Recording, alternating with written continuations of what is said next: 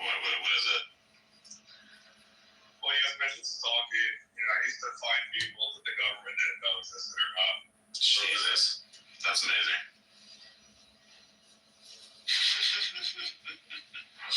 That's great. That is incredible.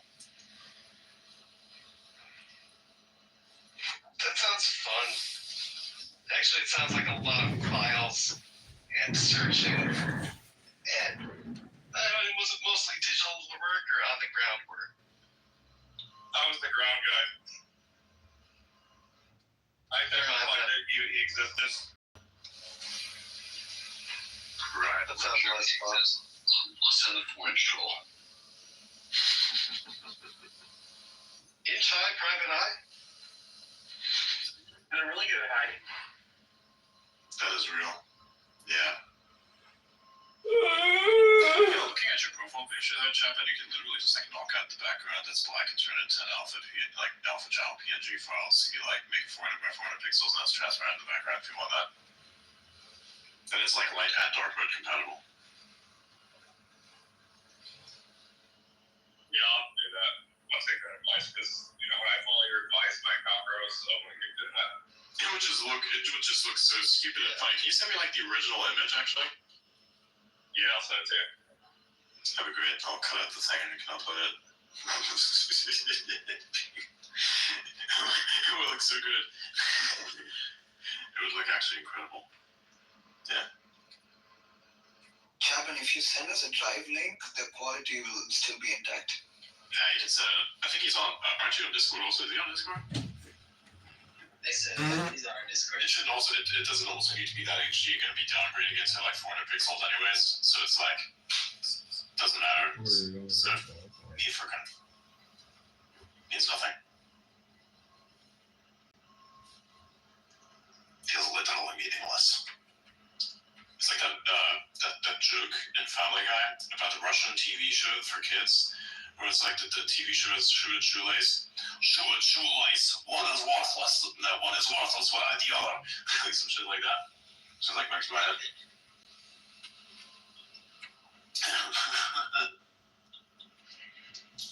A shoe is pretty worthless without a lace, but a lace itself is super useful without the shoe. Yeah. It's basically just rope. The longer it is, the better. You can use it for so many fun things. Like as a cat toy.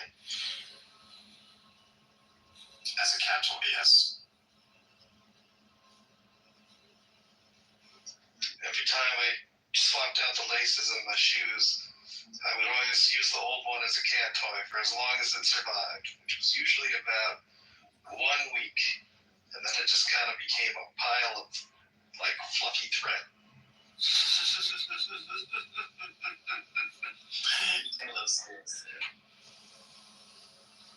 Amazing. Because I'm gonna check that post again, the one that I put up. How many people are gonna be there? So I'm gonna see.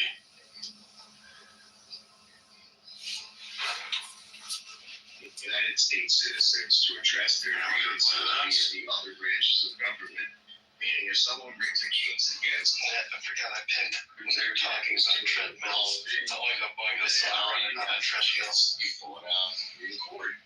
In the Supreme Court in particular, but it doesn't mean that the It president actually sounds like my computer to play. It means that you have be able to play audio directly into us. is going to do that, and if somebody that's nice. they can challenge you to the courts.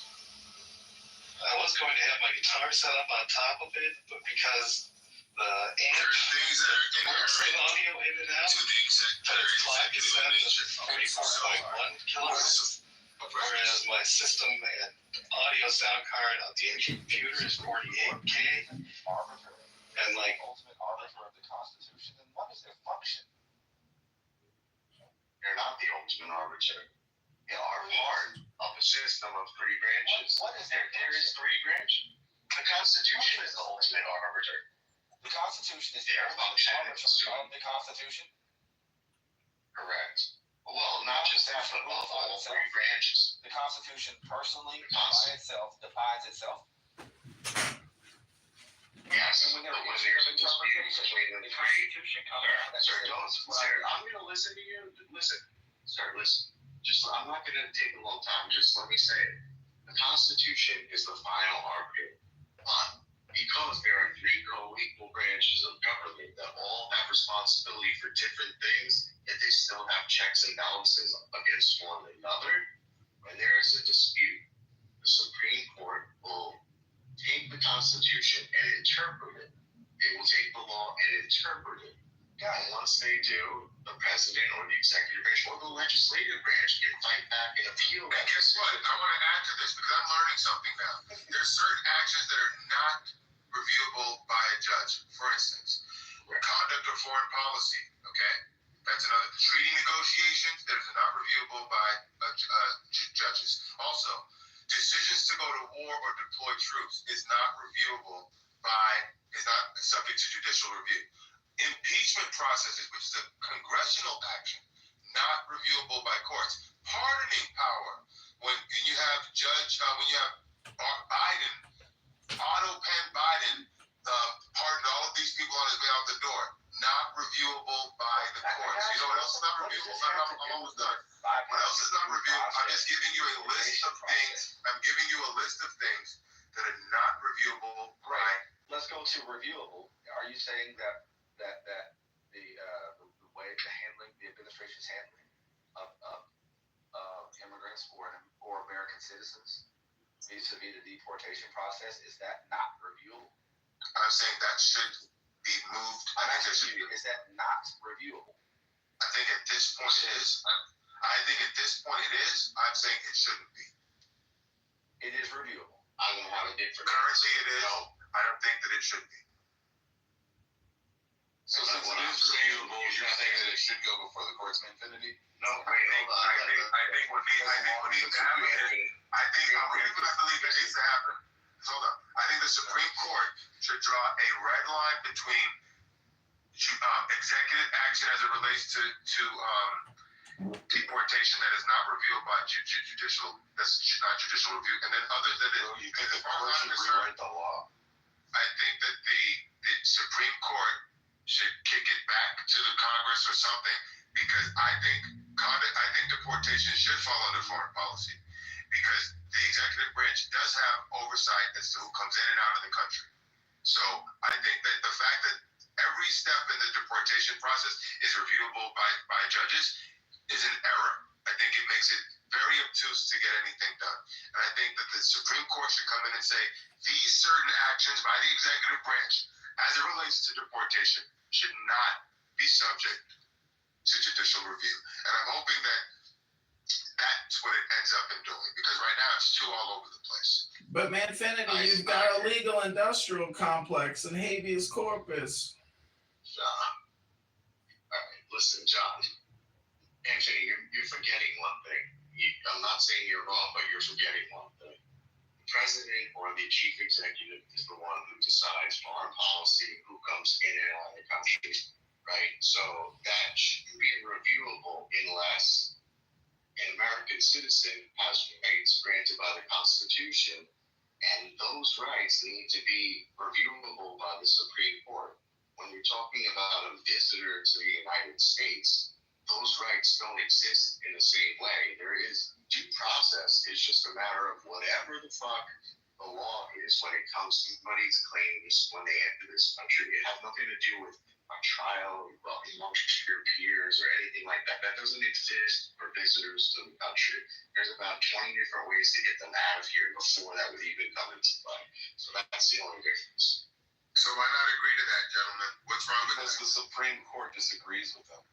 The Supreme Court has ruled on these questions of what rights people, visitors is a weird term, but what rights, people who are claiming. Sorry, but some of us are employed. This is People who are claiming, what all the different rights some of us are actually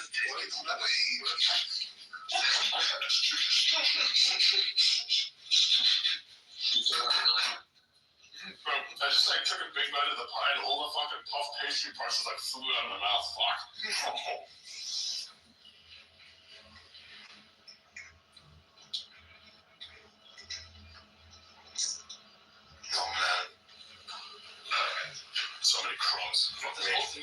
about the other day, it's like employment and money is kind of nice. It isn't starting to actually make sense to me now. It's not necessarily. No. You have to understand, employment itself is also not. Employment itself and money is not necessarily nice. It is a work. That depends. If your employment, if you get good money, and you are in health, and your boss is competent, then it's the best job you'll ever have. Like if you want a job and you have a competent boss, you're gonna have the best time of your life. You're never gonna want to leave that company ever. That's what the Deutsche Bank used to be like when Herrenhausen was in charge of it, which is also the time period in which the bank was at its greatest peak, and then they fucking assassinated. That's right. If you don't have the opportunity, then yeah, that's crazy. what a way to go. And they did that shit to his unarmored car because his armored car was like in servicing that day, and they took the abnormal route as well. So that was fucked up, man. They did Let's go to Crunch and a Halo speed run. Yeah. Fuck you, JP. That is so messed up. Fuck. It's good, but it's fucked, man. It's true wrench into the story.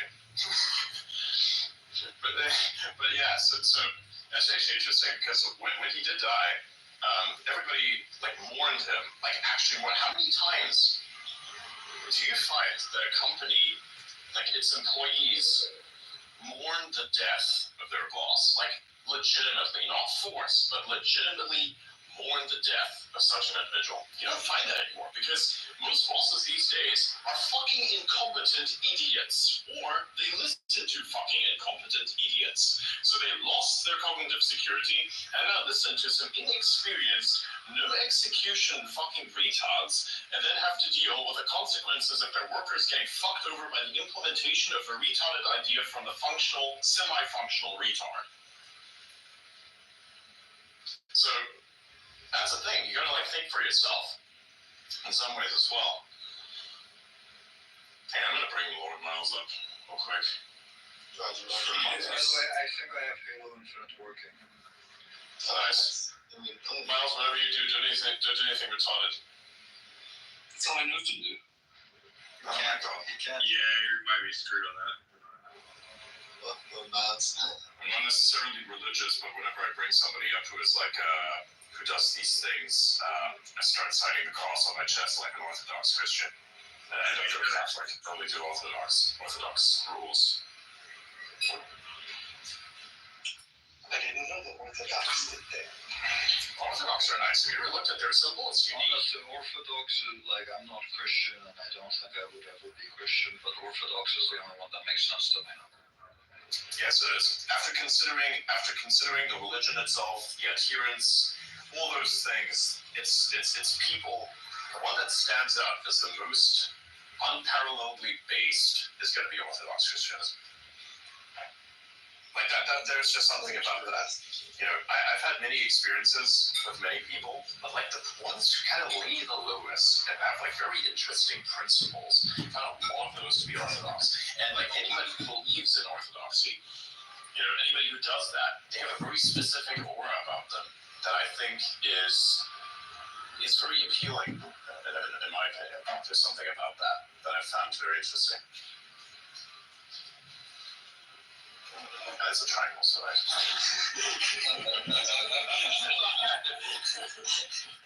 Side triangle, my mathematics. Did I hear the word triangle? Yes. Are you religious? Are you Christian? Anything? No.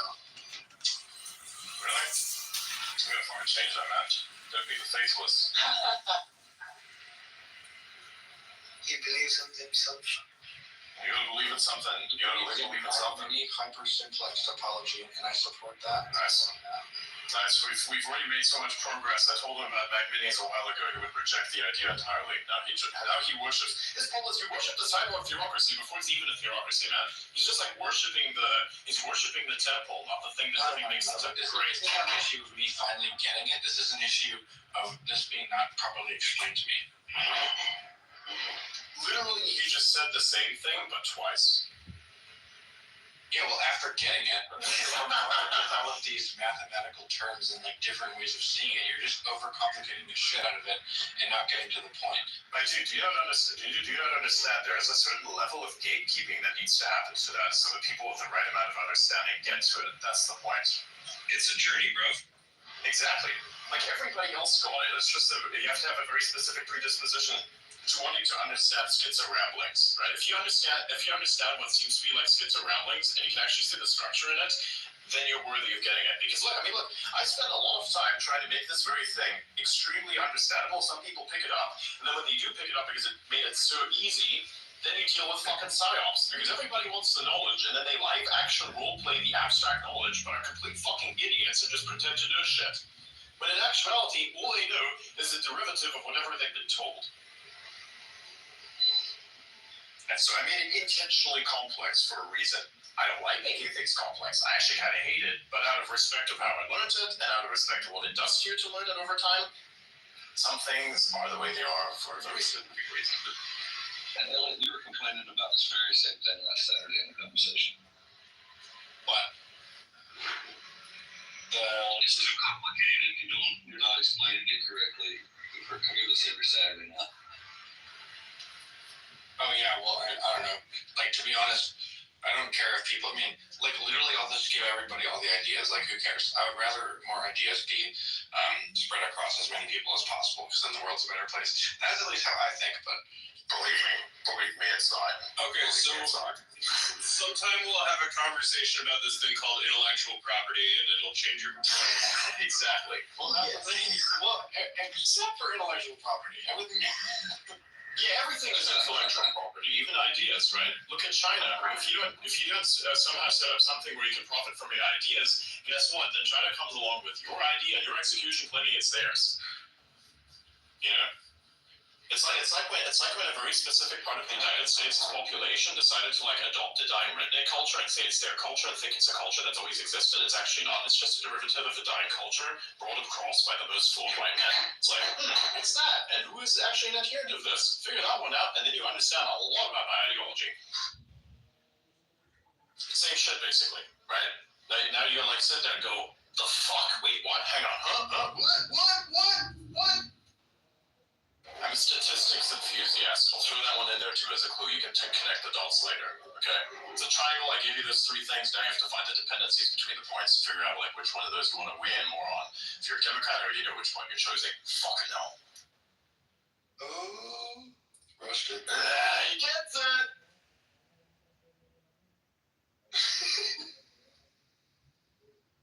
I think everybody gets it. Maybe a little bit lag. Maybe just a little bit. Yeah. It's the protocol is not properly defined. Or at least the protocol has, but the receiver is like, what am I doing? This is like noise. Num. It's nope. Need it a little different. Oh, there we go. I get it. That's nice. It's amazing. It's like when you give a guy a fine glass of wine for the first time in entire life.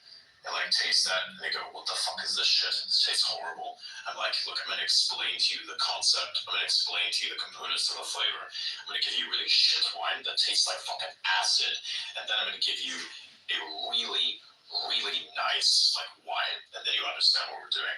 It's like both of those things relative to a normal drink taste extremely adversarial, but they're nice. That's like the decoder thing. I think Miles is up here. What's happening to the gentleman? Yeah, Miles is here and welcome. I think this is it right now. His internet it's real spotty at best. It happens. There's like problems in between. Give a thumbs up. During that entire monologue, I was going through cable hell on my end.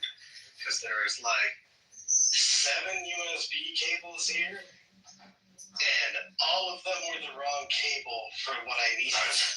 So I've been walking around going and like gathering all of them to the 2 places where I can plug them in. And it's weird having Apple devices in here, and you're talking about that. My brain's just like getting so confused by that existentialism of the cables. like male and female, USB-C is a hermaphrodite, I guess. Jesus Christ. Thinking about that and going away. Just thinking I'd give you guys that experience, share what I could. It was very weird on my end. God, I missed you, Vera. Hello. I missed you guys. Yeah, it's great. I have so much more energy. I'm going to be super great when I get back. In about a week is going to be my full actual return. So I got to get 2 weeks of night walking in. The exercise I'm doing is like me and house guests are just going for about a mile long walk. Looks like everybody's pre-mining something. Like everybody has like a goal for themselves, and we're just pre-mining it at the moment. And we're just gonna do the full release in like a week or so. It's nice, perfect cycle too. Yep. Nice. Yeah, I love how everybody's working together on it. Everybody's working together with each other on our goals. Exactly. Fantastic. In some way, I will say we are so back. We are back. We are more back than we were before, because there's determinism in this world of super chaos, and we can like have a group of people we can rely on, or at least delegate our problems to in some way, because we each have like different skill sets that complement the other. And it's like, now we have some determinism for the first time in so fucking long, right? This is what I've always wanted. This is the next thing. Exactly, we're a pirate group, you know? Except we don't do piracy, we actually do the value control thing, you know? Both my boats have pirate flags on them. Yeah, we have different pirate flags. The straw hat pirate. Pirates. I mean, JP's in the south, he's probably closer to the piracy. That's from One Piece. He's talking about One Piece. Yeah, I know. And you watch anime? Yeah, I don't watch anime, I just know these things that involuntarily it's forced upon me.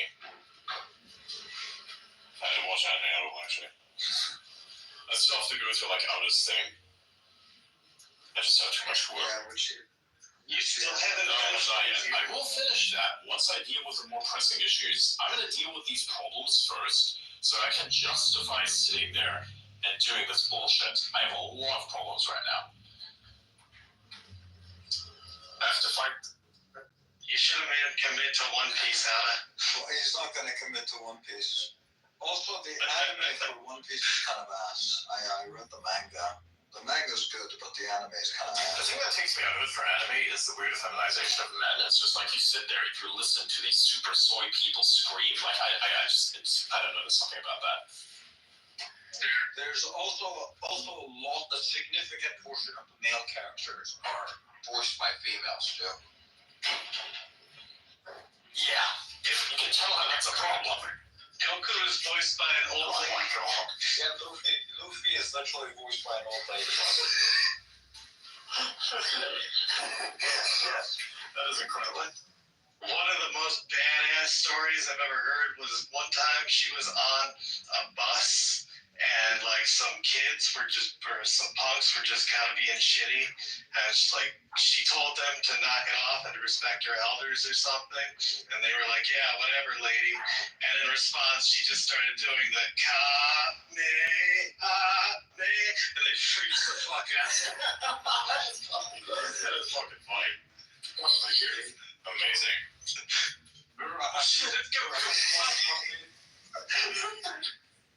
Yes, well, yes, I watched it in Japanese and English. Wow. I gave up on after the first 200 episodes, and I'm like, fuck this, I'm leaving that. That is pretty good. See, I used to have anime on in the background when I was working on server shit. Basically I would have to run a test, and then that would be running, and then I would kind of have this window where I have to keep an eye on things, but I don't really have to fully work. And that's when I decided to get to One Piece. That's when I would turn that on, and I'm not gonna lie, once you just get through the first 600 episodes just as a casual background thing, it just kind of clicks, and you're like, oh, no, I actually really, really like this, and now it's actually probably my favorite show of all time. I don't know how it happened, but it's just the character development, the design of it, the ridiculousness of it is just, I it's just fantastic. I love the dynamic, like everything about it. It does actually pick up quite a bit, and after well, I don't know when this starts in the anime, but around Wano, this really starts to pick up. Wano starts at episode 890. So for someone that is like a casual person, right? They're gonna need to watch 800 episodes before they actually reach any point that's good, right? It's not for the average person. I think that's kind of why I gave up on the anime. I was kind of like it's so fucking bad because the pacing is awful, right? It takes me 3 minutes to read through each chapter, right? One chapter is 3 minutes for me, right? They turned that into 1 to 2 episodes, right? And it's 14 minutes, 3 minutes got turned into 40 minutes. And I'm like, what the fuck are they doing here? See, I think it gives the characters a lot more time to get developed on top of the manga. It's usually, if the actual creator of the manga is included in the writing of the show, then it can add a lot to it. One Piece really screws that up, specifically on the entire time surrounding when they're in the Sky Island. It just all falls apart on the anime side. But the expansion of it is kind of just so that people have already watched the manga have something new to add on top of it. It's if you really liked the manga, it's more of an expansion of it. It gives you more lore, more ability to throw things in. And sometimes when it comes over to English, it allows them to add in jokes of their own. Or sometimes, as in the case of Samurai Pizza Cats, they just didn't get any translation at all, so they just made it the fuck up on the fly. And it became a cult classic just for that reason. Amazing. I just remember, the thing is for me, I know certain moments from these things. I don't watch the whole thing because I really don't care about the storylines or anything. I just care about the funniest stuff that's in between that makes no sense. Those guys, I'm pretty sure you know what the scene is. The guy laying in the water. It's this is a new feeling. Pride in someone else. Unfortunately, it's overshadowed by all this unyielding rage. See that one? I'm gonna have to disagree heavily with that. That's stuck in my fucking memory. Whenever I do anything, in a video game or something like that, somebody beats me or an entity beats me, or some weirdest bullshit ever. But just something is beating me, but it's actually kind of cool. So this is how I feel on the inside of my head, that Tractor's place, and I just reconcile that somehow. I think it actually sounded pretty good too. That's a good one. I can do a lot of things with my voice. I've yet to meet somebody who's has a requirement for an anime or something, or needs somebody to voice things of it. Even for video game characters or something like that, I'd be down. That'd be great. I hope that comes at some point. You could do something super ridiculous. Imagine a video game character is you have an NPC that hands you a something, and all of a sudden you hear stuff similar to Apex Legends, but it's hey, just give you an ACOG. So it's hey, here's an ACOG for you because you're epic.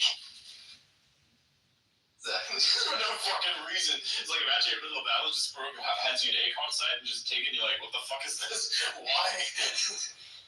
Then you put it in your pocket, and later you get to a big ridge or something, and it's okay, in the distance you have to take out those enemies. I'm using what?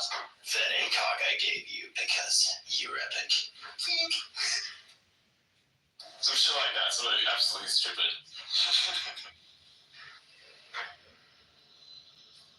Love it. Amazing. Wait, what did I just read on the messages group? Let me go check it out real quick.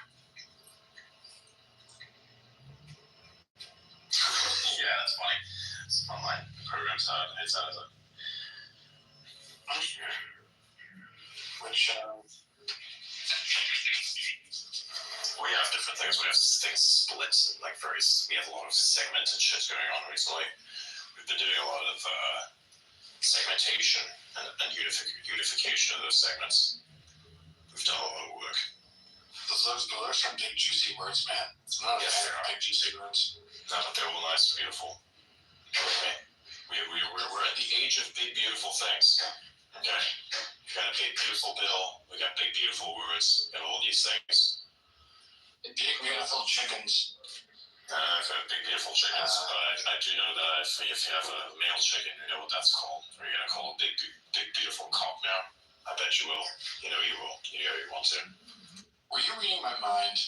Probably. This is like the Master Chief is like, how do you know all those things? Well, my AI was inside of your head, and you are one twisted motherfucker.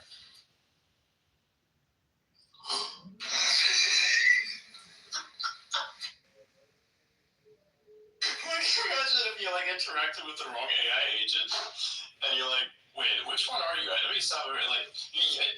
Explain to me your mission objectives real quick. Like, give me your parameters. And it turns out to be like a complete gooner maximalist fucking manifesto. And you just sit there going, damn, my bro was one twisted sick fuck. It's like if you had Mr. Popper's Penguins, but the AI agent version. Exactly. Elliot, stop fucking tweeting to AI! Dude. What? First one, you were the one who brought the AI girlfriend's bullshit to me. Me and Alan were like joking about creating AI-generated porn and like taking over the entire porn industry. By the way, Mike, like, this fucking thing is insane. Like, bro's like genuinely making it sound a certain way, and it sounds extremely excited for like no reason. No, that's not weird. EO3? I made it shut up because I was racist to it. Oh yeah, that one. That one's pretty powerful actually. There, dude. Okay, multimodality is a very interesting domain, and I don't think people understand like what kind of shit you can do with multimodality. Like some of the new audio transformer architectures are like insane, and if you do something really good, like RL and post train on that, like you can make it really realistic. Like that's literally what they did. It's just like slightly different architecture, and they have like another like wrapper or two around it, and they'll do some nice post training on it to make it sound super realistic. And then you could literally, do you want me to pull it up? Still can't handle racism. No, I don't want your AI girlfriend. We're not going to do this like AI swapification of this space. Swapification. They're the big words again. Swapification. That's it. I like stop. There's one thing I did notice about the Unreal Engine. Unreal Engine?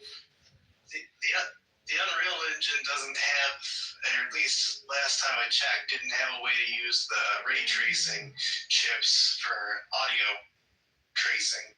It's like wave tracing. It's the same calculation, like just slowed down, essentially. So could you perhaps modify it, as in like you can take it as the same input, but you just say delay the take part based on whatever distance is, which I'm sure is probably known, given that each ray that is traced is like isn't the distance known?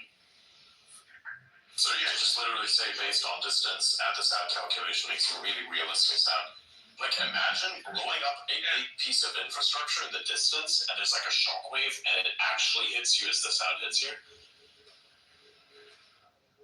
that's exactly what I was thinking. Like, it should be easily calculable. Like, we understand it's the same math, same factor. You just have to scale things down a lot. Yeah, you know? It's actually something that I like. Something that I like referred to in the past as well. It's like Unreal Engine. A lot of Unreal Engine-based games are very shittily made because they take the ability of the engine, but they don't understand its complexity and the stuff that you can do to actually streamline the Unreal Engine base for like whatever Unreal Engine is trying to engine, right?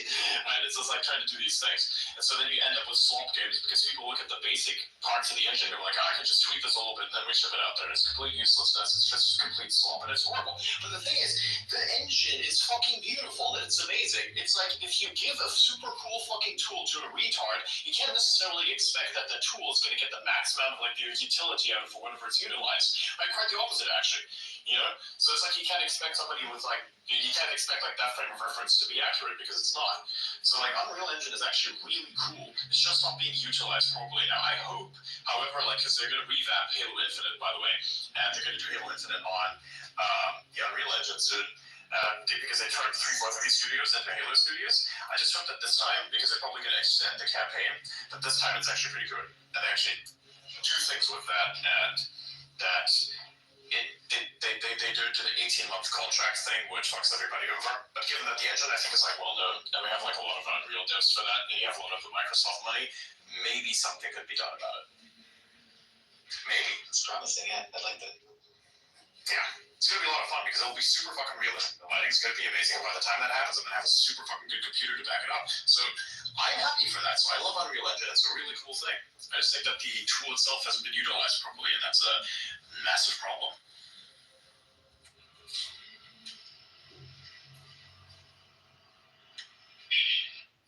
Yeah, I mean, no, every engine has its own problems. Unity's fucked because it's built to be an asset store instead of an actual game engine. What do you think about Godot? I mean, what do you rather have? Godot would be my choice if I was going to be making a game. Like, I like C#. I know a lot of people in the game industry think it's the devil because you can't manage the memory. But I mean, dude, we have VRAM. It's not. Just don't worry about it. We're not trying to break the limits here. Just trying to make a good game. Let's just go with the engine that's. It doesn't have to be mind-blowingly beautiful. It's fine. Okay? Just chill. You save so much on build times. You save so much on the ability to debug things. And Godot offers that in a way that the others really don't. Because everything else is super encapsulated. I think you're right. Like, there have been a lot of successful games that have not relied on state-of-the-art graphics to be successful. You can do a lot with simpler engines sometimes. I mean, when I think about a lot of my favorite games, like the original Final Fantasy VII, like, dude's hands are fucking blocks. Still a great game. Those graphics were considered amazing, and I think we've kind of reached a point where it's diminishing returns on increasing the visual fidelity.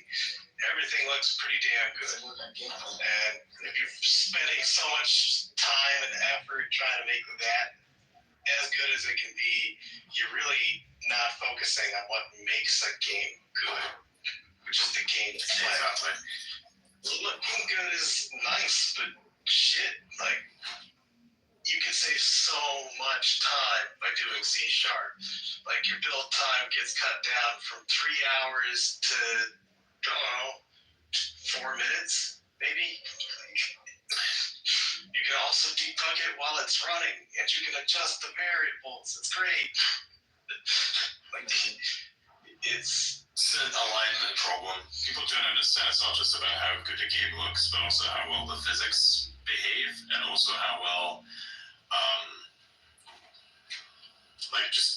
people don't. I haven't heard many studios say, "Is this feature fun?" They say, "Is this feature interesting?" I don't want an interesting feature. I want a feature that's fun. Like, hey, infinitely, refreshing tools and Halo Infinite. That's fun. Infinite grenades. That's fun. That was a fun feature. Very nice. Infinite ammo, infinite everything. That was really cool. That was really, really cool. The stakes are still a bit high because the health is not infinite, even though it would be funny for work. It would just kind of make things boring. So you do feel a little bit of challenge still, even though you have like infinite stuff to it. But that's the beautiful thing though. It's a fun feature. The bandana skull, infinite ammo, infinite refresh time is fun. Why can't we make the games fun again? Yeah. Like back in the day, you had like unlockable cheats in games like GoldenEye or something. It just made the game even more fun, right?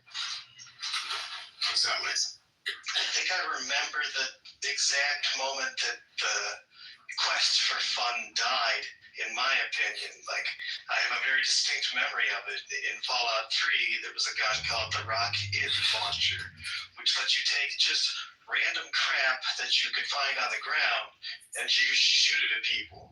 So you would have these slow motion death scenes of a super zombie getting hit in the face with a teddy bear and his head just fucking explodes. It's hilarious. That would be be so good. So imagine if like in Halo, we have like the fucking wheel or some shit, so you gotta rip something off from this exploded vehicle, put it into the launcher, and just fucking skewers of it. They removed that too, by the way. Like when you kill things with a skewer, it's just standard enemy death. Back then, in like one of the previous Halo games, you can make it so that you can literally nail the bitch to the wall. If you did multiplayer and you shot one of the people with a skewer, it literally nails those fuckers to the wall like Jesus on the cross. It's incredible. I've seen that. It's great. Anyway, continuing, in Fallout New Vegas, the Fallout that came after that, there was a schematic for the rocket launcher. However, if you acquired all the pieces for it and tried to craft it, you could not. And it was not a bug. They clearly stated I think publicly, that it was just meant to be an Easter egg. And I was like, that's the dumbest shit I've ever heard. You've hurt me with this one. I thought, do you know how much time I put into getting all this crap to build this thing? And then I go to build it and it just doesn't work. Like, that was the death of fun and features as far as I can remember. You get a couple of good ones every now and then, like the original Destiny had some really fun ability moves, like the Titan Slam was just really fun. It kind of had that spark to it. But for the most part, I think it's all about what people are going to find interesting instead of fun. Yeah, I do think that we have to try to capture time. Yeah, try to capture time and try to mine dopamine out of people, a la Activision. Like, I think Activision has like one of the worst games that can be imaginable because it's literally like this weird drug-fueled thing. It's horrible in some ways as well. The grinding doesn't add up. And I think there's like a need for things to just be, you know, just overcomplicated. There's like too much stuff for no reason in a lot of things. You know, you have like look at Call of Duty, for instance. It's literally a spreadsheet at this point that I have to like calculate bullshit with. I fucking hate it. Oh wow, that's nice. Daily or weekly quests and stuff like that, you have to like complete each week to unlock better rewards and stuff. But that kind of shit adds up. A lot of time consuming. Stop punching eat that shit. Tell me about it. Now imagine doing it with people lining up for you to kill them. Like, even then, still tedious. Yeah. There's like a bunch of shit in the game, for instance, for Halo that are difficult to like achieve, but at least it's funny to do it.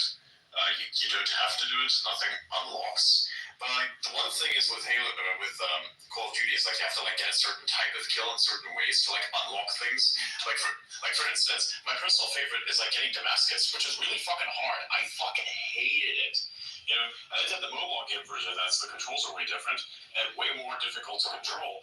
And so, like, getting that really made me realize that it's just over. Like, today, it's practically almost impossible because I've added, like, twice as many guns as there were there before to start with, and you have to, like, do the same annoying, useless fucking grind with all of those fucking guns. You like, I need to go to the gunsmith and turn a pistol into a sniper rifle. I got very fucking good at that. I got extremely good at that shit. To the point where I literally turned the whole thing into what is effectively like a semi-automatic fucking sniper rifle. It's so fucking stupid. And I got all the stuff done, and then boom, there you go. You did your thing, and everything was incredible, and everything was amazing.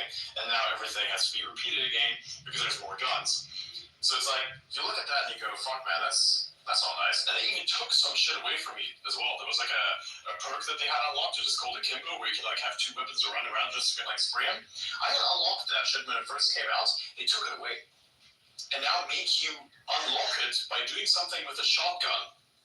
Which, by the way, I did. I fucking counted it. It says, get long shot kills with a shotgun. I'm like, okay.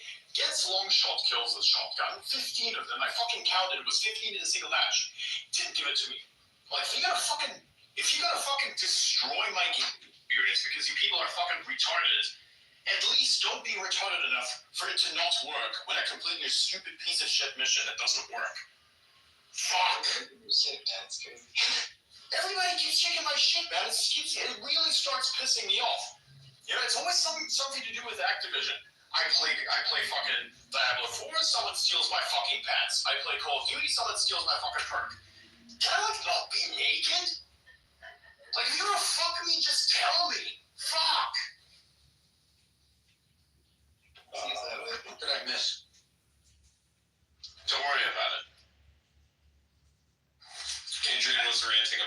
took his pants again. I'm not fucking playing that game again. Never. Stop that shit. How much intelligence? Well, it should be. They took my fucking pants. Now they took my akimbo perk. Fuck these people. Did the pants have a lot of strength? Not enough, apparently.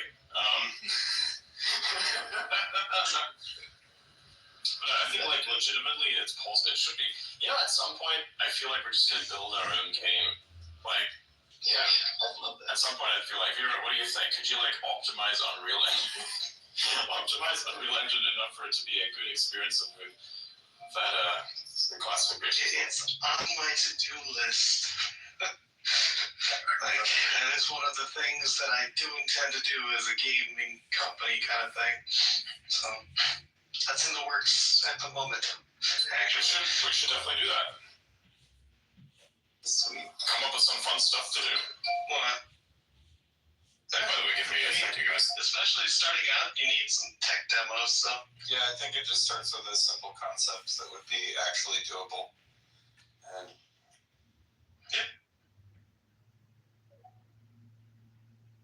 I would really love to see if I can wrestle the arcane of my IP away from Activision. Like, I just want it. I want to use it. That game is so good. The entire premise is magic against technology, because technology interferes with magic, and magic interferes with technology. So it created this kind of separation of society, and you go through the world, depending on which path you take, it goes down a different route. Like, the entire idea of it, I always thought was really good, but the game, like, they had a sequel planned, but then Troika Games kind of fell apart. And, Activision owns the IP as well as all of the old Sierra games. So now Microsoft owns them now. So, yeah, that's going to be interesting to see if they find that diamond in the rough. Because it's just kind of been sitting there, not doing anything. I don't think it has a lot of potential. So I guess we'll see. Maybe I can sneak it away from them using some connections. Hey, I'd like to see like a Halo-like game where it's in zero gravity. I think that'd be a really cool concept. Like, I don't know if you've read Ender's Game or seen the movie. Like, the war game that they play in that, I think that would be like a fun concept to build a game around. Infinite Warfare has that. Cool. The Call of Duty. Have you seen in the Unreal Engine, the nanite thing they have going on? Is that magic? Do you know how that works? Which one's nanite? It's the one where basically they can take in the photogrammetry and they don't have to decimate by distance. So it's like a realistic rendering but at a low cost. I believe it's done by a shape representing the image and assigning it with a clustered color set, if I'm remembering correctly. So basically, instead of doing the full pixel by pixel rendering, it does an assigned rendering using video recognition parameters to basically rescale and redraw it automatically instead of having to calculate specifics. Yeah, I saw some of those tech demos and it was mind-blowing. There's a lot of interesting LOD tools that I think should be coming out around this time. Like level of detail wasn't. So you would have you have to pretend to be somebody. Yeah, you have to pretend to be someone to challenge him. What Trump deranged person are you going to pretend to be? I'm just playing myself.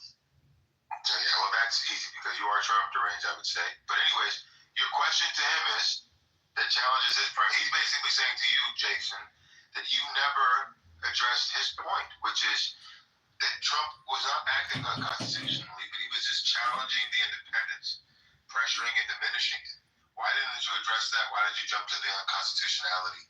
Because he never said that. That's what his question was to you. You have 30 seconds to respond. No, it's not the constitutionality. My point is, he's allowed to say what he wants. This is not improper conduct for a president to say he thinks that the judicial branch is wrong. He's allowed to do that. There's nothing that it doesn't challenge or threaten the judiciary for a president to say, I think they're wrong.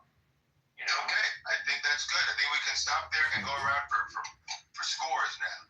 So we're going to see who won that round. Cry Rachel, if you're within the sound of my voice, who won that round? Who had the stronger argument? Was it Jason? Or was it Dark? Cry Rachel, going once? Dark. Okay, 1 point for Dark. Dr. Responsible, are you within the sound of my voice? Dr. Responsible going once, Dr. Responsible going twice, he's away. Going over to John, let's see, this is John Kitover. Welcome to the stage. Were you here to listen to both Jason and Dark? No, I didn't. Oh, I'm gonna vote against Jason. Alpha Barbie, you heard both. Who do you think won the round? Was it Dark or Jason? Who had the stronger argument? Dark wins? Oh, man. Wow. And John, what did you hear? What did you hear before you... No, I'm too late to the convo. Sorry. I can't vote. All right. And now we're just going to take a poll of the audience, whoever's alive in the audience. If you think Jason won the round, please put a 1 in the audience, in the chat. If you think Dark won, put a 2. Jason won, Dark 2. Let's see who wins. I will take a poll. Matt goes for Jason. Bossman goes for Jason. Wallace William goes for Jason. And Mike 1 goes for Jason. In a surprising move, Jason wins. Wow. Took it right from you, Doc. I thought you had that in the bag. But it looks like Jason came through with the, when you take into account, was taken from me. I don't get it. Okay. Arthur, are you there? Arthur, go on. Listen, don't talk to me right now. Goddamn Knicks. Oh, they lost. Don't talk to me. Okay. I'm depressed. All right. Well, Jason, that was a very exemplary, I think you did a great job there, even though there was a little bit disjointed. Is there any other topic you'd like to discuss? Let's see, I'm looking at I mean, Cry Rachel raised some criticisms of my points earlier. I would like to hear Cry Rachel's criticism. Go ahead, Cry Rachel. What you think? What is he talking about? Cry Rachel, those people that Trump deported, they were criminals. I mean, that's not really disputable at this point. They were definitely criminals. No. Not all of them. You can't say all. Nearly everybody who got sent to Sircode, they were criminals. Like, even the guys that people are complaining about, they're like, oh, the guy's not Aragua. He did other crimes, but he was not part of that gang. It's stuff like that. It's like, oh, he's part of a different gang. You know? But like, overwhelmingly, the guys who went to Sircode, that's what I was talking about, or Secot. Those guys are criminals. I mean... It's just like the sharks of the jet from West Side Story. No, look, it's not the sharks and the jets. It's the police versus the criminals. Okay, the police who are good on our side, the thin blue line, and the criminals, the people who need to be arrested. Blue lives matter. Okay. Blue lives matter. The blue lives, they matter. Okay, the blue lives matter. They never do that. They do some bad, sure, and then, you know, then they get away with it. Actually, is what happens a lot of the time. So, Alan, joining the stage, thank you. You and Dark seem to be opposed on issues. Alan, in the past, you told me that his greatest win, Trump's greatest win, was immigration, and Dark tends to disagree with you. Dark thinks that his greatest win was the fact that he's costed the economy trillions of dollars. That's the least worst thing that he's done. He the doesn't. day you were born to your last dying day. That's the next line of the West Side Story song. Oh, I missed that. That was a movie reference. Yeah, Dark put it in the chat. Yeah, and that's the one with Romero, Roberta Romero, No, Rita Moreno. that's the West Side Story. You're a jet all the way from the day that you're born to your last dying day. Yeah. See how So, can I put you and Dark in the hot seat and kind of argue over the immigration? you may, but I reserve the right to suddenly leave because I'm at home and might have to deal with family members. Okay. So if I stop mid-sentence, it's not because Doug crushed me mercilessly and I left from embarrassment. Okay, so Dark Aaron, I need you to articulate, since Alan believes that immigration is one of Trump's biggest wins. You obviously think that he's doing horribly with immigration, so I'll give you a minute to explain why what he's doing on immigration is actually terrible and setting this country backwards. You're willing to take that on? I'll give you 1 minute. You're sitting in a room full of Trump supporters, and you have 1 minute to explain why he's doing horribly on the immigration front. Your 1 minute begins now. Again, I think this is impossible to do, but whatever. Basically, he's not deporting nearly as many folks as he said that he would, largely because I don't think that there's that many as he claimed were here legally. I think that he's kicking out a lot of folks who would otherwise be working in the fields there, picking up food and stuff like that, doing jobs that Americans don't want to do. And sending people overseas to other countries to what may be labor camps or concentration camps, etc., is abhorrent, honestly, especially when it's done against the rulings of judges there, kind of referencing what I was talking about earlier there. So, and also hasn't even started any construction on this wall, apparently, that he's been talking about for a while. So, yeah, I don't know. Biden had deported more people by this point. All right, your 1 minute is up. If you could summarize your position in one statement, how would you do so? I think that immigration serves as a distraction for Trump at the moment. All right, Alan, do you have a challenge question for a challenger? One challenge question that challenges his basic premise and gives him an opportunity to explain. Your one question for a challenge question. You're asking me to think.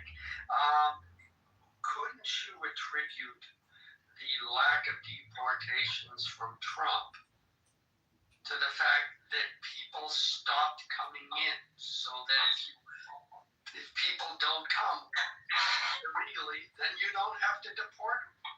And are the numbers, do the numbers bear that out? Because they seem to me. All right, that's your one question. Dark, you have 30 seconds to respond.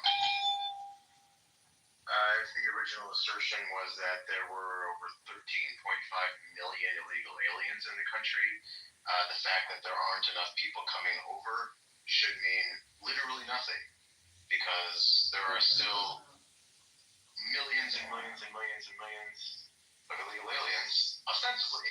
So the idea that this is only because there are less people coming over the border is moot. Okay, Alan, we're done with that. Alan, you have 1 minute to explain why immigration is Trump's greatest victory. Your 1 minute, and you're sitting in a room full of ardent Trump derangement haters. You have 1 minute to make your case. Make the case starting now. Well, if you look at the statistics coming from Border Patrol and ICE and things like that, the border crossings have gone way down. Trump said he was going to do that, he accomplished that very easily because people know that Trump was not going to accommodate illegal immigrants the way Biden did. So, is it his greatest win? Yes. He said he was going to do it. He did it. Thank you. We're done. All right, and you have an. All right, I think that pretty much sums it up. I was going to ask you for a summary statement, but I think that pretty much sums it up. So, Dark Aaron, you are a ardent Trump hater. Give me one challenge question that Alan can answer. He has 30 seconds. But what's your one challenge question to his premise? Again, he didn't address my original point, which was if there were millions and millions and millions and millions of people already in the country, why hasn't he at least matched Biden's ratings on deporting immigrants? There are still millions and millions and millions of people in the country. The fact that we don't have tens of thousands coming over should be irrelevant if it is such a win. Alan, you have 30 seconds to respond. 30 seconds starts now. Well, if the district level judges weren't blocking everything Trump tries to do, then maybe he would have that. When you look at the difference between, say, Obama or Biden, Biden had 15 rulings from district court judges opposing him, and Trump has already had something like 60. The last I saw, like a month ago, was 65 rulings against him. The Democrats are fighting tooth and nail to do everything they can to oppose what Trump. Okay, 30 seconds are up. Now we're going to go to scores. So for those that listened to that exchange between Dark and Alan, we'll see who won that round. Arthur, are you within the sound of my voice? Arthur going once. Arthur going twice. What's going on? Are you still asleep? Are you still falling? Are you still upset about the next? Were you listening to the? So you weren't listening to Dark and Alan? Not really. All right, I'm gonna put you down, man. I'm gonna put you down because you ain't ready. All right, I'll come back to you, but let's just listen. Crowd ratio. Who won the round, Dark or Alan? Hopefully you can put your bias aside. Dark. Of course. 1 point for Dark. Alpha Barbie. Will you be going? Alpha Barbie. Who do you think won that round? Was it Dark or Alan? I actually got it. Oh, we're tied at 1-1. Doctor, are you within the sound of my voice? Doctor going once. I'm gonna have to move him down because he's distracting me. Although I hate to do that, moving him to the audience. Sean Kitover, you were here the whole time. I think this time. Who do you think had the stronger argument? John going once. Going with Alan. 2 for Alan. All right. Divine. I'm not sure if you were here for the whole thing. Were you here the whole time, Divine? No, I just got here. I just came to see what bullshit you was spewing tonight. Sure. All right. Be careful what you say, because you might get announced. All right. So now we're gonna have to take it to the audience for all those that were listening to Alan and Dark on their positions with immigration. We'll have to see who wins. If you vote for Alan, I need you to put a 1 in the chat. If you vote for Dark, I need you to put a 2 in the chat. Your scores are being tallied now. 1 for Alan, 2 for Dark. Let's see. Another 1 for Alan, another 1 for Alan, another 1 for Alan. And then Morris goes for. Okay, I think that seals it. Ladies and gentlemen, Alan has won the round. Let's give it up. Alan wins his first ever round in Make the Case. All right, so now we're going to go with Make the Case. Alan, if you're so obliged, I'd like for you to go up against Divine this time. I just got here. What the hell? We're going to put you in the hot seat, brother. Alan, do you have a moment to do this or no? No, I can't. Okay. Yeah. Okay, all right. Why don't you, Divine is already, we know where he's on, so let's see. Is anybody in this room come to us from the right like, I'm from the truth.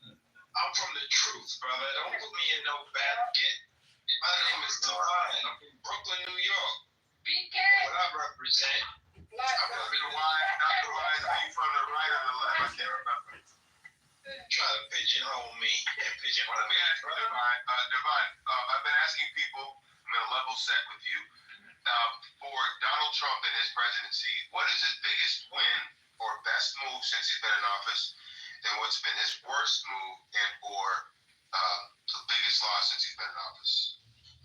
I think his biggest win, with the exception of Hoover, I don't too much agree with that, but some of the pardons that he's granted, the last time and this time, the black woman he let out, I'll give him that, and she's advocating for others. Black woman, Alice Johnson. Yeah, Alice Johnson. Those people that have been given what I call let her out this time around. So what did he do since January 20th? No, he did get her. He got her charged. She was exonerated of something, but he got her shit white clean. He gave her the 100%. You got a clean slate. I saw that today. So again, let me give him his props. He has pardoned some people. I'll give him that. Him wanting to reinstate military people that did not want to take the vaccine, I gave him props for that. I think one of his biggest mistakes is fumbling the economy with threats of tariffs, backtracking off on tariffs, and you see that the new term taco, Trump always chickens out. He's not looking good when you speak to economists and people that really understand how money works. He fumbled the bag. Okay, thank you for putting that on there. I have a list of responses. If you heard me typing, I'm just keeping track. So I have your name next to his win was his pardoning and reinstatement of military for the people who didn't want to take the vaccines. His biggest loss was the threats of tariffs and his backtracking, basically taco. So, does anybody here disagree with anything that Divine just put on the table? Anybody disagree? Anybody disagree? I think Divine, you bugging. I don't care if you pardon a black woman. I'm good. Alright. Dr. Wise, are you coming to us from the right of the political spectrum or the left, Dr. Wise? Dr. Wise, are you there? Going once. Dr. Wise, are you there? Going twice. Yeah, let me respond to Cry Racial. Look, we got a lot of people that have been wrongly convicted, and we know that the justice system has not treated minorities fairly. When it comes to programs of incarcerated individuals, our counterparts have access to programs. They have access to way better situations when they're incarcerated than when we are. So anything that anybody in leadership can do to help the incarcerated, especially those who've been unfairly sentenced, when you look at how we're sentenced and how our counterparts are sentenced, the treatment under the law, you can't deny there's been disparities and harsher treatment. So you have to give it up when anyone in a position of power takes notice that the judicial system has treated minorities unjustly. Free Larry Hoover.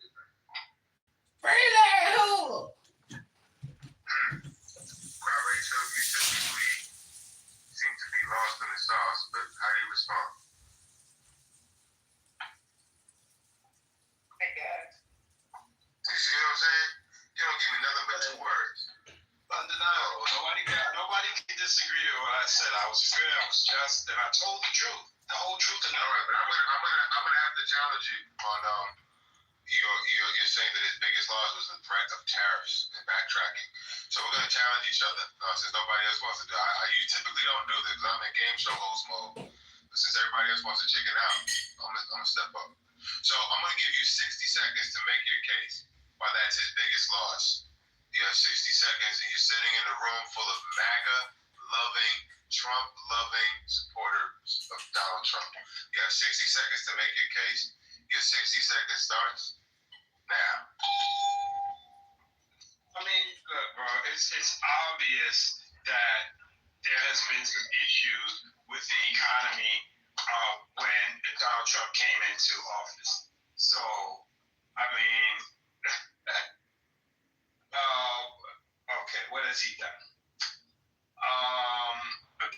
some tariffs. He tariffed over 180 nations, broad tariffs, and then he reneged on it. But we saw the stock market react.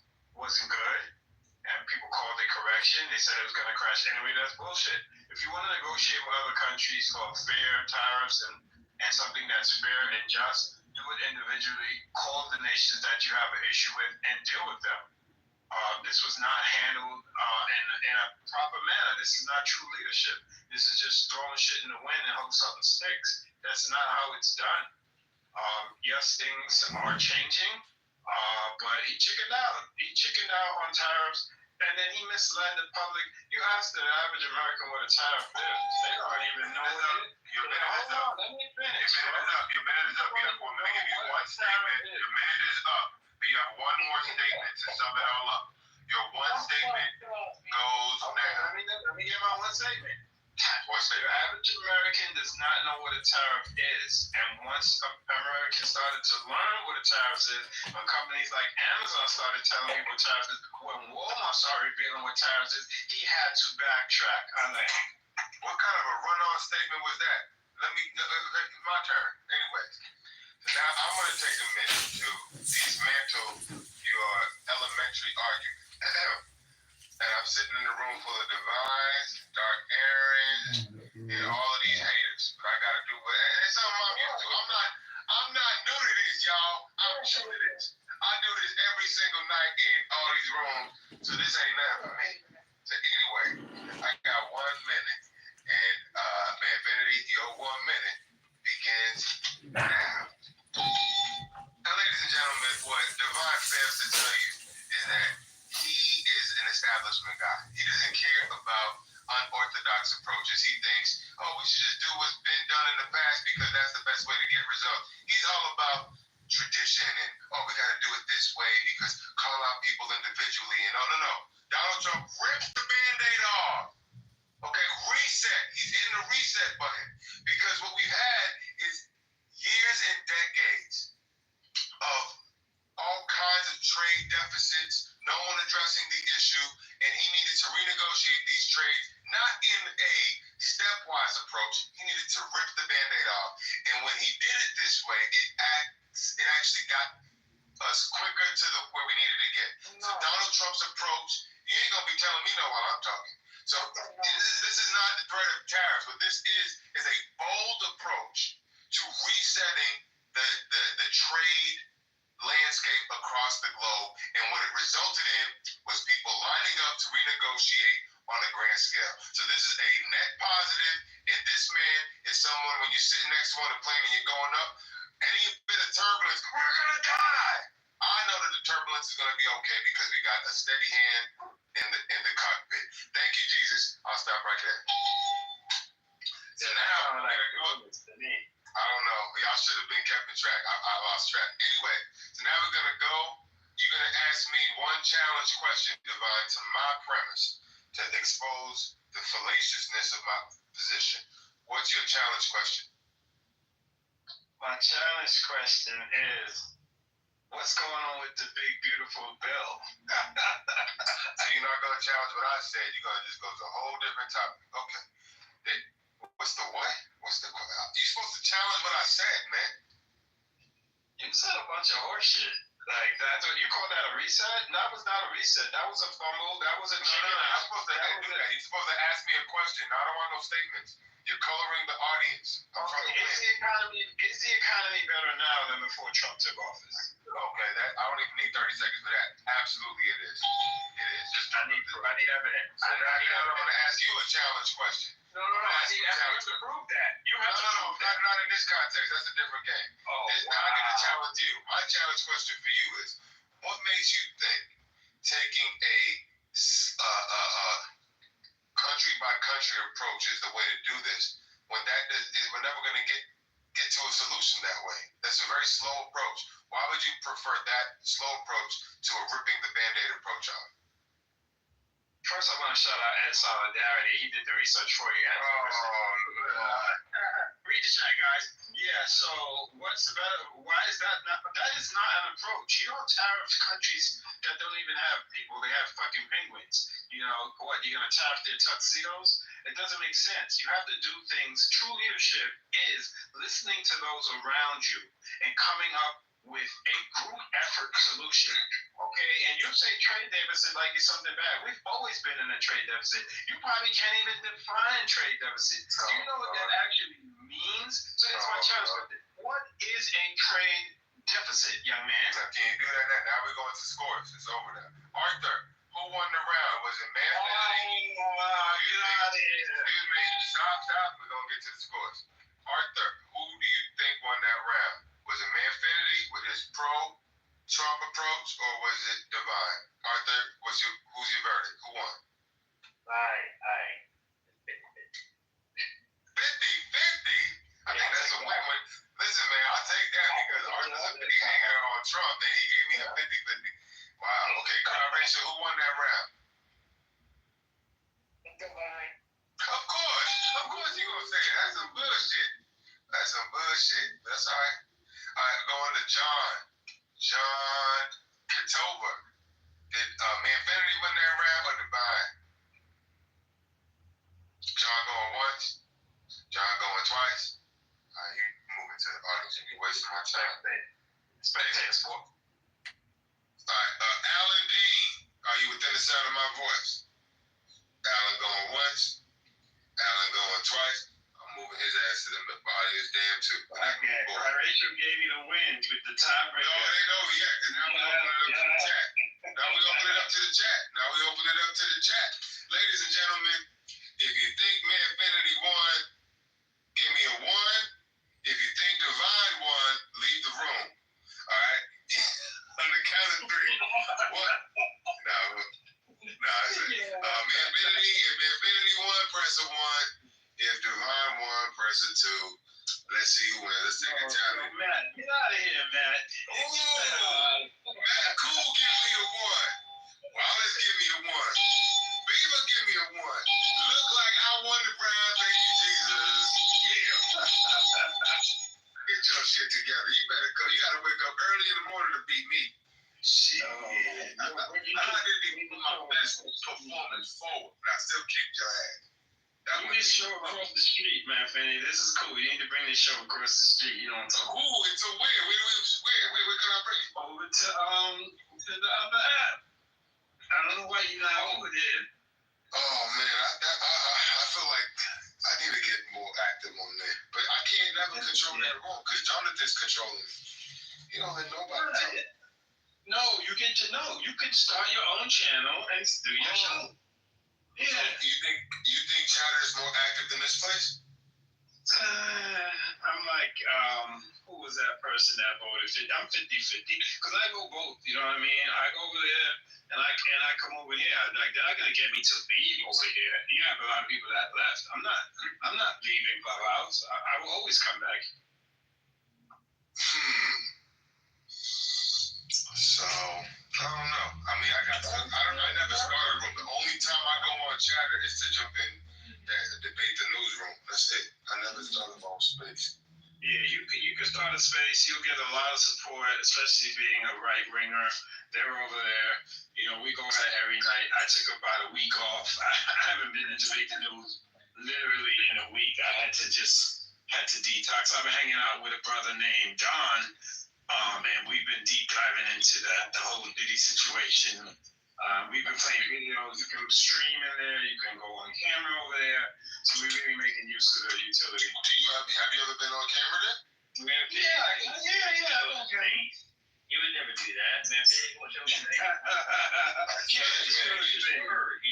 how many haters I got? They get me bad, man. So you can get on camera, just put on a shiesty. What's a shiesty? The shiesty mask, the Nike ski mask thing. Oh, I got one of those. Yeah, I didn't know it was one of those. That must be a New York thing. I never come down to shiesties. But yeah, man, I'll try it, man. But you like the make the case? Yeah, man. You got it. Yeah, this is a cool little thing with the bell and getting the audience involved. Good deal. I don't know why most people's not in here. They be hating on the kids, man. That's what I'm saying, man. You've always been a solid supporter, man. Even though you don't like to be called out there as a supporter, but Nah, you can call me a supporter. It's almost like being a Trump supporter, right? You can't be telling everything. No, look, I support everybody. You are here, you're speaking your opinion, and we have to hear both sides. I'm definitely an advocate of that. You know what I mean? That's why I frequented debate the news and in certain rooms. You know, I know the rooms that I'm going into and what I'm dealing with. You know, there's rooms over here, they're not trying to hear none of that. It's just super echo chamber. And that's what it is. Weren't you in the room way back with that girl named Helen who used to talk like this? Wasn't that your home girl? Yeah, that's the God's sister. That's Helen. She's taking care of her mother. Her mother has dementia. Alan's back. Alan, were you available? Why didn't you vote for me, man? Alan, man. I see Bree down there. What's up, Bree? I see Matt. Oh shit, Dr. Irresponsible's in the building. Get up here, you Long Island duck. Yo, I was just in Brooklyn last week. I was over there off of that street called Bushwick. Oh, okay, yeah. Hey, man. You can't even take the subway. Alan, did you not listen to my exchange with Devon? No, I was away from the phone. But listen, don't bring up this subject. Let's not create another stink. But did you see my message in the back chat? No, let me check now. I'll check. Okay, all right. Just read it because it completes that from yesterday. That's okay. I'm saying 25 years ago, you couldn't have went on Bushwick. I'm gonna tell you now, Bushwick has changed. Yeah, you know a place called the 10 Ike Projects? The 200 10 Ike Projects? 10 Ike? 10 Ike? If you tell me the street, I know it because we got so many damn projects. It's called 10 Ike Walk. I don't know why I named it that, but it's basically a project called 10 Ike. TNEYCK. That's a cool name. Yeah, that's Bushwick. That's between Bushwick and Bed-Stuy. I don't frequent those areas, but I know where it is. Yeah, I was over there, and it was a good time. Then we took an Uber all the way to Spanish Harlem. Went to this nice jazz club called the Smoke Jazz and Supper Club. I was supposed to meet with Lisa from Lisa's 420 Lounge, but she stood me up. Yeah, I mean, you didn't take the subway though. I was going to do the subway, but the people I was with, they didn't want to get put on fire and stuff like that. So. That's not good. Exactly. I was on the subway last week. Don't. Yeah, but why take chances? Why take a chance? You're not taking a chance. Look, you hit the lotto before. Right. You hit the lotto before something happens. You hit the lotto before something happens to you on the subway. Yeah. That's bear it out. I mean, come on now. Numbers don't lie. I don't know. We actually worked. We didn't know too much. We didn't want to get lost either. We needed to get all the way from Brooklyn, where that place was, all the way over to freaking Harlem. Almost Harlem. It's not that bad. Every train goes to Brooklyn, so you wouldn't have got lost. You would have ended up right back in. Yeah, it was cool. People all good. Smoke Jazz Club was cool. The food was good. And went from there. But yeah, let me see. I'm gonna try to. So yeah, I'm gonna try to go to Chatter, man. Is it easy to navigate? Yeah, it's easy. Just look, man. I'm not saying you do leave over here because I know you have a lot of supporters over here. But you got to spread it around. They're still over here. You see, he does both. You can do both. You can be in Chatter and have a Clubhouse at the same time. Yep, sure can. Get a little soundboard. I don't know how that works, but that gentleman is right. He actually streams on Twitter while he's simulcasting on Clubhouse and Chatter at the same time. So It's not that technical, so you don't want to confuse it. I'm very technical. What are you talking about? I got a master's degree in what? Yes, IT project management. I know you don't, nigga. The master's in actually, I lied. The master's degree is in computer information systems with a concentration in IT project management. From BU? No. I ain't telling you what. From Trump University. Where else? University. Yo, throw that degree up. Throw it up. Throw your PTR. Come on. I ain't gonna put my name up there. You crazy. No, just throw the degree up there. Whatever shit, get your name up. My name is on the degree. You want me to tell it from the bit? No. Stupid. You could cover it. Stupid. And why are you trying to date Lisa? He's weird. He keep bringing it up. Well, I gotta tell the truth. I mean, she agreed to meet me, then she stood me up. Devon. Yeah, he tried to holler. Nah, she's too old for me, bro. I'm trying to have Let me get to hear it. Cry Rachel sounds like she's more in my age range. I need a woman who's in her childbearing stage. You sound like you're in your late 20s. I hate when you don't put women against each other's thoughts. You are not old. You in your 20s or your 30s. You probably know anything. Oh my gosh. Making her envious.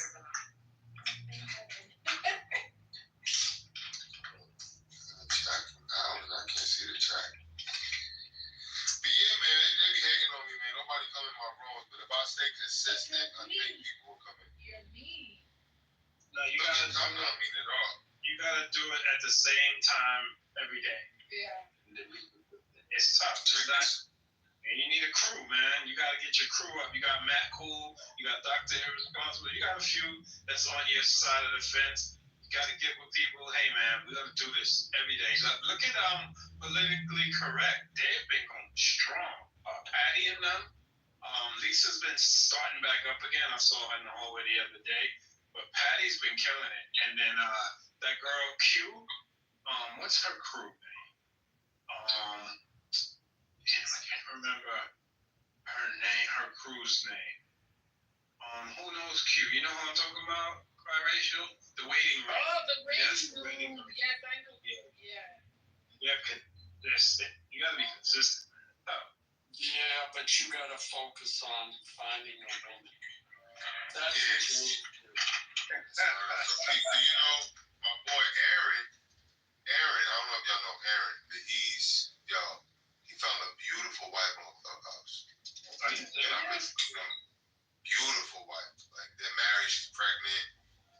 He's got a 6-year-old from a previous relationship. I shouldn't be telling his business, but my point is, he found a beautiful wife right here on Clubhouse. Man. Listen, that's possible. No, it's not. But why limit your input to just voice? Go where there are women that have the same interests. I know. And you. So let me explain. The women that I meet in this area tend to be highly educated and career driven. So therefore, it's a stalemate. Like we have a good vibe and everything, but then when it comes to like trying to they just not. Yeah. They're not on the same wavelength. They're not about the biblical worldview that I'm into. Yeah. Okay, but man, let me ask you this: do they want to have kids? A lot of that's not a priority for them. A lot of them are more interested in establishing their career. Yeah. How old are they? What age range are they in? In their late 20s, early 30s. Okay, so what you have in front of you is you have a group of women, like you said, late 20s, early 30s. They're career motivated. Okay, you're meeting them, but they're not syncing up. Keep doing that. Man, go to Mission Hill and get you a hood booger. What you know about Mission Hill? What? What you know about Mission Hill? Bro, I went to Northeastern, bro. I went to Northeastern. Wow, it's right there. Okay. Yeah. I lived on Hillside for 2 years. I had an off-campus apartment, 65 Hillside. It was the party crew. Like Wendy was. Yeah, she's on the line. Yeah. 65 Hillside. Let me see what Hillside is. Yeah, I live let me top of the hill. 65 Hillside. You know who's originally from Mission Hill? Donna Summer from disco. Wow, so 65 Hillside is a triple decker. Yep, I had the first floor. Wow. First of all, nobody probably dated Kate Brady and women. What you know about They didn't want me. I went to school with a bunch of them. They didn't want me. They didn't want me. I was with the hood boogers. Birdies. Wow. Y'all really know y'all stuff. They fly though. They were definitely the flyest girls on campus, but they wouldn't check for the kid. I was too hood. I'm from Brooklyn. I was too hood. They're like hood men. I don't know. I tried. Are you Congressional? Are you Cape Verde? No. Where you from? Where you from, bro? The most hated Caribbean country. Not Trinity. You're Trinity City born. Trinity City born? Trinity is not hated. Montserrat. Jamaica is not hated. Montserrat. No. They So killed wait. They killed So white men. St. Kitts? No, they killed white men. Back St. Lucia. No, for like independence, they killed white men. Oh, Haiti. I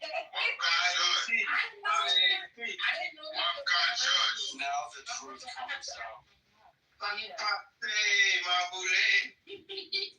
the truth comes out triracial.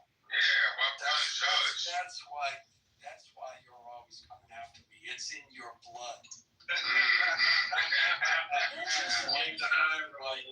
just like killing white people. Well, it was for freedom. That's a different thing. Yeah. Excuses.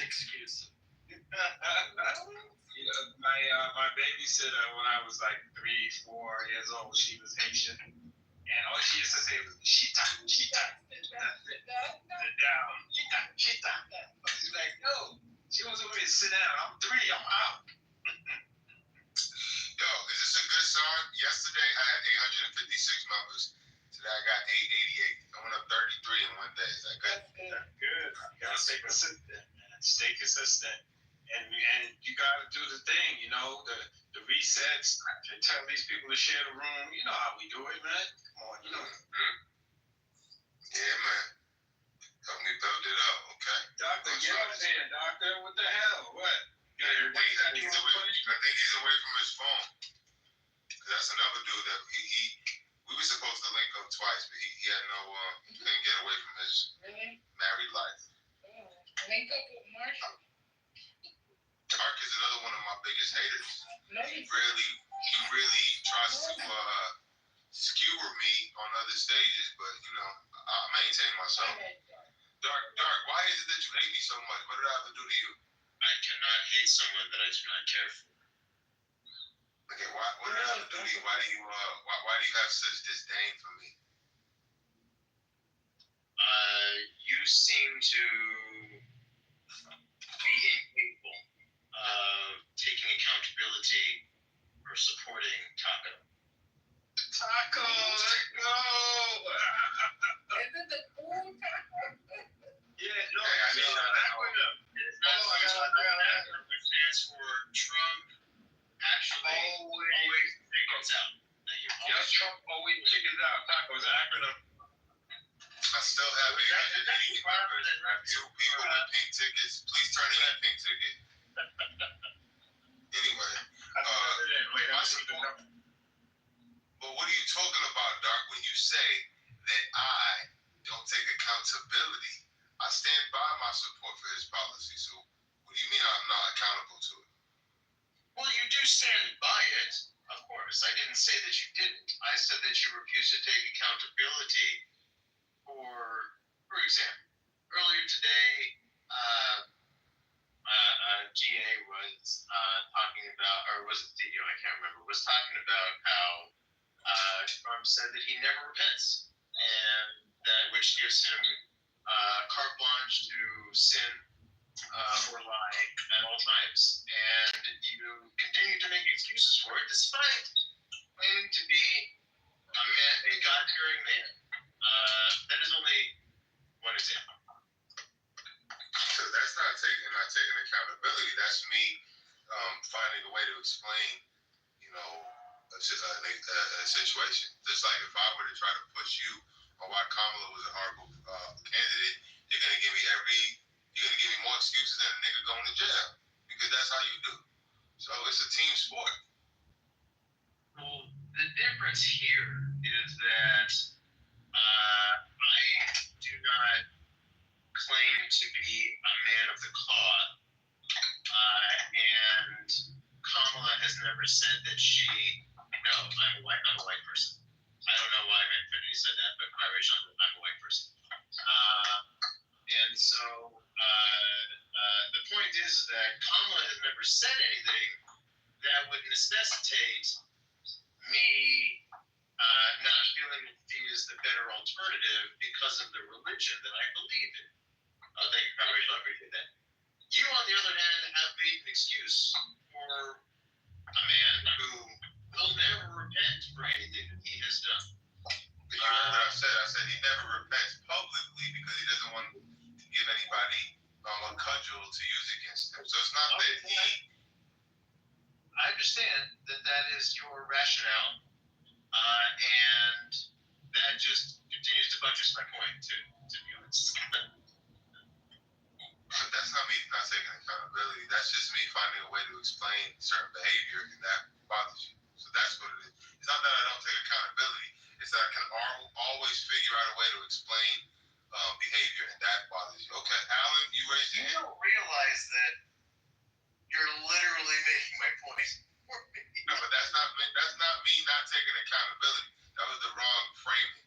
What you're trying to say is you don't like that I can always figure out a way to explain what you consider to be inexplainable behavior. That's not the same as not me taking accountability. I just don't know. I'm not going to repeat what I said because you're making my point for me at this point. Oh, Lord. Does anybody else hear what I'm hearing? Alan, what did you say? Yeah, the left doesn't get to decide by which metric people decide if they are religious or not.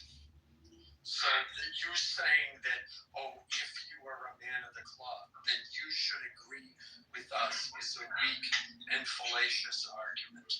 So he told you? Sorry, I was too busy doing something else to listen to a druggie up on. Yeah, okay.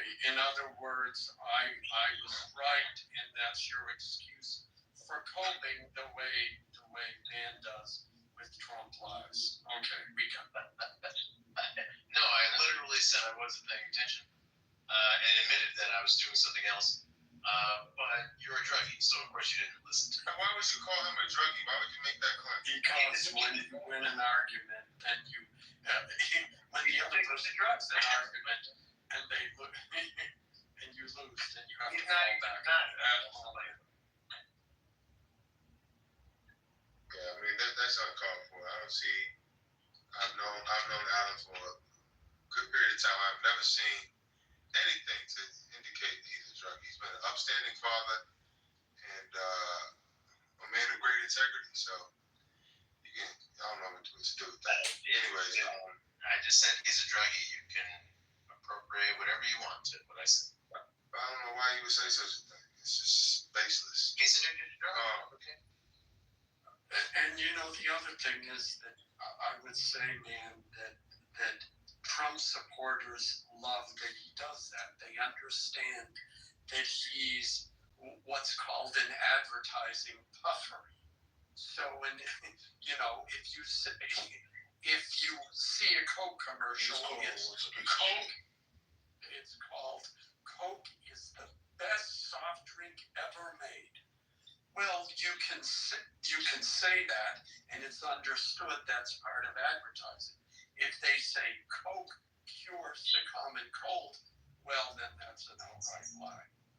There is such a thing as puffery, and we all understand that that's what Trump engages in.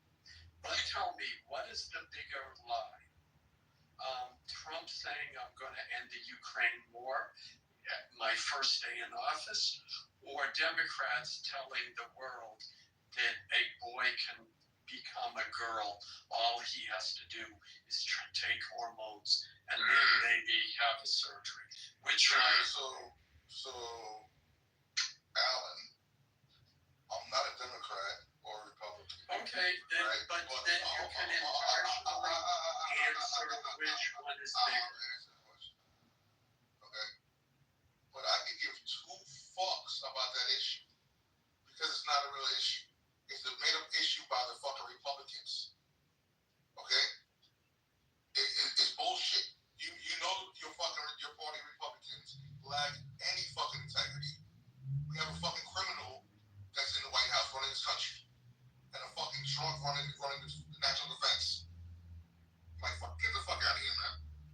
Okay, so you don't think it's an important issue, but there are a lot of people who do think it's an important issue. So can you answer the question impartially, which you think is a bigger lie? If you don't think that the whole trans thing is a lie, then that's fine. That's an answer. But there's lots of people who do, and all of those people elected Trump. So what do you think, Haitian? Which is a bigger lie? A lie that I'm going to fix the Ukraine-Russia thing on day one? Or is the bigger lie that boys can be girls? Which one is a bigger lie? I haven't heard any Democrats say boys can be girls, so. But You haven't been paying attention. They never said that. Oh my God. But. No, I mean, at the end of the day, if they want to care about stuff that affects like less than 1% or so of the country, let them. Yeah, like transgender is bothering you. I mean, that's fine. Yeah, With exactly. the economy, trillions of dollars, but no, trans people are a problem. They're not the problem. I think they have to, like, on the low, it's like the closet type shit, you know what I mean? Yeah. There's a guy in California. That's like obsessed with, thinking about transgender people. Yeah, especially after that. Yeah, what's the matter with being concerned about children who are lied to and told to take hormones that will cause them to have health concerns for the rest of their lives? Did they tell you that? Upward of $1 million. How do you and know it's a that? lie. They will never be the opposite I sex. don't even know what you're talking about. Oh, I know very well. See, it's funny, all of this coping coming from the three of you. Would you tell an anorexic, oh, it's okay that you're anorexic. You think you're fat, so let's give you some diet pills. Alan, it's very interesting that you're so focused on this trans issue, right? Why is it? First, because when you say to all three of us, you don't even know what my fucking opinion on the topic is. You just gave me an opinion. So let us know what your opinion is right now. My opinion is not my business. I know, but why is it not your business hold on. It's not my business, okay? And when you're looking at what's going on in the world, what's going on in the country, what's affecting people, okay? That's not top of the list. Well, it is to a lot of people. It's top of the list to at least 77 million. Those same people, when they're not getting their fucking public assistance, when they're not eating, they'll fucking. Maybe they won't. Thank you for bringing that up. Thank you for bringing that up, Haitian, because I'd like for you to joust with my friend Gildas. Gildas, are you there? Yeah. Gildas, we have Haitian sensation on the stage who thinks that it's a good idea for people to get public subsidies who need it. And you, as I understand it from yesterday's discussion with you, you believe, I think it might have been earlier today or yesterday, I gotta go, man. Thanks for everything. Thank you, Alan. Thank you, Alan. Going to drag show? But Gildas, no, he's not going to the drag show. But check it, Haitian, Gildas has a hot take. Gildas has a hot take as it relates to public benefits and subsidies. So Gildas, can you state in one or two statements your hot take as it relates to public subsidies and benefits? Go.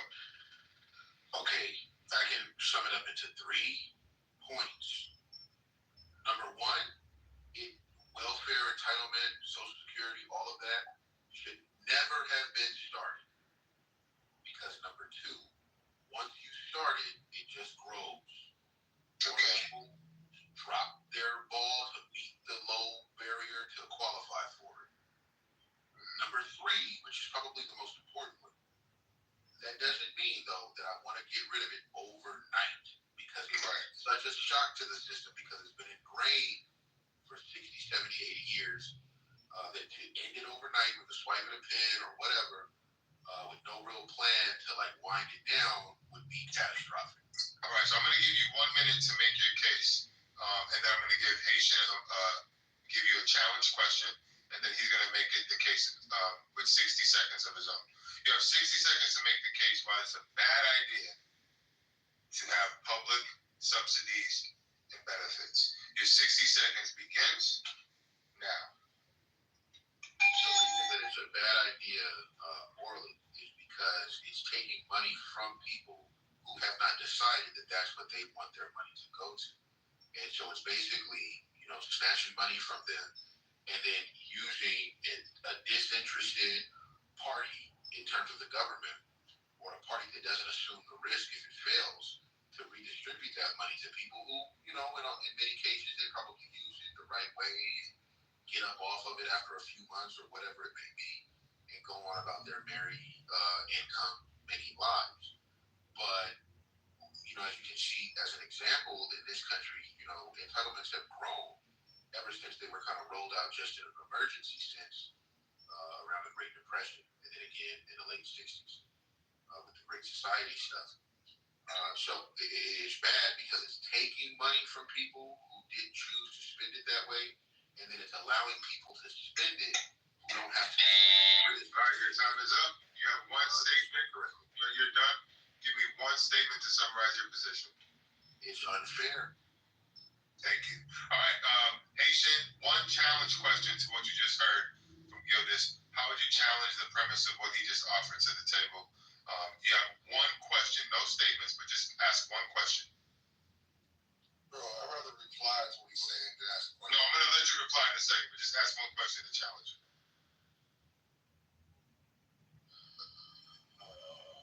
What about people who are disabled? All right, stop right there. Gildis, you have 30 seconds to respond. Yeah, I still believe that people who want to spend their money in terms of maybe charity or some kind of, even like a GoFundMe or something like that, so long as we know that the people whose money is going toward the disabled, they intended to go to them. Because there's no reason, for instance, that my money should be taken away from my ability to put my child in preschool and go to somebody who's disabled. Exactly. 30 seconds. Thank you, Gildis. All right, stop. All right, now, Haitian, you have 1 minute to make the case that Gildis is wrong. Your 1 minute starts right. Hold on. Your 1 minute starts right now. So, first of all, I'm not trying to go back and forth. I'm on my fucking gummies relaxing. But all I will say, Gildis, regardless of what you're saying, that you should be able to choose where the money goes. You don't choose it where the fucking money goes now. Are you choosing for fucking Trump fat ass to go play golf every other day? Or are you choosing for a lot of things that take place already? Like, it doesn't even make sense. Like, are you choosing for certain community projects that are done, on this road getting paid before this one?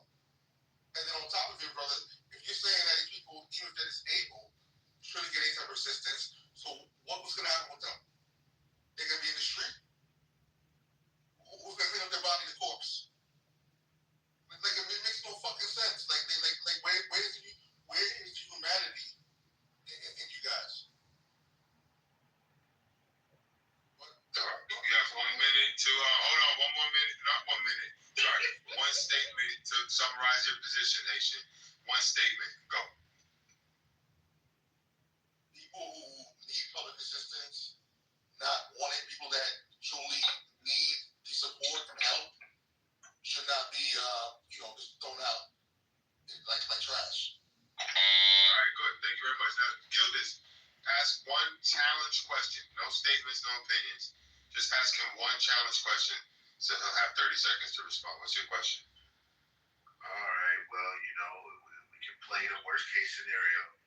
Should I take money away from my daughter's SAT or pre-SAT classes so that a homeless drug abuser can get an apartment and use that apartment to further shoot up more drugs?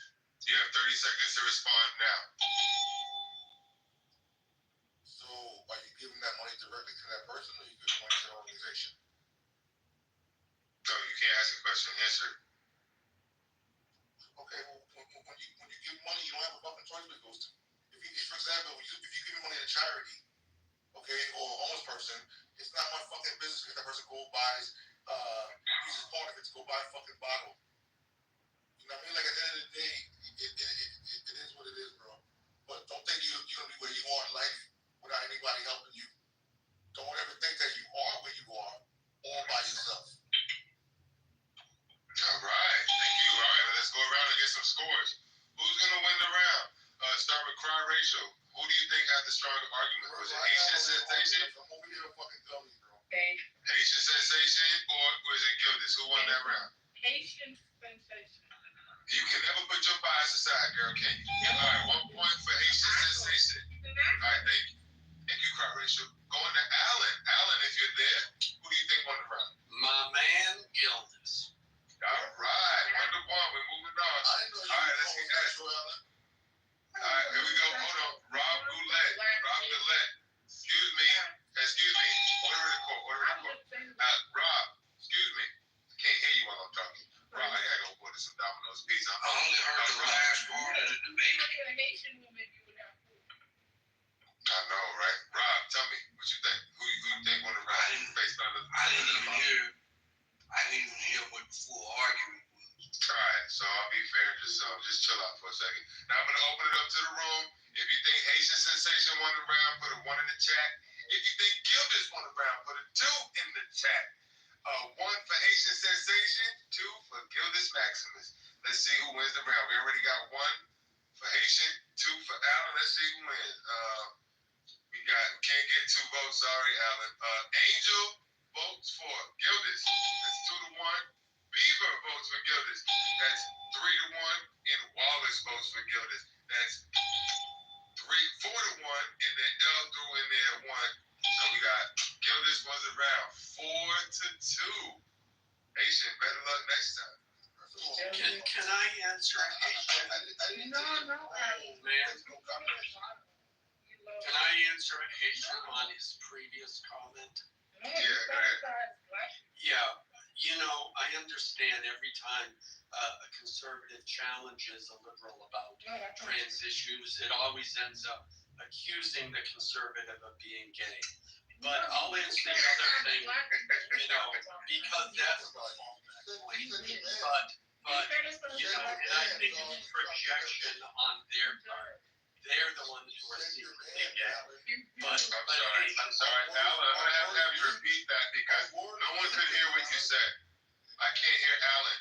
Please let Alan speak uninterrupted, and then you can respond, Haitian. But I didn't hear what Alan said. Alan, quickly.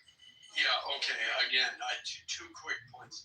First, whenever conservative brings up trans issues, the left always accuses that conservative of being gay. That's like a fallback point.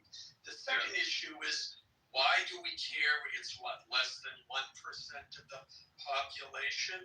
Well, let me ask you this. I just did the figures. In 2019, 235 black men were shot by the police. That translates to 0.00007%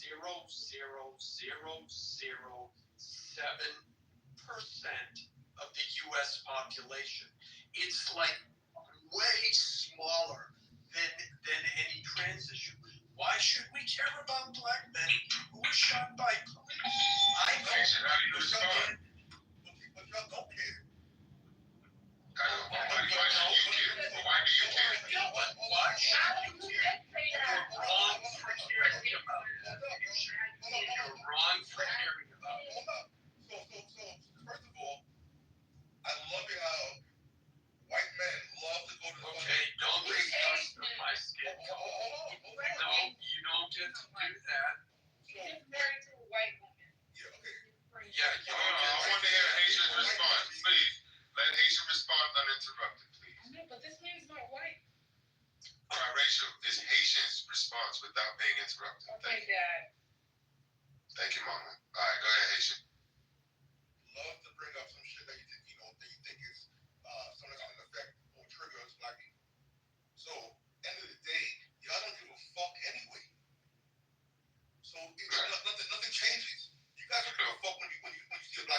by police. You know what you got to say? They should have obeyed. They should have listened. Right.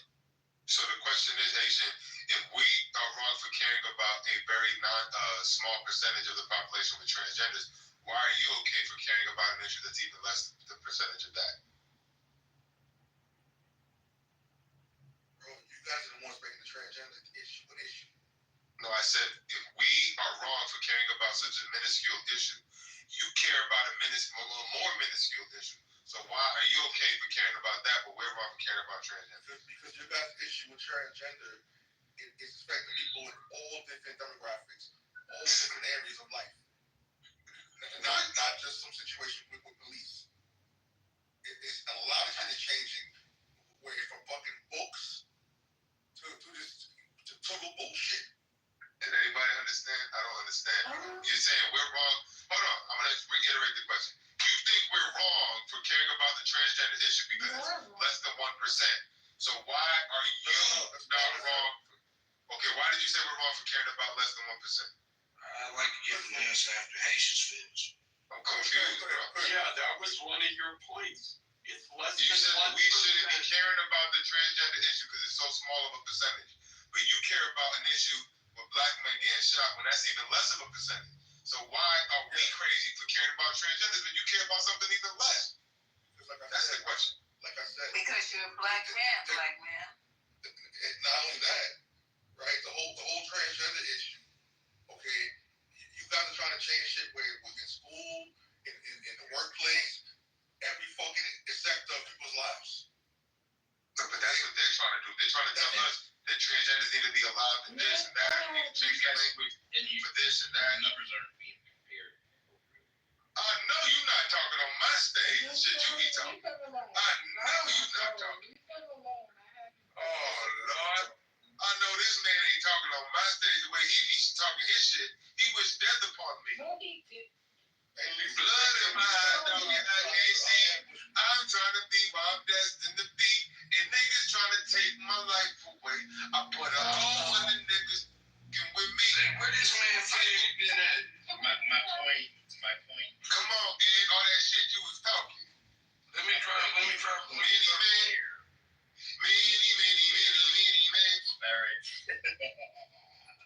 You can't compare disparate deaths among African American men to a statistic in terms of transgender population. That's among African American men that are overrepresented. Get the word out, brother. Get the word out.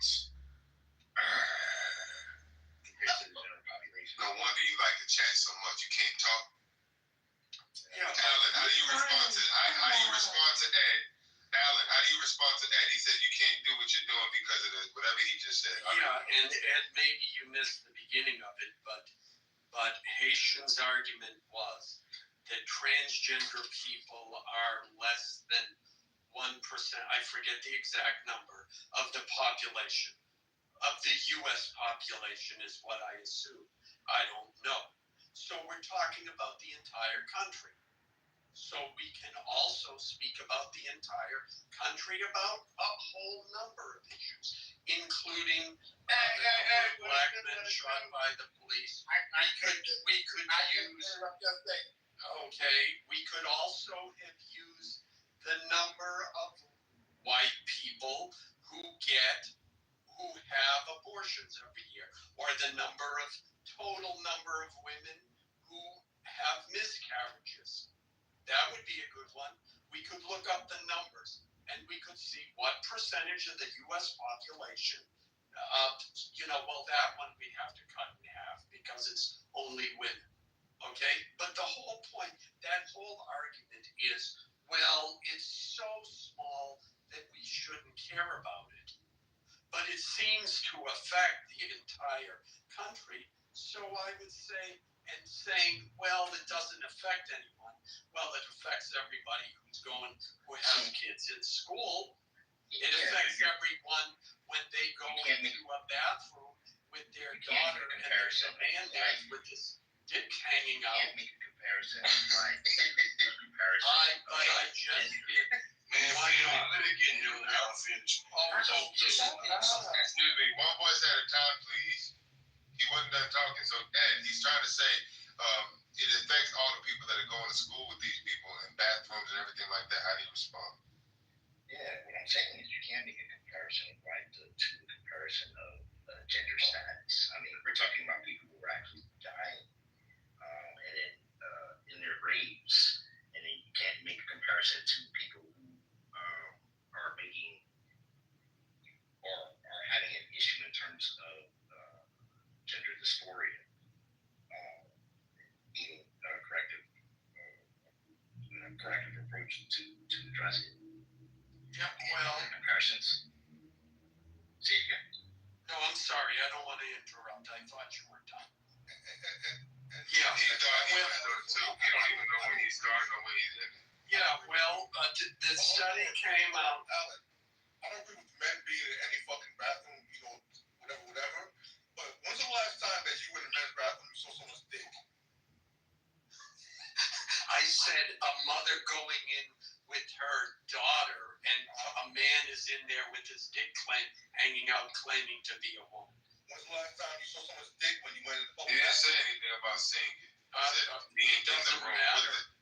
It doesn't matter because I'm a man. How many of y'all have daughters? Yeah. So, but Ed, I have two small daughters. How does that? I'm just gonna make a personal example. I have two small daughters. We go out frequently. Well, one's in school and one's going to be going to school next year. I can tell you this for certain. There's no transgender ideology being taught to my second grade, soon to be third grade. As a father that takes his kids to things like, the zoo, the mall, restaurants. Sometimes girls have to use the restroom. If they don't have a family restroom, generally, if it's just me with my girls, I try to find it as empty as possible.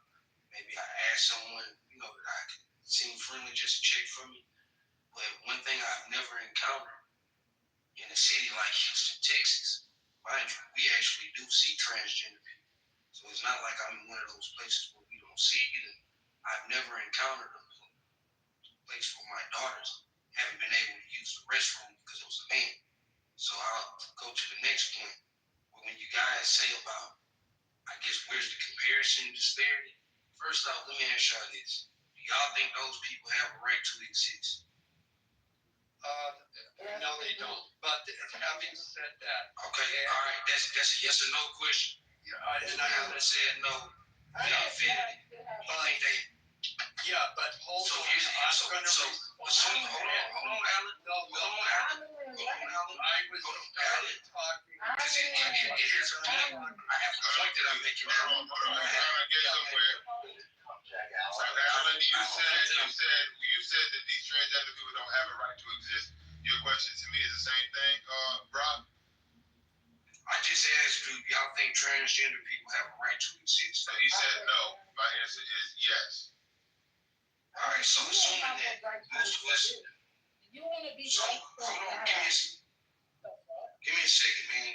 So assuming that we all kind of believe that people do have a right to exist, regardless of what we like their ideology, you know what I'm saying? I think that's where the comparison is lost right there. It's not about a sheer numbers thing. It's not about saying that you're comparing this. Well, if it's a low percentage of this, we're talking about a low percentage of this. We're talking about these people just simply having a right to exist. Whether we agree with it or not, that's a whole nother story. I don't agree that trans men should be participating in girl sports. So we got some middle ground on that. But to even compare that to a public official who's sworn to do his job, and we're not talking about the cops that kill people because they were actually a threat to them. We're talking about the cops that kill people who weren't a threat to them. So assuming that they're supposed to do their job, that right there in itself, being a law enforcement official, holds far more weight than you guys feeling like that you don't like this person because they're transgender. You don't agree with their ideology.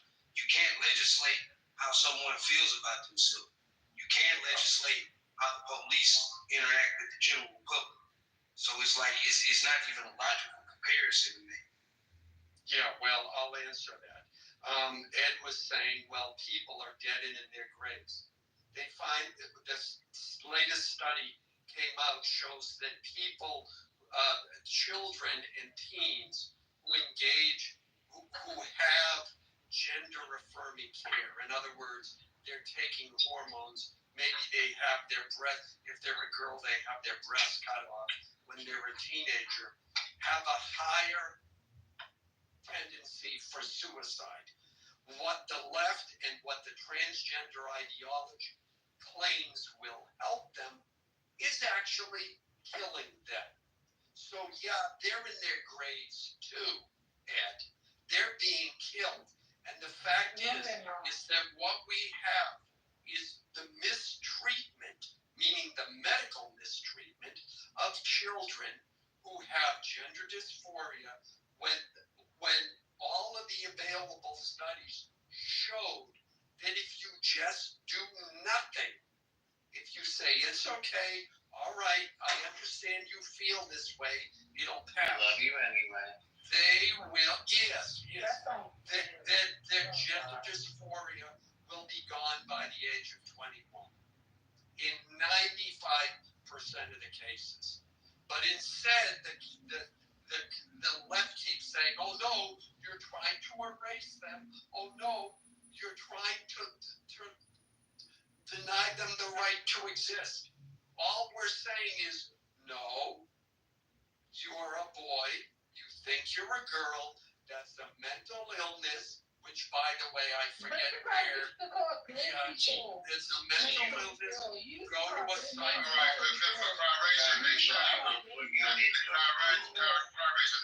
you do an outburst like that, I'm gonna have to drop you. I don't want no outbursts. I don't like no outbursts. I like starbursts. But I don't like outbursts. Okay, so I need you to calm down. Alan, you were finishing up. Yeah, Alan is done. I'm done. So yes, I will continue to make those comparisons. All right. So, Ed, as much as you hate me, I'm gonna give you an opportunity to respond before we get back into the groove of things. Ed. All right, I had a simple question. Oh, bring up Omar. I'm sorry. So the question is, that the data shows that you can get to your results at age 21, like Alan just said. I didn't hear what you said, Ed. I'm sorry. You were talked over. Say it again. Does the data show that gender dysphoria resolves at the age of 21, like Alan just said does? Okay. Alan, where did you get that statistic from? Yeah, I have to look it up. It's. You just made it up. It was a study. No, I didn't make it up. It was no, I didn't. It was a study, I don't know, 4 or 5 years ago. And then what's happened is then we get all of these other studies, funded by the trans ideology group. And it went down to like 87%. But the original stat is 95%. Your original I didn't. We'll get to your checks with dicks. I didn't hear what you said. I think you were finished with chicks with dicks. He does. Yeah. See, again, they get accused of. They do that all the time. You already made that one. They try to letting tranny kids die. So anyways, a bunch of white men are into men. So Gildas won the last make your case round against Haitian sensation on the topic of No fucking round. Say what? Happened round, motherfucker. I wasn't no motherfucking round. That was round. He went, and everybody voted that he won. What you talking about? What I'm saying is, I didn't come here to have to respond to hey, look. That's what I'm saying to you. Oh, that's good. Oh my, stop flirting with your white down. Thank God. I say try to There's enough interaction between black men and black women. We're not trying to exacerbate that. Oh my God. I hear smart people speak. I ask to bring them up. That's the end of the story. I don't even agree with them. Adaptation, or I'll put you in a fucking Mac Daddy fucking argument and see who wins. Okay, Lisa. So Asian sensation. What's the next topic you think you can argue? Bro, I didn't argue shit. You the one that fucking said something. First of all, if I was gonna argue something, I wouldn't come in here on some fucking dummy shit. Oh, okay, so you're not prepared tonight. All right, we'll go with somebody else. What's wrong with you? Is that why you lost? I think he got handled by Gillis. First of all, I ain't do shit. You got handled. You got handled. Anyway, and Solitary, would you like to go head to head with Gildas or Dr. Responsible on your favorite topic? Yeah. What's the biggest topic? Well, why don't we do Lisa? What is the topic that you're passionate about, Lisa? What you say responsible? I'm saying that Ed, Asian, and Lisa are either directly or indirectly okay with killing trans kids by lying to them. Did you hear the statistic the man just brought up? Alan, he may be old and he may speak slowly and he may take forever to get his words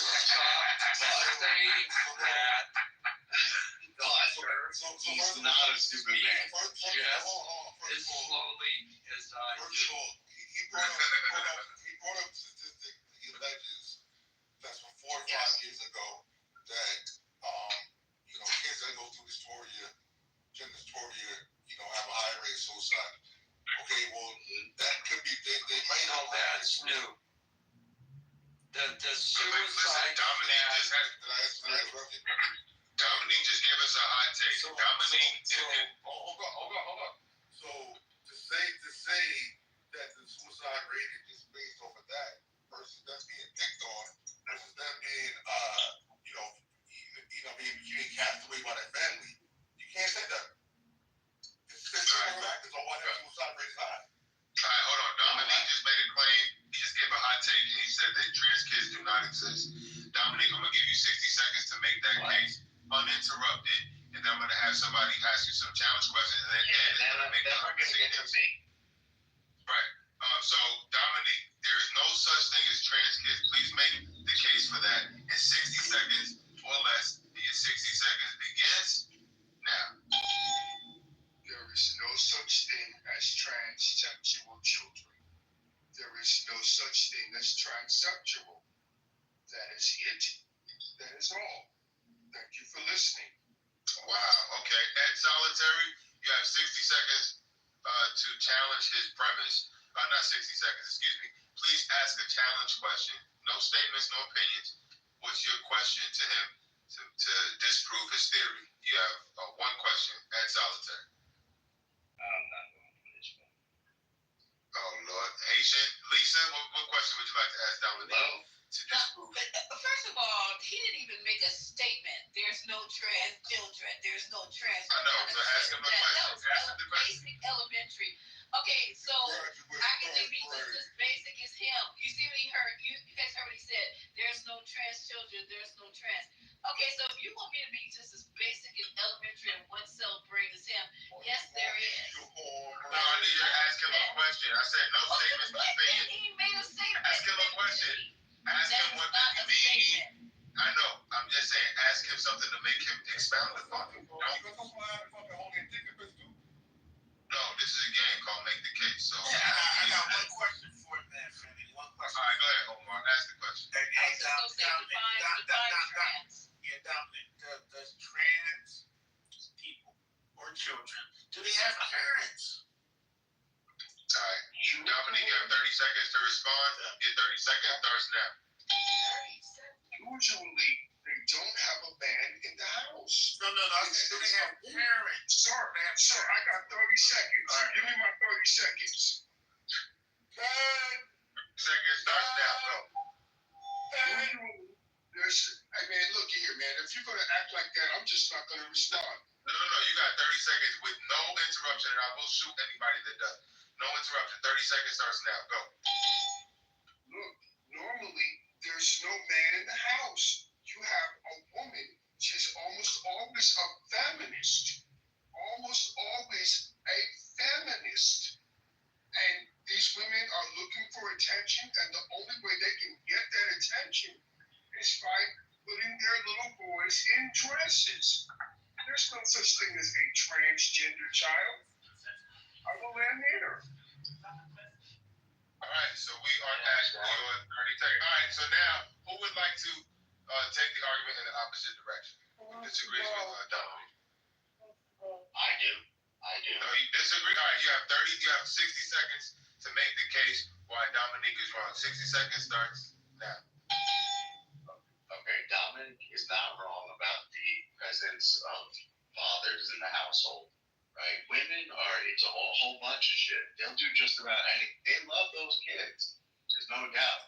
But in the midst of loving those kids, it's not just about them being evil or them being leftist or anything else.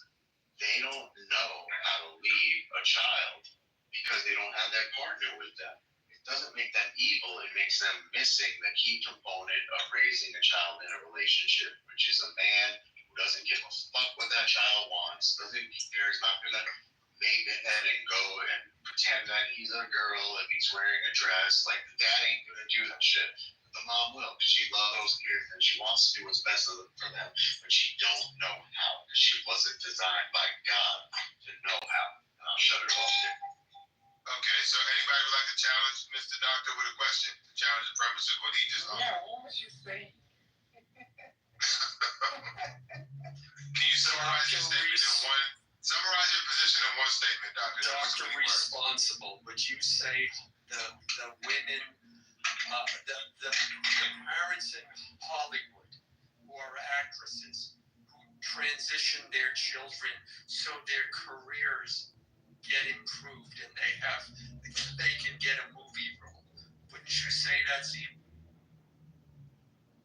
I would say that those, let's say, actresses, women, I would say, hold on, you can respond right now. I would say that those actresses, women, are not built, designed, or capable of making the correct choices for their children. So they fall into the trap doing things they think would be good or socially acceptable, and they don't question it because they don't have a man around to tell them to shut the fuck up. Shut the fuck up. Why you being If you were my wife, I would bitch slap you and then hug you and kiss you. Respect. And I would kick you on the dick. You convinced me, Dr. Responsible. Thank you. So responsible.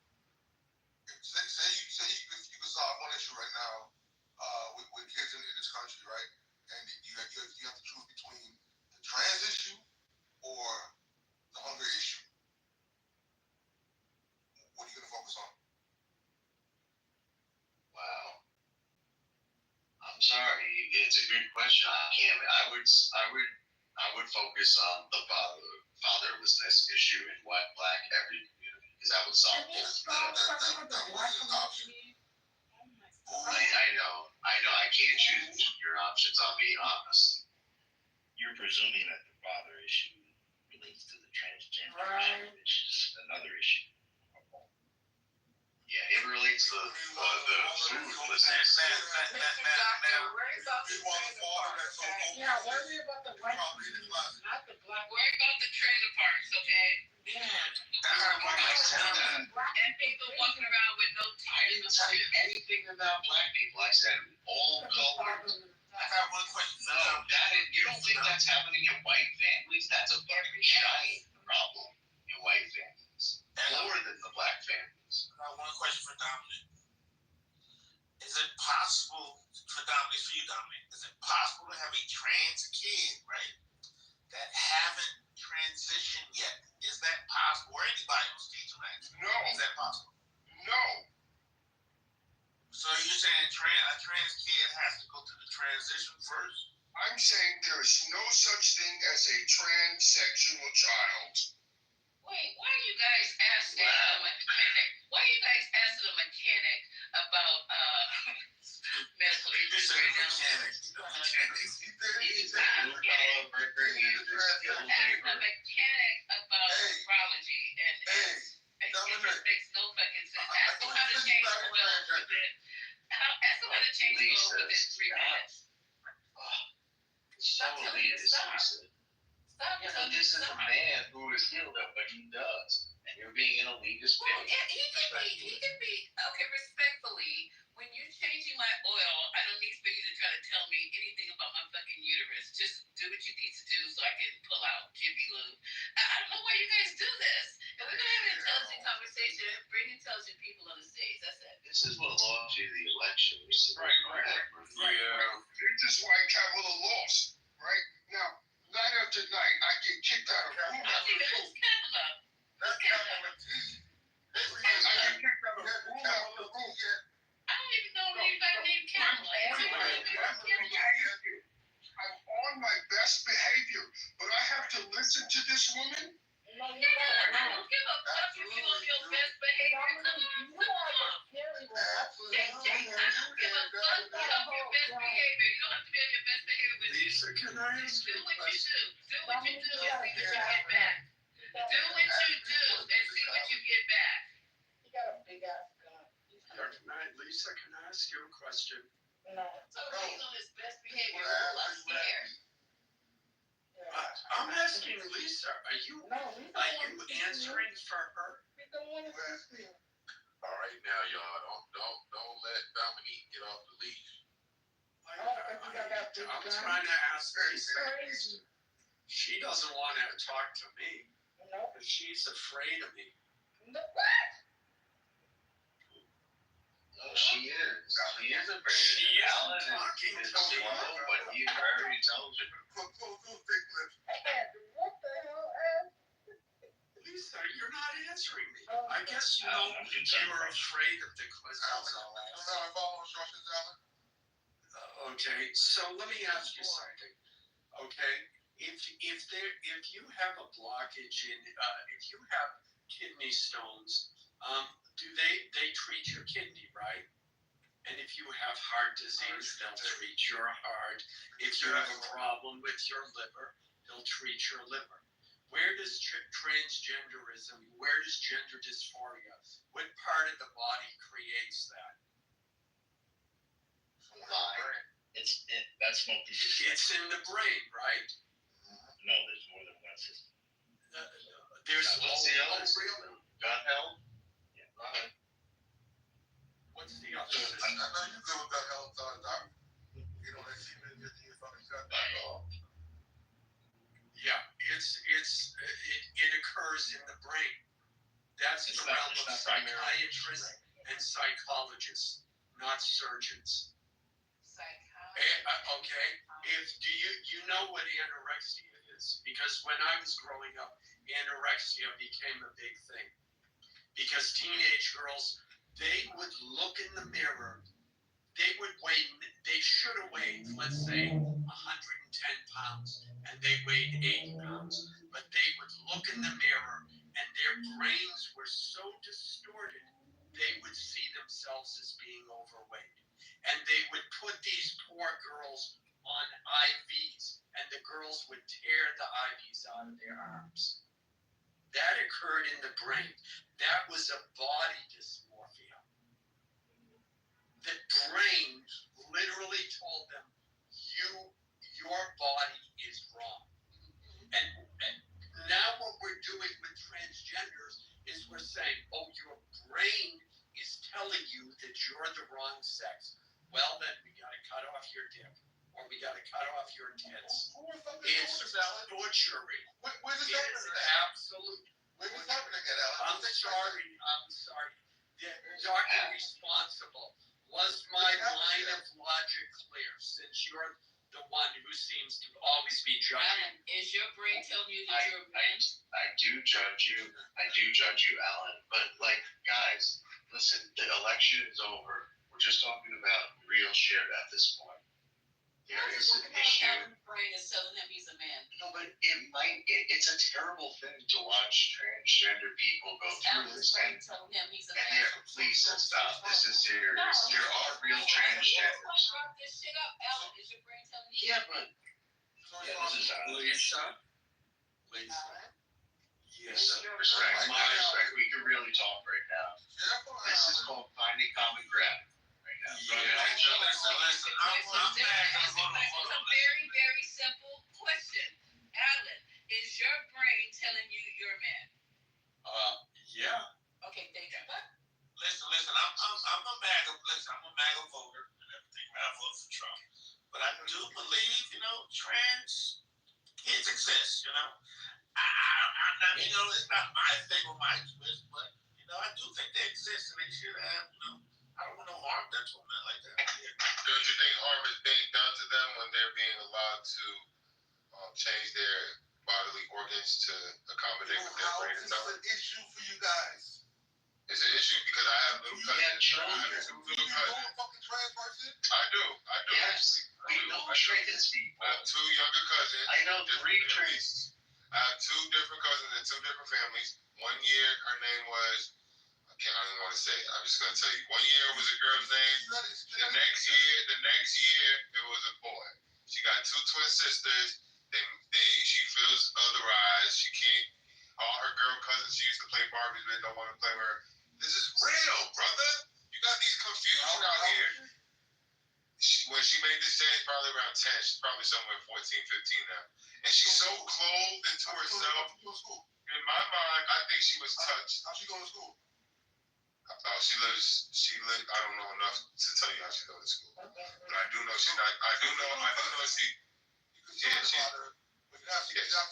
because she don't live, I only see her at family reunions. And I don't see her, she doesn't live she lives in the next state over, so I don't see her all the time. And she's not in my age range, so she's not like close. But when I do see her, I try to connect with her. When I first met her, she was a girl. She had a little ponytail. She was running around playing with the little Mimi and Jeannie, right? And then the next year, Jeannie and Mimi don't want to play with her no more. She got her hair chopped off, and she's to herself, and she don't want to talk to nobody. I try to talk to her and crack a joke. She's looking at me like I'm crazy. Okay? And this is a beautiful little girl. And then the world got her confused and thinking she's a real boy. This is real boy. She say she's a boy? Or you say she's saying that because of hairstyle? I know. Is Infinity's brain telling him he a man? It's a good question, though. Is she really saying she's a boy? Did you say she's a boy, or you assuming it? That's what you said. Right. She doesn't go by that name anymore. I believe she's a boy now. Goes by boys.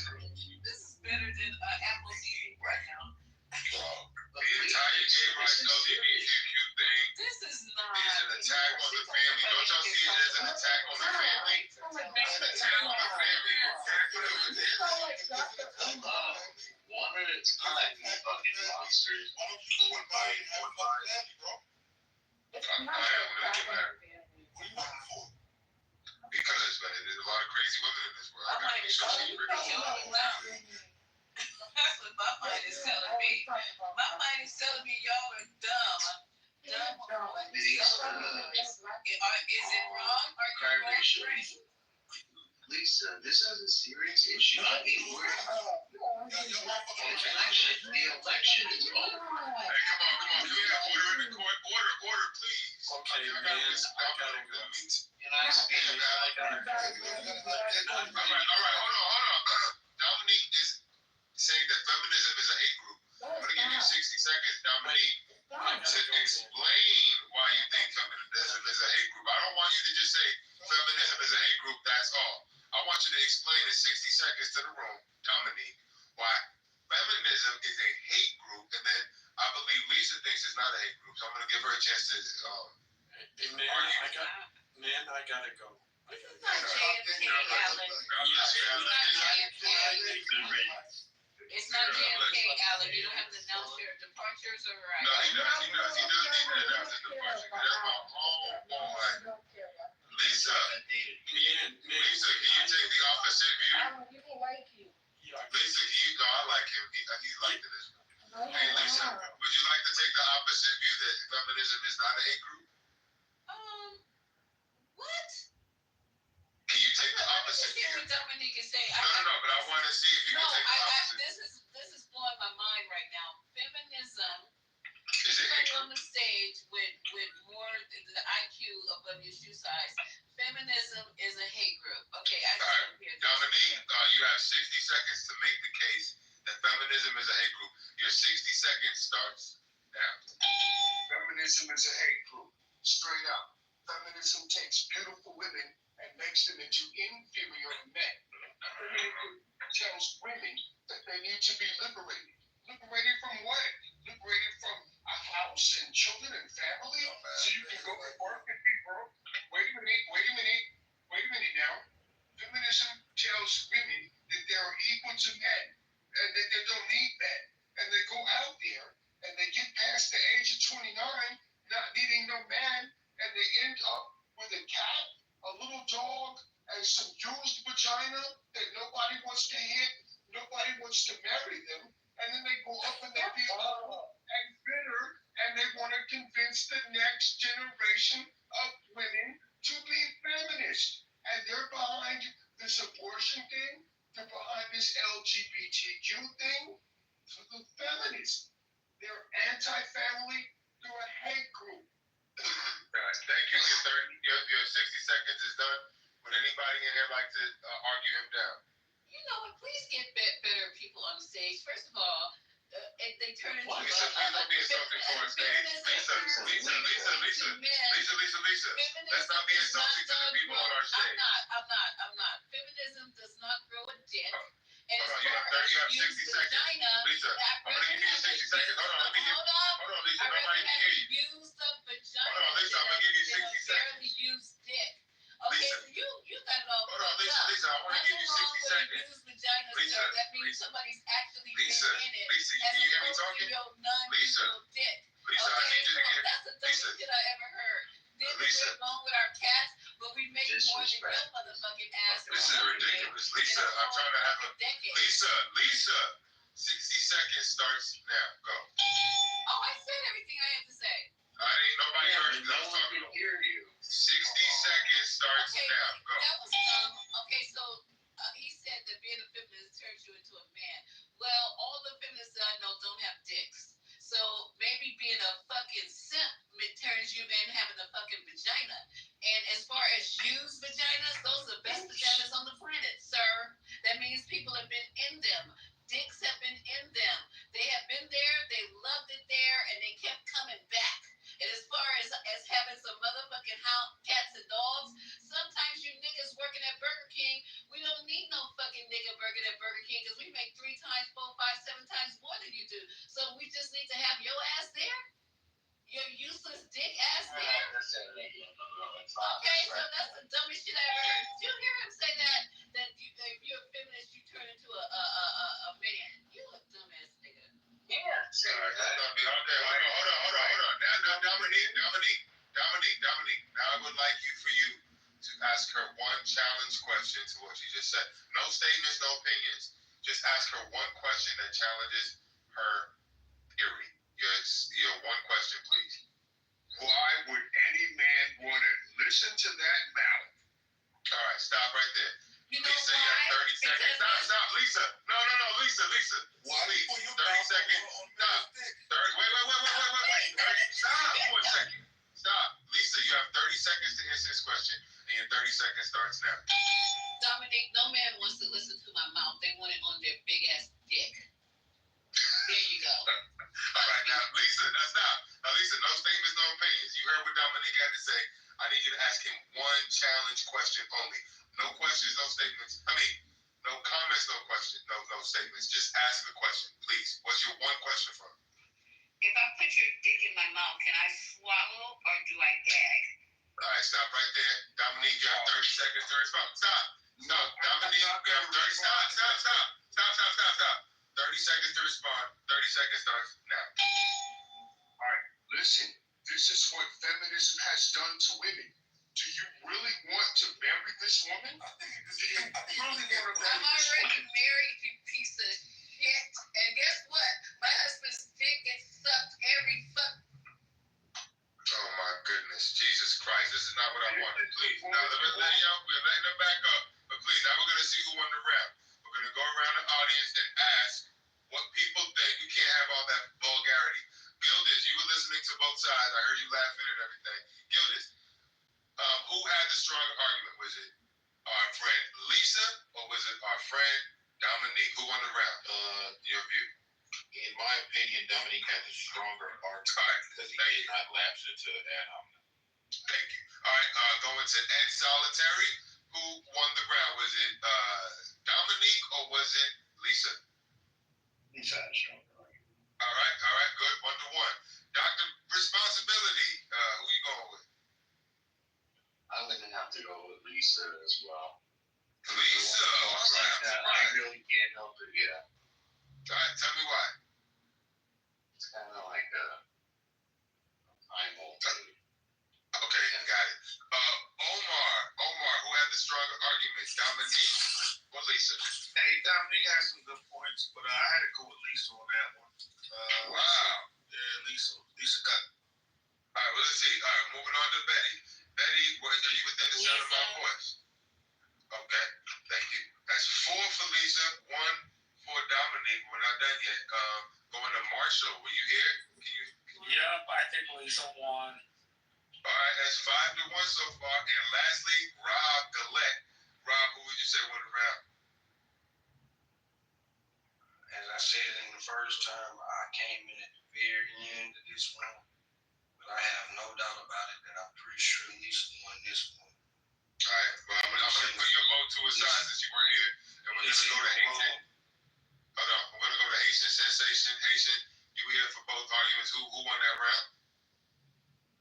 You really didn't answer from the question. I need to get it on the record, please. I don't even think Dominique knows what the fuck you're talking about. And all right.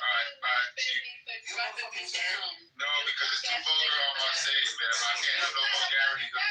As much as I saved you in my room, nigga. See, I told you this one. I brought you right back up. No vulgarities on the stage, please. But it's open season for your ass until 420. You know what I'm saying? I'm leaving. Hold up. This is what happens when you try to support this is what happens when you try to support a nigga. They gonna drop me because as much as I say, but I save his ass daily in my room. See how this goes? There's no fucking loyalty on board. All this in my fucking bank account. You gonna drop me because you want to kiss that. No, because I don't want no vulgarities. I'm trying to control the room. You're not listening to me. I'm trying to listen. When you try to get control, so when you get control of the room, I let you control the room. When you talk, I shut up. How come when I talk, you won't let me talk? Why won't you let me talk? Every time I talk, you're talking over me. You're not showing me any deference. That's what you do, little infinity. I give you all the deference in your room. When you start talking, I shut up. When you start talking, I shut up. Why is it that when I talk, you don't care? When I start talking, you talk right through me, please. We would like to move on. I'm trying to get this together. Hold on. Aleph, were you here for the conversation between Dominique and Lisa? Yeah. I heard it all. All right, who won the round? Lisa. All right, Lisa. Yeah, wow. And Alonzo, who would you go for? Just coming in. All right, cool. And Marshall, all right, we already know. So now we're going to ask the audience. Please put in the chat who won. Was it Lisa or was it Dominique? 1 for Dominique, 2 for Lisa. I'm just coming in, but I already know Lisa cooked them. I appreciate this. Everybody, Lisa, you won the round.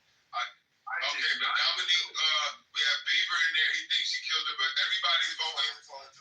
I think Lisa got the most votes. So Lisa, you going on to the next round. I'm sorry. I'm not going to the next round because I tried. I tried so hard, but you're not right. Lisa, I don't argue, but I'm trying to control the room. I just need you to stifle yourself. That's it. Lisa, you know your room? Yeah, because I'm just exhausted. No, you don't need to be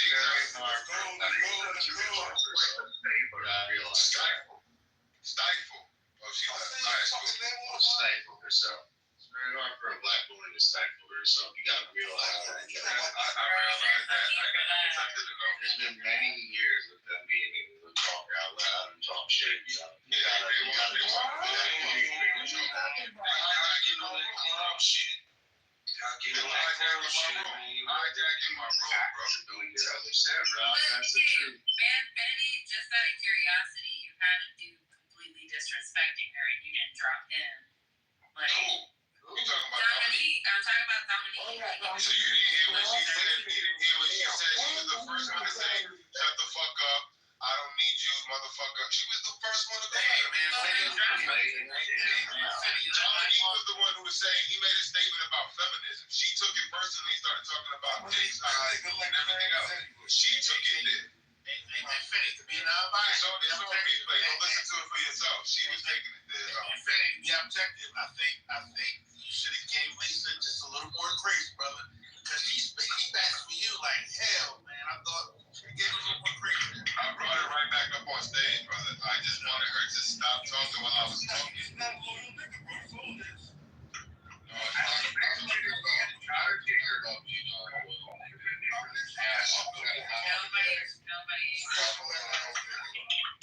I have a lot of respect for Lisa. Lisa is open-minded, intellectually accommodating, etc.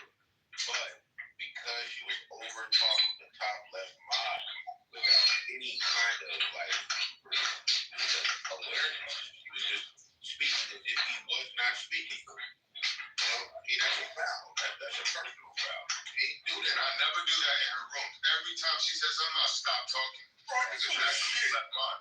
When I started talking, it kept going right through me like I wasn't even on the stage. Full of shit. She does protect us, to be fair. She does try and let voices be heard. Yeah, she's man. She didn't take you like a mom, man. I'm just saying she's a good woman and Infinity agrees with me that, she just was over talking to me. He asked me to her down, but she's still. I moved it down only for a moment. I brought it right back up. That's right. That's just comment on your Clubhouse etiquette.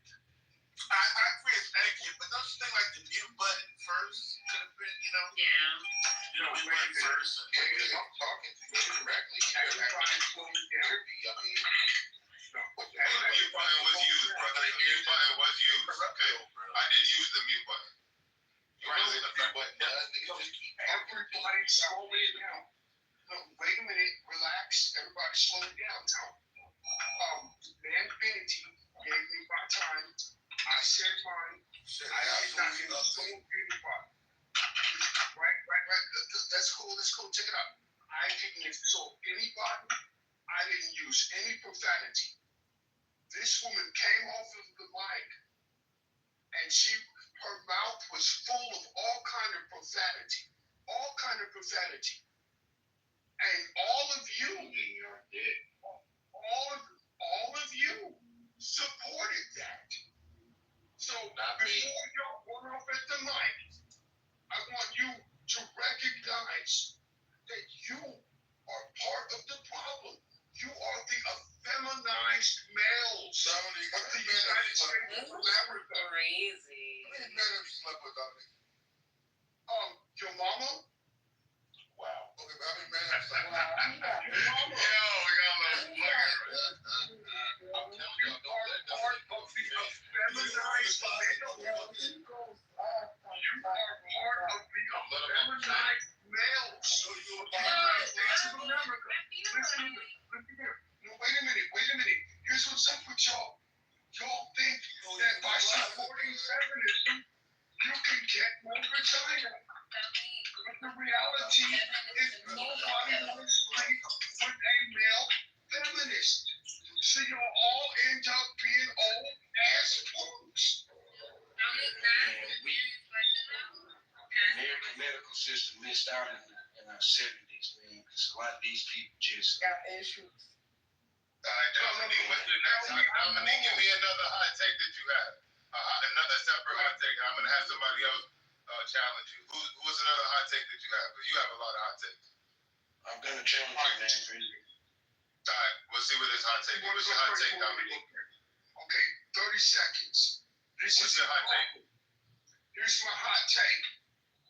The American men have been feminized. All right, you have 60 seconds to make that case. Uninterrupted. Stop. You have 60 seconds to make that case, and your 60 seconds starts now. The American men have been effeminized. They have been convinced that by being women's friends, they can get more vagina. And as a part of that, they support gay rights, LGBT, lesbianism, because let's face it, how else can you get two vaginas for the price of one unless you're sleeping with lesbians. But the reality is, women don't want to sleep with their friends. So you get a whole bunch of men who can't get laid and a whole bunch of women who can't get laid, and they're frustrated, and now they want us to believe there's a such thing as transgender children. Thank you for listening. All right, you didn't even take up your 60 seconds, but if you could wrap up your position in one statement, do so right now. One statement. Feminism is a hate group, and Okay, stop right there. are the worst. All right, so now, Rob, you said you're going to take the opposite view. You have first off, before you go your 60 seconds, ask a challenge question to Dominique. No statements, no opinions, just a question. All right. Is there any evidence that feminists qualify as a hate group? Have they committed crimes like, hate groups tend to commit? All right, stop right there. All right, stop right there. You have 30 seconds to respond, Dominique. Your 30 seconds starts now.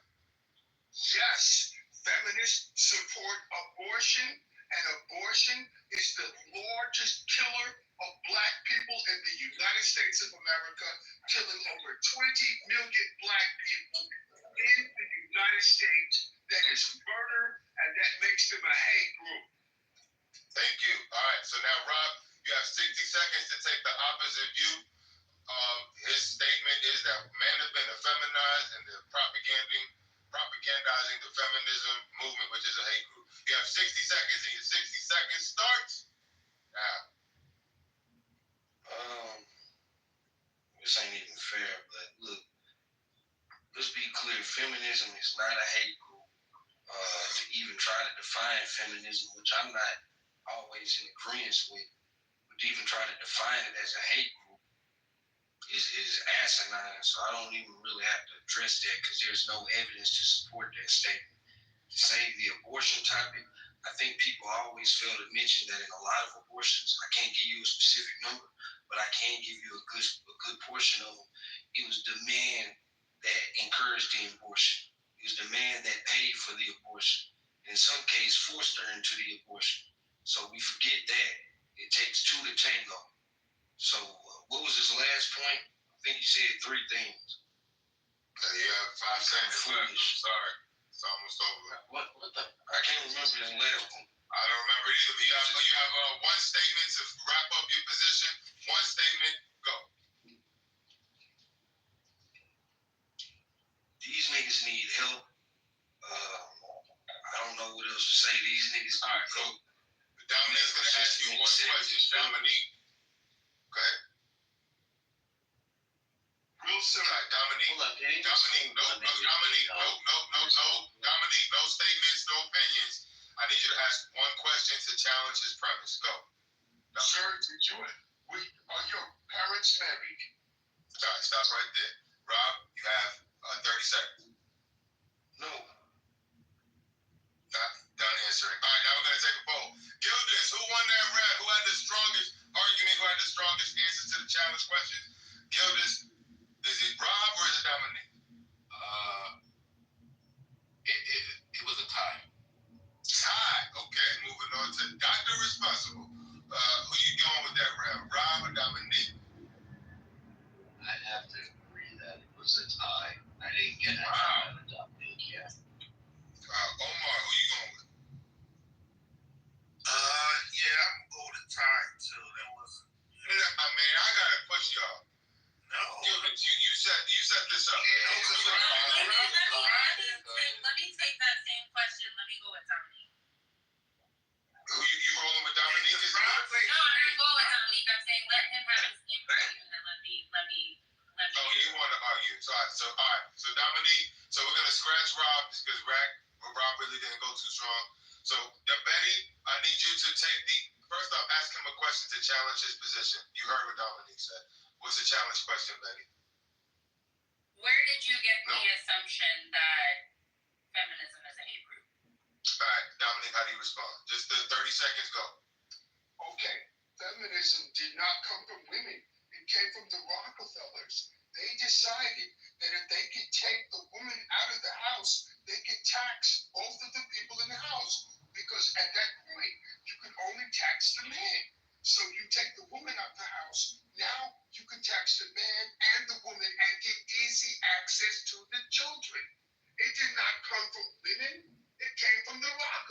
language. Okay, that's it. All right, so Betty, you have a yes. I'm gonna get the pizza and the breadsticks. Okay, I will answer that question. Yeah, so Betty, go ahead and answer it. Betty, you have 60 seconds to make the opposite case to Dominique, and your 60 seconds start. Feminism didn't start by the Rockefellers, actually. It was philosophers like Mary Wollstonecraft. You can read her book, A Vindication of Rights of Women. She argued that women had the right to education and equal rights. And then you move into Seneca Falls Convention in 1848. This was actually considered the beginning of the feminist movement, so it actually wasn't started by the Rockefellers. There is some conspiracy theories that do claim the Rockefellers funded feminism to break up the family unit, but there is no actual evidence. This is actually just a theory that came by a man named Adam Russo. So I would look more into history. It was obviously not started by the Rockefellers.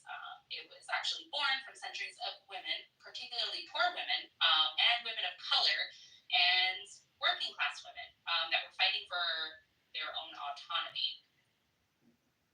Incorrect. Yeah, but I got a flag on the plane. Women had no. Thank you very much. All right, hold on, Dominique. You have one challenge question. No comments, no statements, no. Just ask one question, please, to challenge what she said. What has feminism done to improve the lives of women? All right, Betty, you have 30 seconds to respond. Your 30 seconds starts now. What has it done to improve the lives of women? It has allowed for them to work. It has allowed for them to vote. It's allowed for them to leave abusive home lives. There are plenty of things that women rights have and women feminist movements have done to allow for women to move forward in their lives and be equal to men. So that's my statement. All right, Gildas, who won the round? Was that Dominique or Betty? Rather strong argument. Answer the questions better. This one I'm going to have to go with Betty. All right, Betty. Wow. Can you tell us why? Give us a critique. Betty gave a fleshed out response. She gave us something that undergirds what she initially thought. She had rational reasons for her position, and that always wins the day with me. Okay, Rob. That's one vote for Betty. Rob, who you rolling with? Dominique or Betty? I have to go with my fair lady, Betty. Can you give us a small critique as to why? First off, I got a shout out to Miss Betty. I grew up with her when I was a kid, so I like the name Betty. But she was much more suited to answer that question than I was. Obviously, she has a lot more information in regards to that. Like pretty much what Gil just said. She was very concise. That actually wasn't a fair round either. So yeah, that was. All right. Dr. Responsible. Thank you, Rob. That's two in the bag for Betty. Dr. Responsible. Who you rolling with and why? Alright, I'm not gonna keep playing this game because you have people like Betty who made a better argument as far as her sources cited, but in reality, she's completely fucking wrong. Atheist Jews in the 1920s and 30s came over to America, fucking injected our higher education system with disease. Hold on. Rights. Hold on. Before you get into this debate again, I want you to understand from Gildas and from Rob. Y'all telling us what Betty did right. What did Dominique do wrong? Because I'm still a little confused. Well, what Dominique did wrong was to build the entire superstructure of his argument on the notion that Rockefeller created feminism. Now that was a false statement, and to build your house on sand in this particular argument, it is going to fall apart.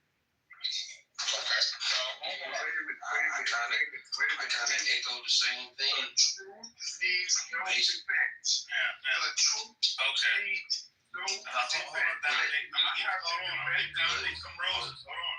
Dominique some proposes. I think Dominic actually won that round. Here's my reason, okay?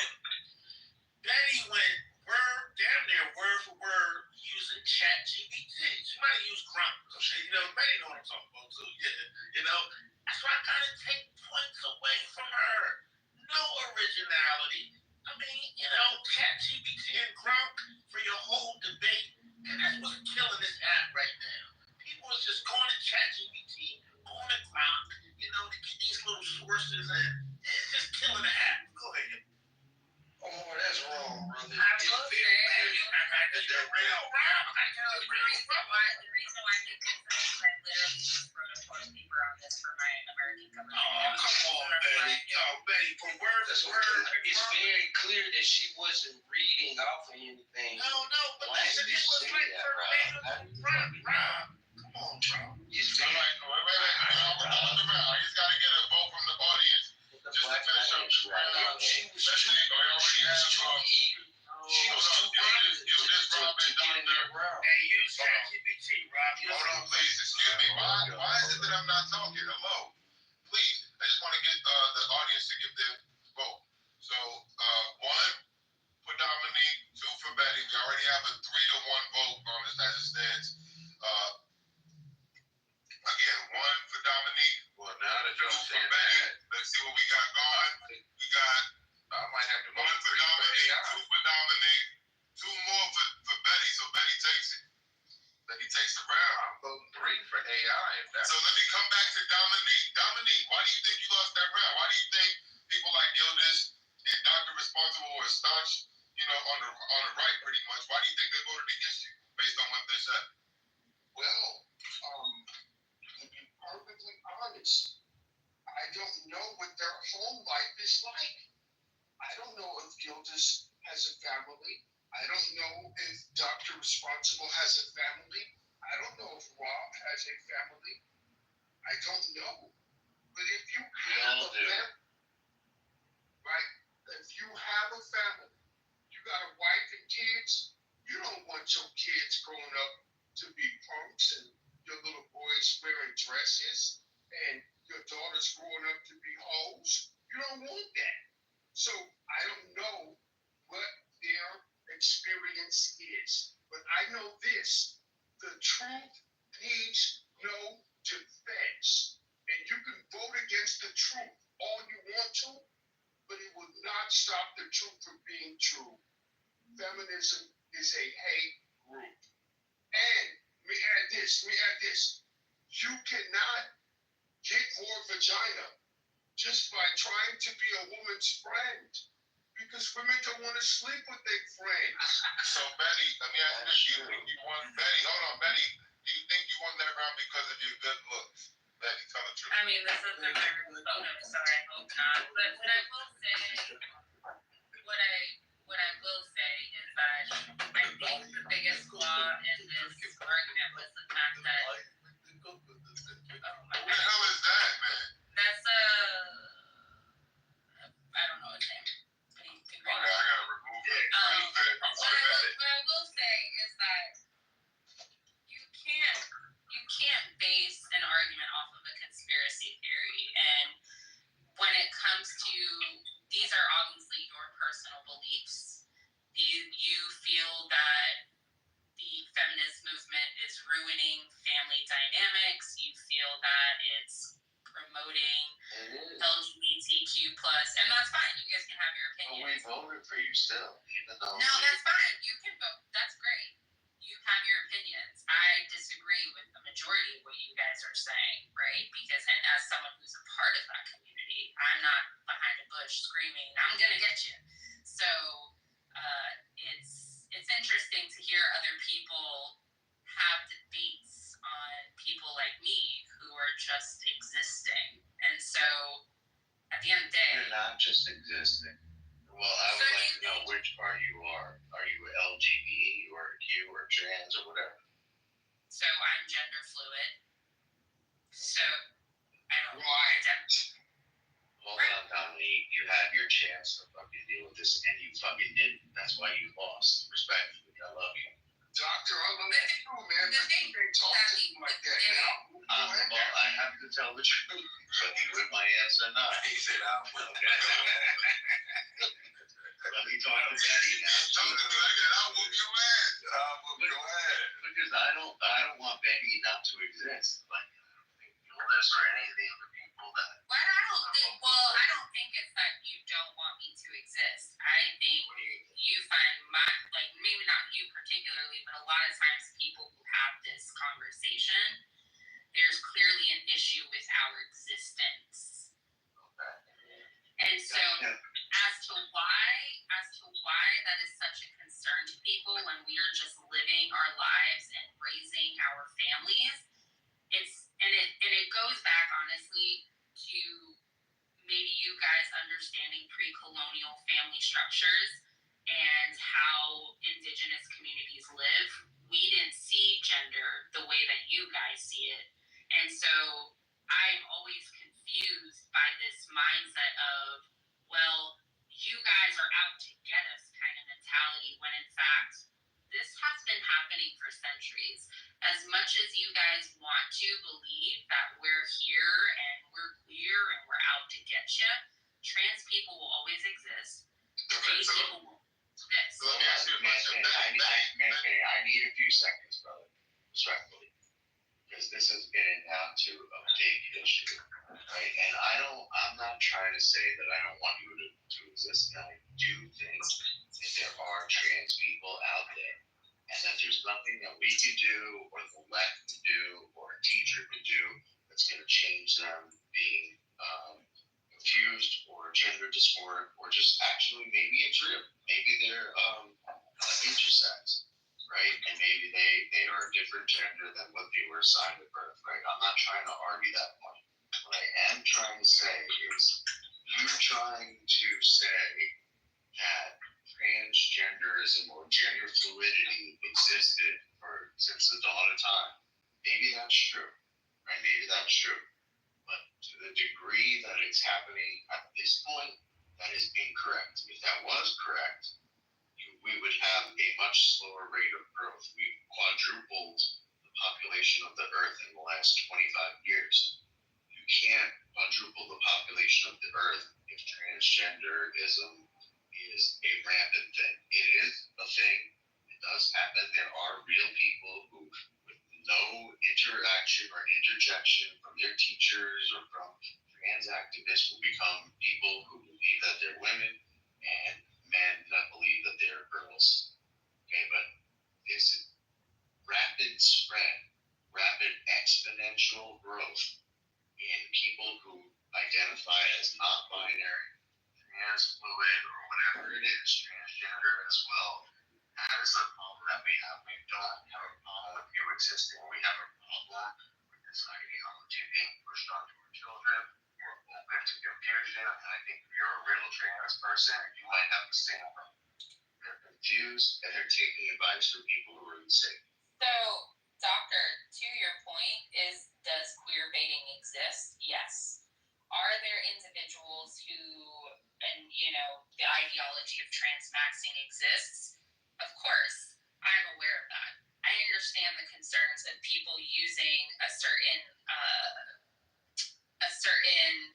mask to hide predatory behavior. I'm aware of that. But then let's call it what it is. Your issue isn't necessarily with trans individuals. Your issue is with predators using trans identity because they can't get relationships with women by being male. That's what the issue is. And so they're using... Wait, can I say one thing? Go ahead. Because you're right. You're correct. That is the issue. But it's not the only issue. The other issue is well-meaning people who are really just empathetic people, which the left tends to project as more empathetic.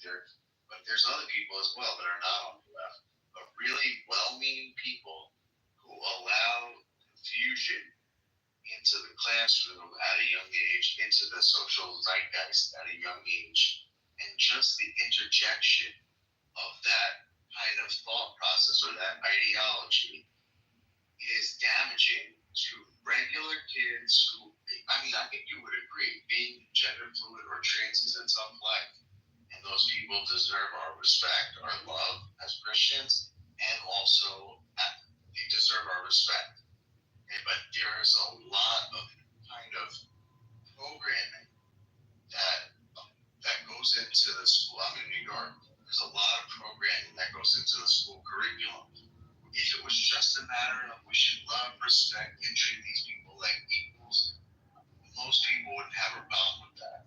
What they have a problem with is the fact that in New Jersey, our neighboring state, we're at a 4,000% increase in non-binary, gender-confused children. And in New York, we're about half that. So that's our problem. So can I speak to that as somebody who has? Okay.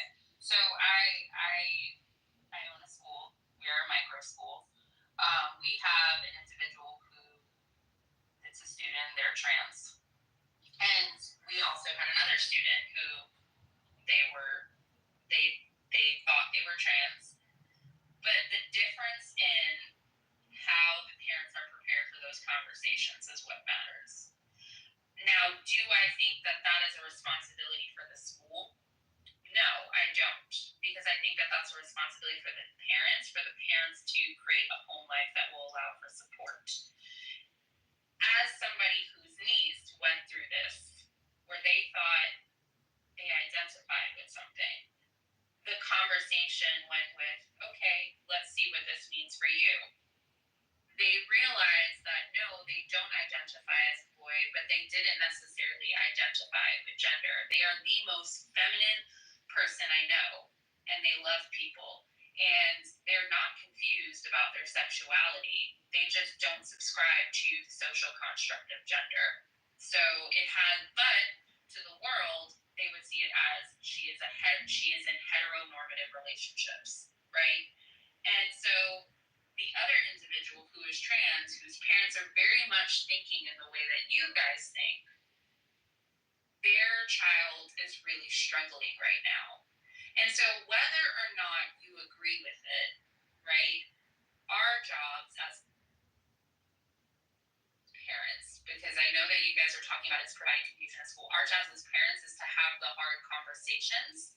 And when people sit there and they say that there isn't a thing as transgender, there isn't a thing as individuals struggling with identity, I don't think it's I think it's more so because now there's more conversations around it and there's more freedom to do it. It's like everybody's surprised that there's more gay people now and there's more gay marriages. It's because we weren't allowed to do it before.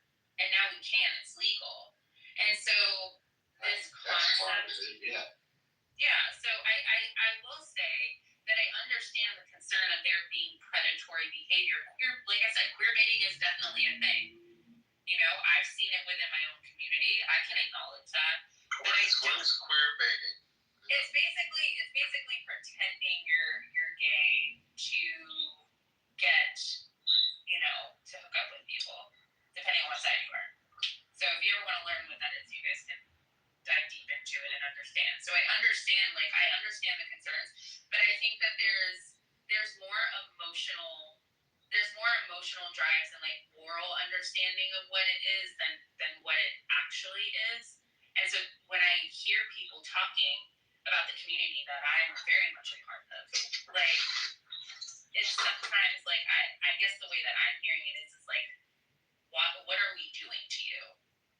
Like me as a person, like I said, I'm not behind a bush waiting for someone to come out and be like, I'm gay, you're gay. Like that's not what's happening. But sometimes it feels like that. And I'm sorry that you feel that way because it really had nothing to do with you as an individual gay person, or I think you said you were gender fluid. That's like a struggle within yourself, right? That you will figure out at some point. Or maybe you won't. I don't think it is a struggle because again, it goes back to culture, right? So like a lot of the culture that I grew up with, gender was considered a social construct. And it wasn't something that we talked about. We focused more on like feminine, masculine energy. Even with the intersex population, those individuals were considered two-spirit. So I think it's the only reason I say confused or that's a struggle is because you didn't pick one gender or the other. It's pretty rare. I think you'll admit it's pretty rare for people kind of like bounce back and forth every 2 or 3 months, unless they're young kids. I'm not, and that's I think that's where maybe it's hard for you to understand, but it's not that I'm bouncing back and forth. I'm not like choosing to be a woman one day and a man the next day. It's just I don't believe in the social construct. No, I like who I like.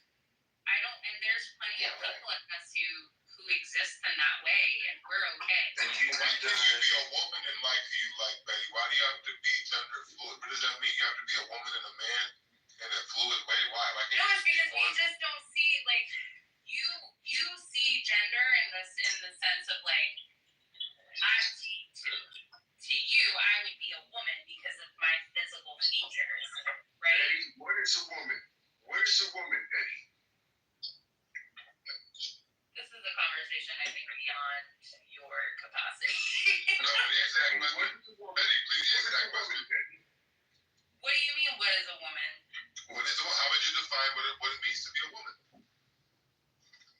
Come on, Katanji. So, I mean, like, I don't understand how that's relevant to me explaining what Regardless, it's very relevant because it's a baseline description. And if you can't even... Are you talking about chromosomally, like X, Y, no, I'm asking what is a woman? I don't want to hear anything else you have to say.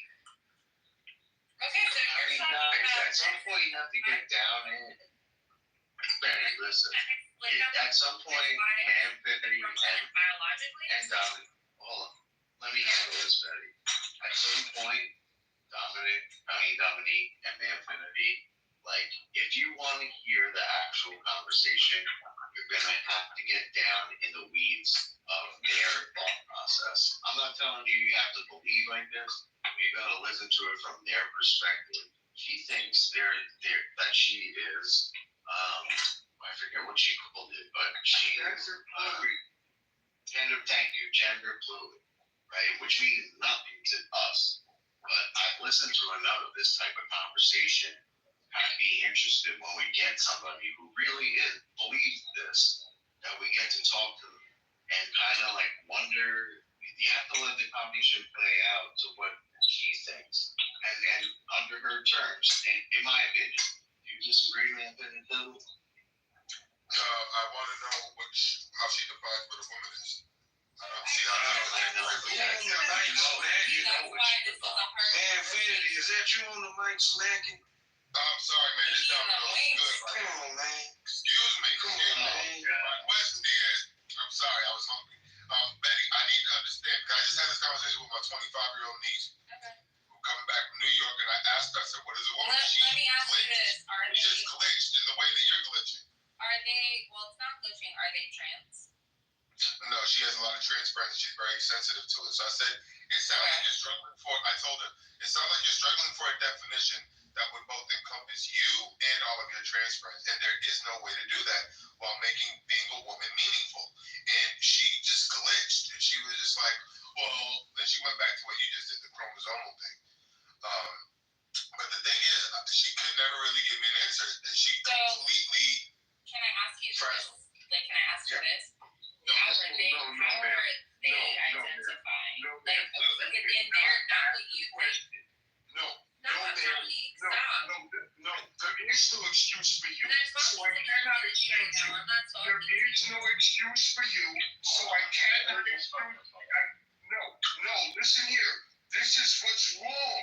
But there's feminism is the hate group. Asking how they Feminism is the hate group. You got the feminists, and they won't even tell you. He wants to know why. Betty, he would like to know why. Hold on, Betty. I guess he wants to know why you can't give a definition for what it means to be a woman. Betty, why should we listen to anything else? Hold on, Dominique. Let me hear what she said. Why can't you give us a definition? I said, are you asking for the biological understanding of what would XXY? Because I don't. That's why this is. What's the legal definition of a woman, Betty? What's the legal definition of a woman, Betty? It has legal implications. What's the legal definition? Now you got the lawyers involved, Betty. It's okay. If I want to, because I'm trying to. if Betty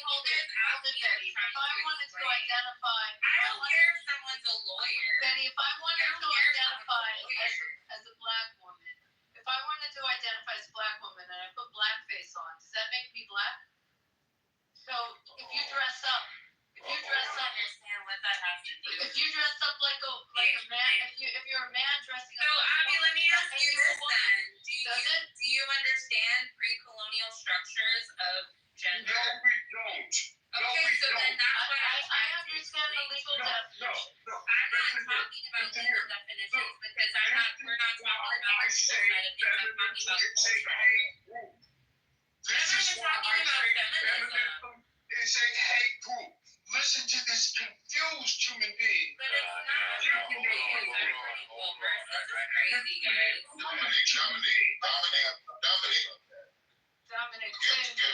Dominic, why do you say that what she's saying means that she's operating in hate? I'm not operating in hate. It's anti-family. When she said she's gender fluid, she's a lesbian. That woman is a lesbian. I'm not a lesbian, actually. She's gender fluid. Hold on.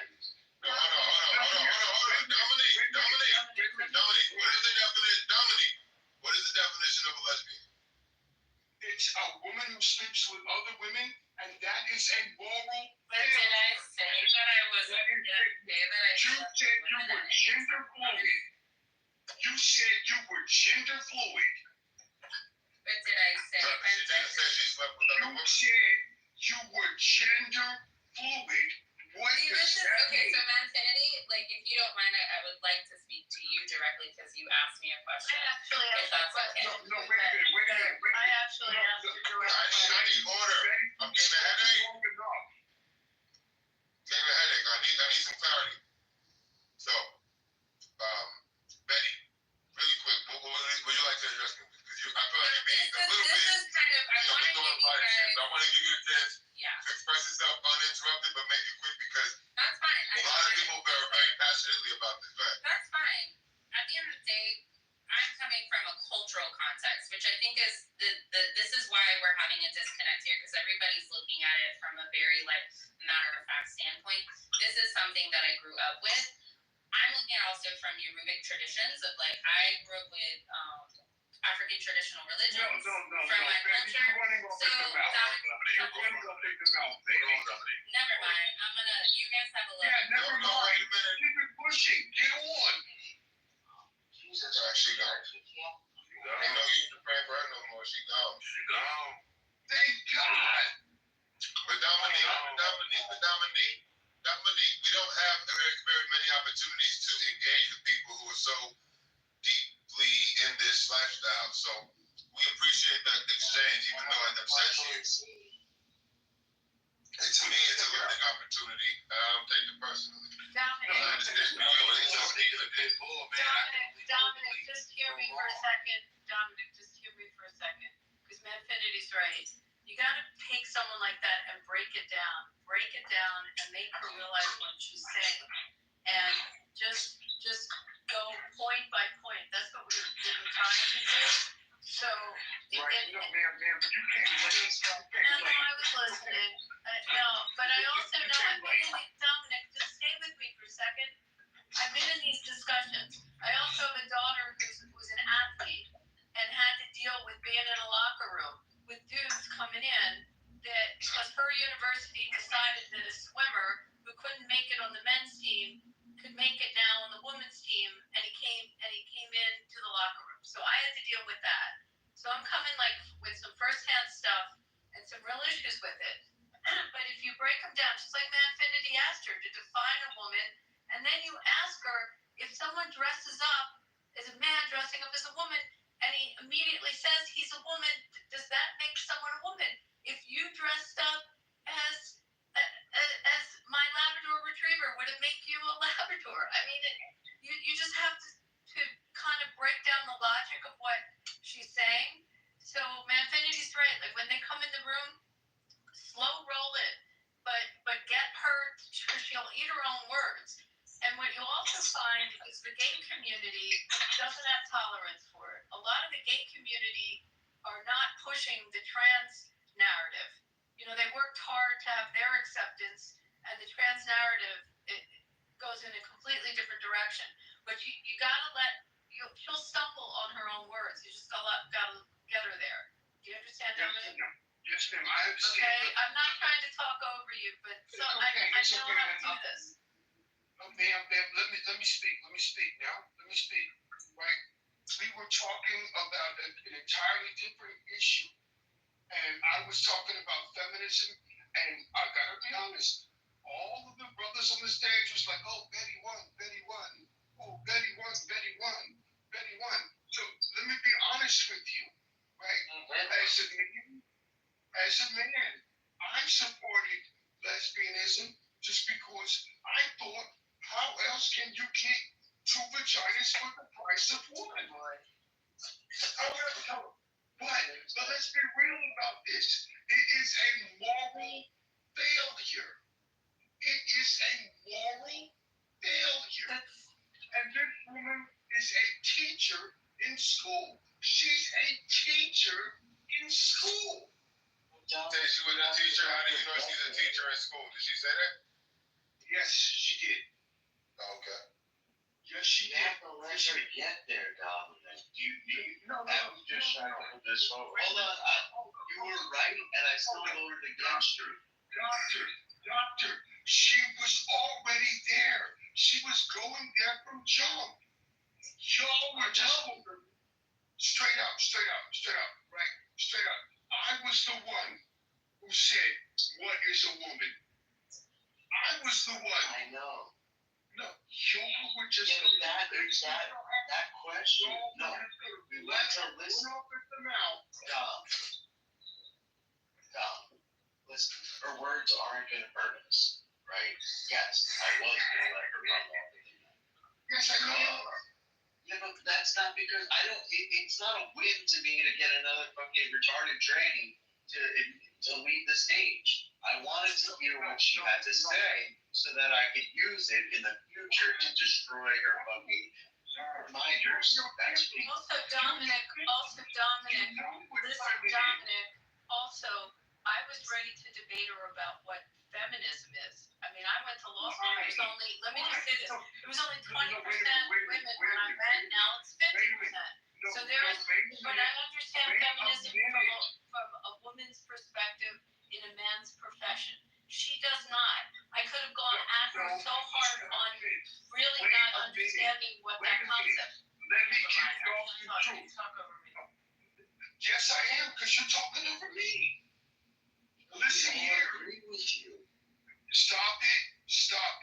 Give me my 30 Dominique his chance to speak. Go ahead, Dominique. Listen, these people, they're all narcissists. They all want your attention. As soon as you take that away from them and ignore them, they lose their power. But as long as you sit here and listen to them, they will waste your time. Straight out. You understand? I'm on Clubhouse, nigga. I'm already wasting my time. I want to hear what this bitch has to say. First of all, you calling me a nigga? I should have said mine, nigga. I'm sorry. I should have said mine. I don't care if you're white. I do not care if you're white. No, I don't care if he's white. If I can use the word, he can use the word. However, I'm not your nigga. Now, the point that I'm trying to make, that's true, is that, you're all right. You're all right with me. The point I'm trying to make is the only way we're going to get this conversation away from them is to stop listening to them. They're all narcissists. They're all trying to get attention. No, Dominic, I might agree with that in real life. Excuse me, hold on. I might agree with that in real life. But this app is for discourse. And if it's not to change her mind, I don't think that we were ever going to change her mind, Dominique.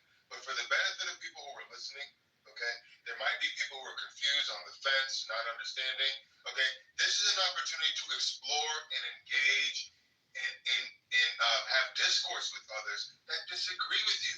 So when you step on them, shut them up, I asked her, and for the respect of me, trying to run a room that's very difficult with many great minds on stage, I'm trying to run a room, and out of respect for me, I asked that she be given uninterrupted time.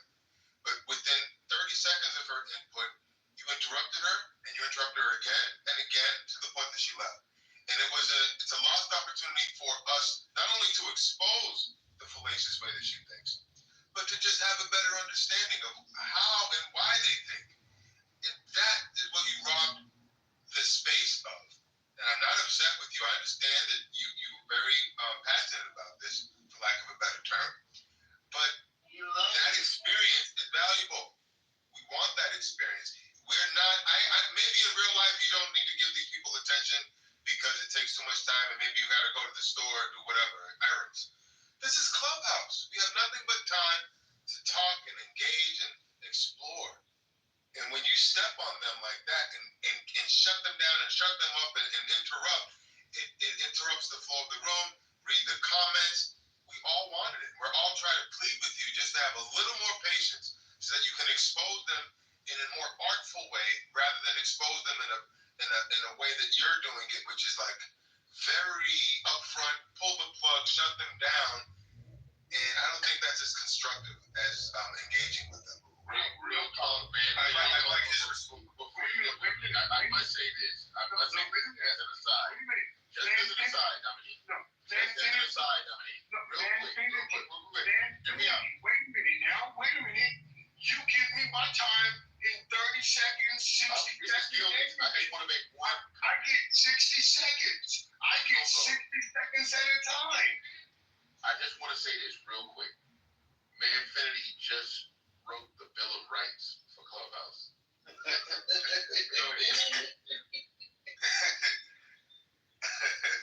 right, go ahead, Dominique. What would you like to say? No, I give my time 60 seconds at a time. Hold up. Make sure I'm on. Can y'all hear me? What do you think? We're on the civil rights outside? I give my time 30 seconds at a time. I give my time 60 seconds at a time. But you let this lesbian run off for 10 minutes? Yeah, no, Dominique. I did a 60-second thing in the context of the debate. But when you guys were going back and forth, the debate style had stopped. That's why if you had been given the space, I wouldn't have let her interrupt you. You could have gone on for 2 or 3 minutes. During the debate style that I concocted, which is the make the case game, I would have stopped her in 60 seconds, which I did. And I stopped you in 60 and 30 seconds. But I was trying to get back to the debate style, but y'all kept, Dr. Responsible shut me down.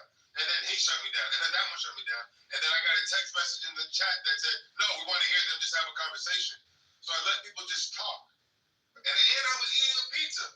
So I didn't have time to be shutting people down in 60-second increments. But once we get back to the debate style, yes, everybody's on the lead. I was trying to get back there, but Doctor wasn't letting me. And the other person was texting me in the chat, no, let them talk. So I would have shut her down in 60 seconds if we were doing the debate for fun, but we weren't even doing that. That's why she went long. You understand, Dominique? I wasn't giving her more time to do that. No problem. So let's move past that. Let's move past that. I'm not mad at you for that. In fact, I'm not mad at you at all. But I would like to point out, as soon as I said, what is a woman? That's when it went left. No, actually, it didn't go left then. It went left when in her last input, she said something you disagreed with and you couldn't contain yourself. That's where it went left because I pushed her on the what is a woman. I told her about my cousin that was in the car who glitched. We were having a constructive direction, but when I said give her a moment to express herself and you interrupted her a third and fourth time, she had it. That's where it went left because she was willing to engage, but she was just trying to, I don't know what she was trying to do, but she was willing to engage. But you kept interrupting her and she couldn't communicate. Okay. So I'm going to say this and I'm going to land. We can't tolerate this no more. See, we can't tolerate it in our daily life. We can tolerate it on Clubhouse because that's what we're here for. We're here to discuss and engage and expose. So I understand in real life, I'm not going to have 3-hour debates with people in real life. I'm going to let you do what you do. But on Clubhouse, this is what we're doing. We want to engage and discuss and expose and give people in the audience a chance to listen in and see who they think is right. They don't want you to shut people down like that. That doesn't make for fun listening. It doesn't. You gotta let people talk on Clubhouse. Now in real life, walk away. I'm with you. I don't have debates like this in real life. But on Clubhouse, that's the fun of it. You gotta let it happen. Let the conversation flow. We had a two-spirit trained lesbian on the stage. And I get you, Dominique. You got passion and you don't have patience because it's been a long couple of 5, 6, 7, 8 years. I 100% understand why you're doing what you're doing. And listen, I agree with you from the very start. But we had a training 2 two-spirit animal, lesbian, bisexual, twin cup, and on the stage, willing to discuss this fucking insanity with us, and we wanted to hear what fucking crazy. I was about to put Betty in the debate with Gildas, because Gildas had such amazing critique on how to debate. I wanted them to joust, but I couldn't get there because Doctor just had to say what he wanted to say. Yeah. And then I got the chat, and I had pizza, and I had grease on my fingers, and when I licked my fingers, y'all said, "Why are you chomping over there?" So I was all jammed up. But at the end of the day, we had an opportunity to get Betty and Gildas in a joust. I wanted that bad. And I wanted you, Dominique, to be able to expose Gildas. So you can say, Gildas, you didn't argue the right. I wanted you to get on him the way he was getting on you. I was about to play it all out. And then you gave her the exit rant. You gave her an exit rant, Dominique. I just need you to be a little bit more patient with these people, because we can expose them, and it's on replay. You gotta understand, Manfinity is watching the View, he's watching CNN, he's watching Don Lemon Tonight when it was on. He's watching all of these things to save us from having to do that. And I don't want to say, but kind of like Jesus, he's doing the things that none of us want to do because he wants to hear the whole situation, and we gotta let him cook in that respect. Dominique would never want to do that. Dominique would never sit through an episode of The View. I can actually watch The View. I would never sit through. I'm entertained by their craziness. I'm entertained by their left-wing lunacy. So when I sit there and I watch them, to me, it's fascinating. So to you, but for Dominique, it's completely an anathema. He cannot sit and watch that bullshit, because to them, they're bringing the country down and this and that and the third. I think God has control. He's right. I also think it's something that I mentioned to Dominique, I guess it was yesterday. Man, this is a man that protects our rights. So it takes a little transition for him to really understand. He's a warrior. He's on an app. Yeah, like he's on an app. He got to tap his fingers and pop the mute button on and off. And this shit is like not his realm. Gotcha. Essentially, that's very his true. realm is, nigga, you move, pow. That's true. You know what I mean? Like, drop at me, it's over. Yeah. Time to debate you and get to the. Dominique don't got time, because remember, he came up with a word a while ago. Bitches. I just wanted to say I put something in the chat because it was weird. The reason I came on stage is about a half hour ago, I was watching Charlie Kirk on a college campus with a trans. I don't know if you saw that, and they'll ask him questions and he'll challenge them. And it was exactly what you were just challenging. I just watched it a half hour earlier, so I put it in the chat, and you'll see how he just ripped this person apart. So I wish I could say I was original on some of the stuff I was saying, but I actually took it from what Charlie Kirk had said when the person. How long did he do it? I think it's maybe about 7 minutes of going back and forth. But the person basically says, if I dressed up in women's clothing, I can call myself a woman. And he's like, no, you can't. And that's, then he started using the different analogies. But that's why I came on stage, because I literally just watched it. So if you have free time, cut and paste it. We're happy to have you. Dominique, so you don't have the patience to engage with people like that. Is that it, Dominique? You just don't have it. That's not true. That's not true. However, I look at it in a different way, right? I'll give you a certain amount of time, and you can state your position, this and that, the other. That young lady, she was being dishonest. She was trying to sneak up in here like she was just one of us. She was trying to pretend like she was just a teacher at school. But she had a completely different agenda. And that agenda. How do you know that? Because I listened to her. But she's confused. She's a wacko. And that is why she should not be a teacher at school. I agree with you. But why are we putting her intentions, like, we don't know. She's just could be a total wacko who believes every word she says. Versus the people who don't believe it but still like kind of cute that kind of ideology out there. You know what? Not to be in disagreement with you, okay? But look, we done tried to understand these people, and we've tried to accommodate these people. And what do we get? Gay Pride Month. That's what we got. We got Gay Pride Month. But Dominic, you also get someone that flies in the face. This is where I was trying to go with her when she said she was a feminist. She'll fly in the face of women, like, and we can take women in sports that work really hard to get women recognized in sports and to get the rights. Here we go. That Betty, we can continue to talk. She just came back in the room. We can talk about this. Women that work very hard. I never claimed to be a feminist. Well, it's what some of what We're just happy you're in the room. is counterintuitive to women that work really hard to achieve and to get women in places that they couldn't be before, including in sports. So when a dude walks into a girl's locker room, But that's not what I'm talking about. And I think that's why this conversation isn't going anywhere, because you guys are seeing it from the lens of I'm this tranny, queer, confused person, rather than understanding. Hold on, Benny, we were just yelling at Dominic. We were just yelling at Dominic about making those sounds. One mic on Betty. Let Betty speak. Here's my thing, is you guys are looking at it from a Eurocentric lens, because that's what you guys have been exposed to.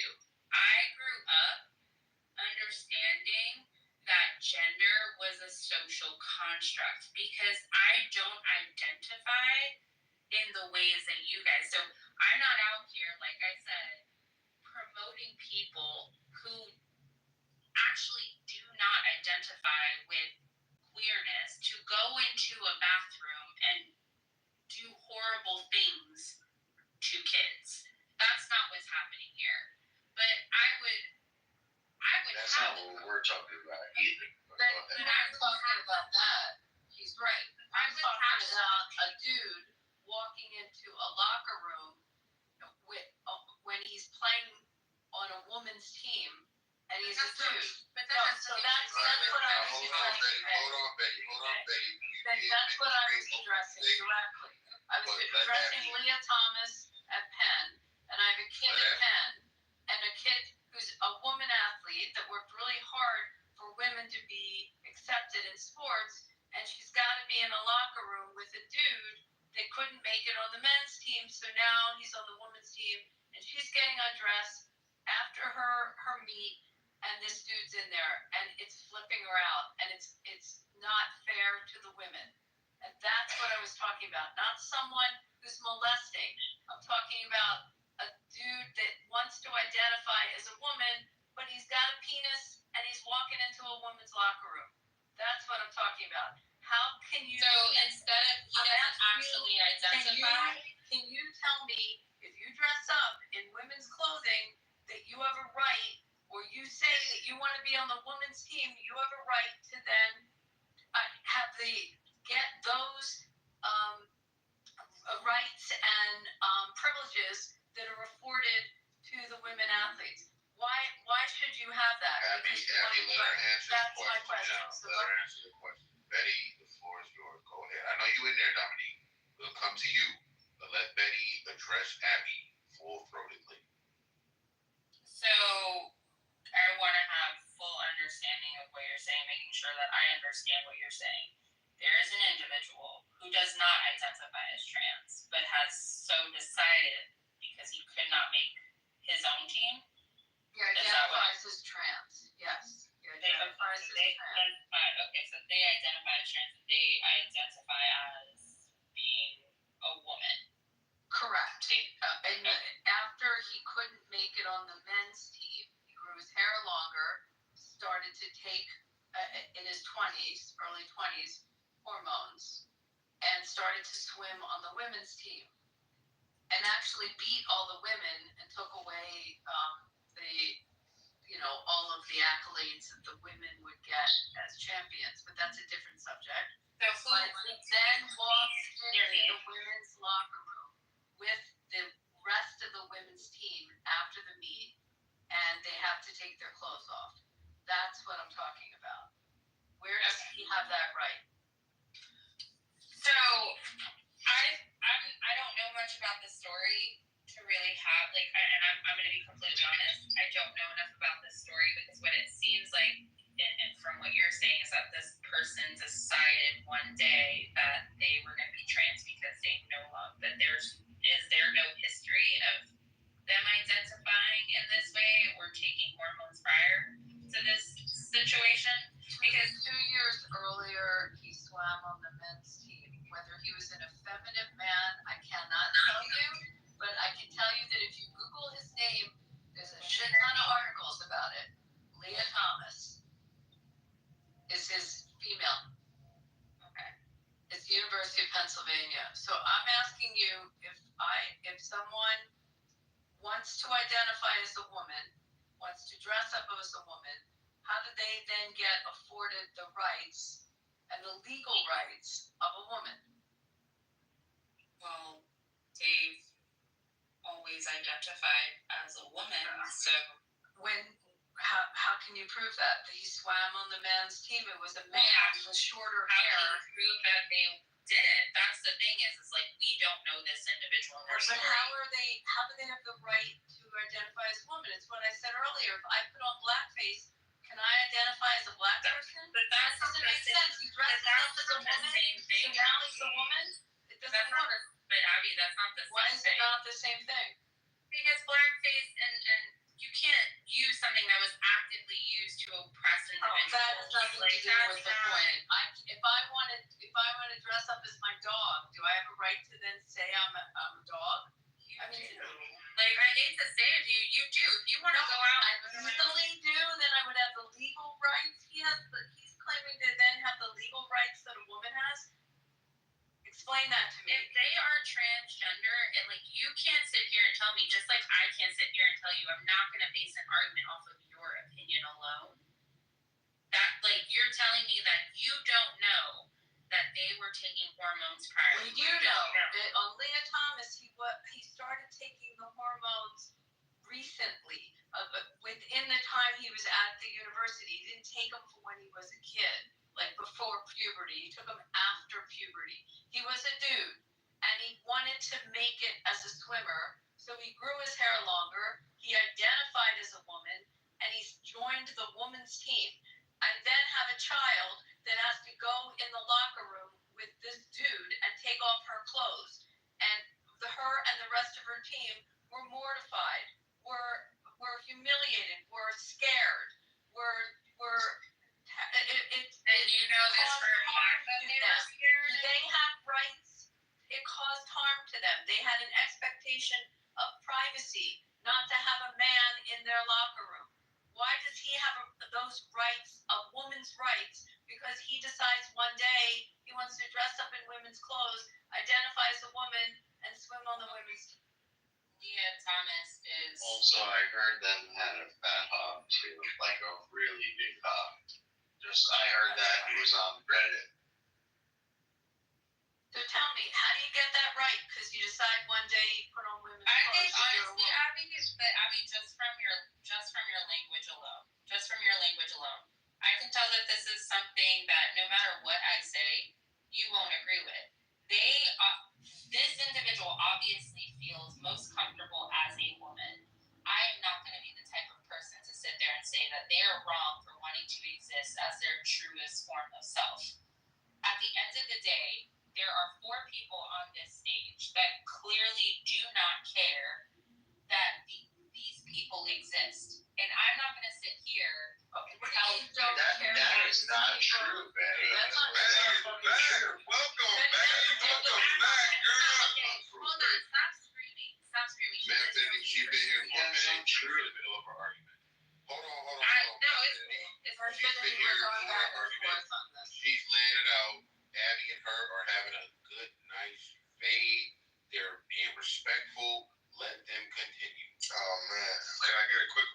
I just listened to the replays. Go ahead. So what I will say is, and this is kind of where I gather my information. The entire time, you have not called Leah, because they are now a she. Whether you like to agree with that or not, they identify as a she. They identify, but why would I legally call them a she? Why would I say that disconnect that you're having? It's not a disconnect, Betty. It's the law. They would then be taking someone.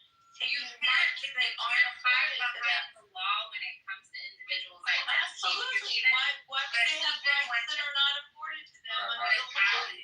Betty, let Abby get her whole question out. Betty, why would they be given rights that are not afforded to them under the law because one day they declare themselves to be a woman? It doesn't work that way. And there are certain rights and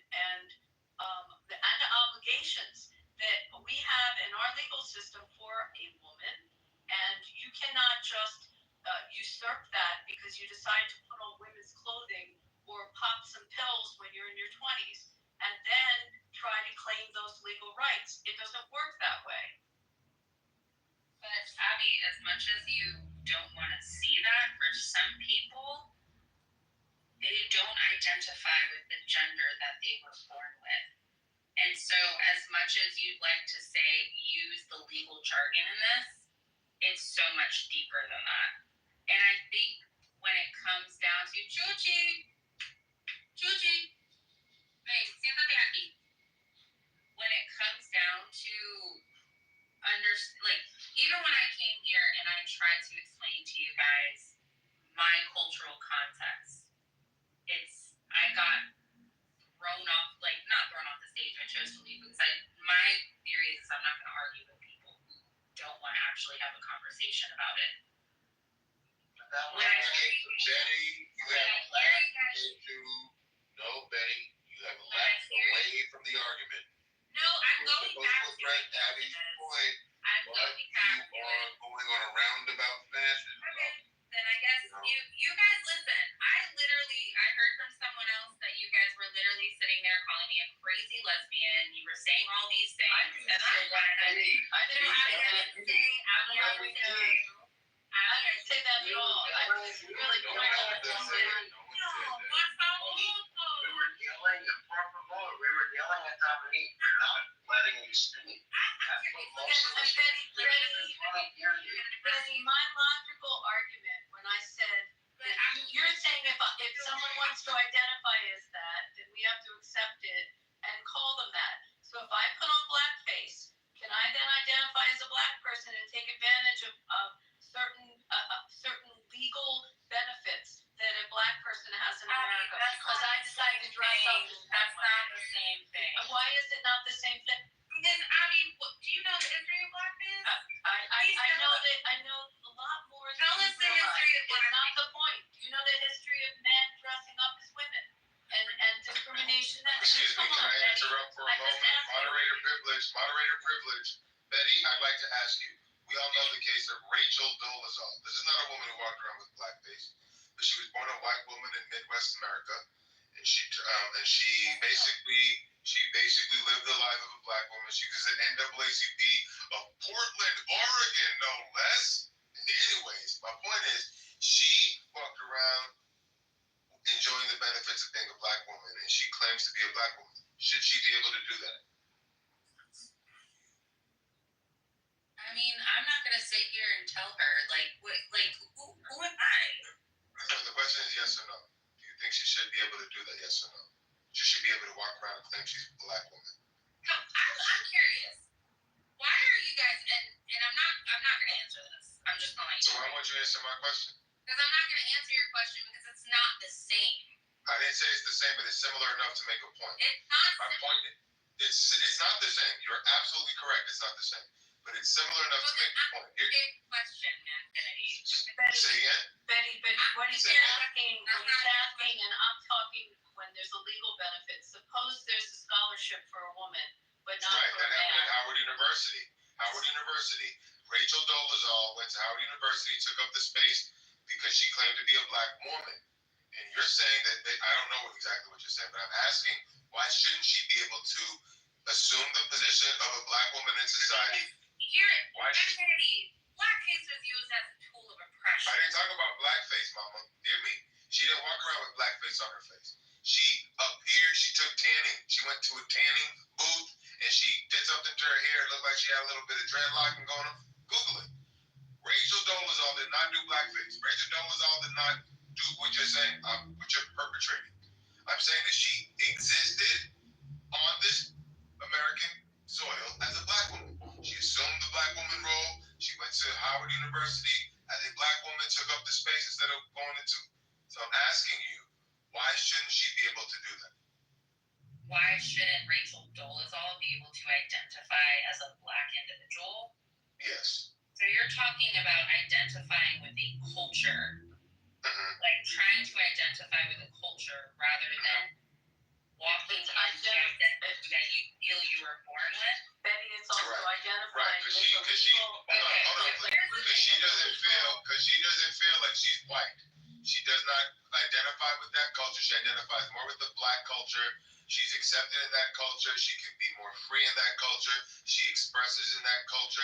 This is what she enjoys. This is what she is. Even though she was born into a white family with white genetic makeup, she wants to assume the position of a black woman in society and enjoy all the benefits and recognitions of which. My question to you is, do you think she should, or do you think she should not? I feel like you guys are trying to. Don't tell me what you feel like. I need you to answer the question, man. Why you come tell me what I feel like? I said, do you think she should, or do you think she should not? Infinity. It's not. I'm not going to answer. I told you. I'm not answering. That's not a fair question. You're exposing yourself. Because no, I'm not exposing Let her speak. You are. Why I'm exposing myself is because anyone who doesn't agree with what I believe in, of course, it's gonna. You guys are gonna be like, yeah, she's deflecting. Like, it's fine. So you're not answering if she should or should not. But let's go back to my Betty, I'm coming from a different place. Betty, I'm coming from a different place because I would punch you in a courtroom and tell you that you're gonna lose that. That's fine. I'm not in the court. That you're trying to slave a woman when you're a dude. And I'm fighting and you're trying to compare blackface to transgender. Hold on, Betty. I got you. Because I know where you're coming from. All right, now, hold on. Betty is basically coming from the standpoint of, all right, you guys are asking facetious questions from her perspective. You guys are trying to collapse gender identity, sexual identity, etc., with blackness. And when it comes to blackness in America, that's not something that anybody chose. That's not something that anybody can leave if they want to. Preacher Nella Larson, we can't pass for white if we want to. We can turn it off and turn it on again. So it's kind of disingenuous to say, well, what if you want to dress up like a woman? You know, that's what she's trying to get at. Like, you can't. So I'd like to engage with you now, Gilded. I just wanted to make that one point, and Betty has her thumb up, so I guess I did. No. Before you go to her, I need to engage with you. Okay. First off, here's the thing. She's making the claim that gender is a social construct, which is true. Not sex, but gender. Social construct. I don't agree with that. Race. Okay, I really don't understand the difference between gender and sex. But anyway, Gilded, race is a social construct. It's not real. Okay, and when somebody's born into the white race and they don't feel associated with that culture later, then they want to switch to a black, then according to her, she should be able to. But because to answer that question honestly would mean she would have to pull the rug from under her own position as it relates to gender. She can't answer it. She's caught between a rock and a hard place. Right, so why can't you just be honest and say that Rachel Dolezal should do it? Yo, like, real talk, I'm not going to have a white woman on stage sit there and say, well, if I choose to do blackface, knowing the history of blackface, to sit there and say it's the same as transgender. Like, that's why I agree with you. No, I agree with you. Because we're not going to do that. I agree. Okay.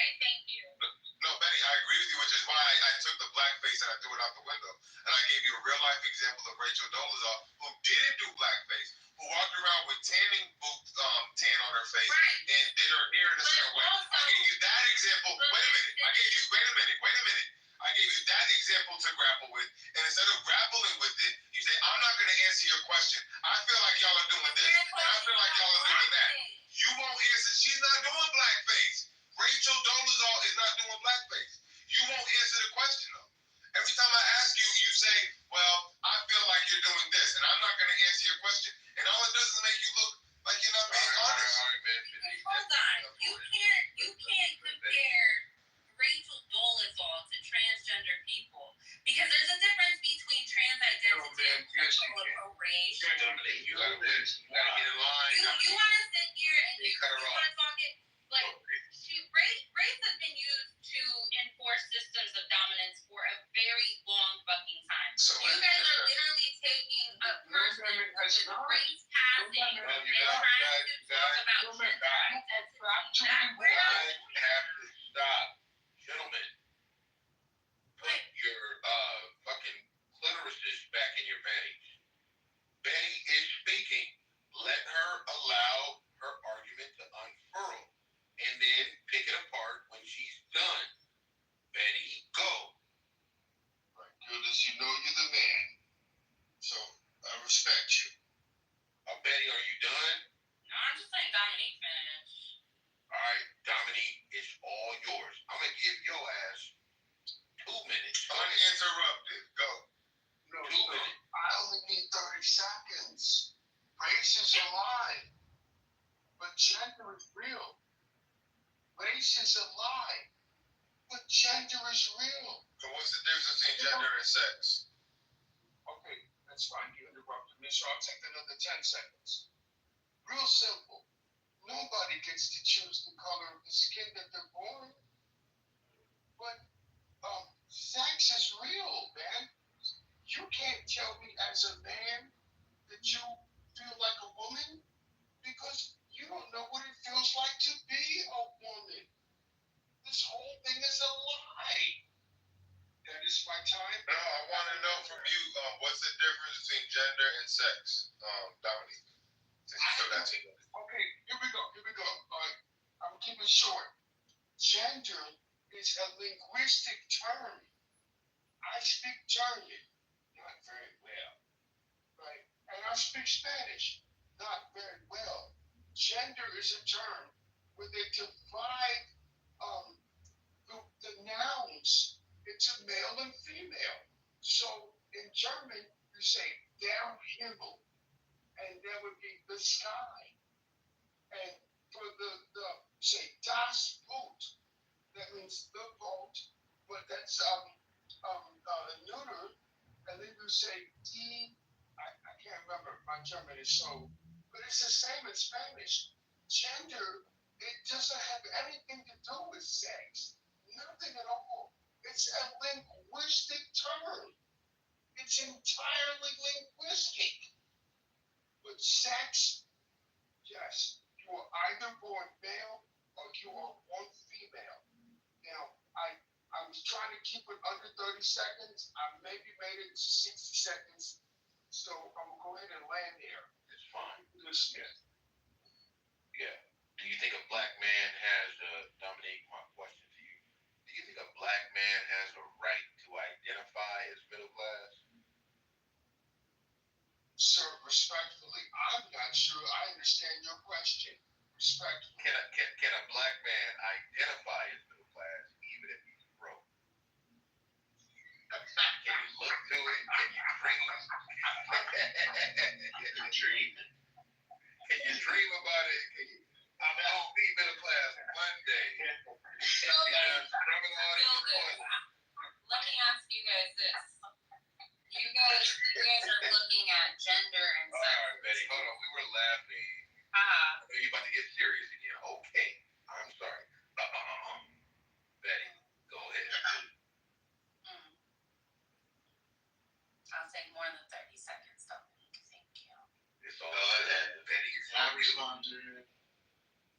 After Betty finishes, it's gonna die. Listen, I know that none of y'all agree with my perspective, and that's fine.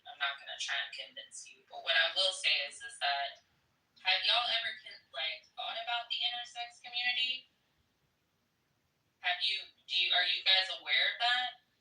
It's on Dr. Respond.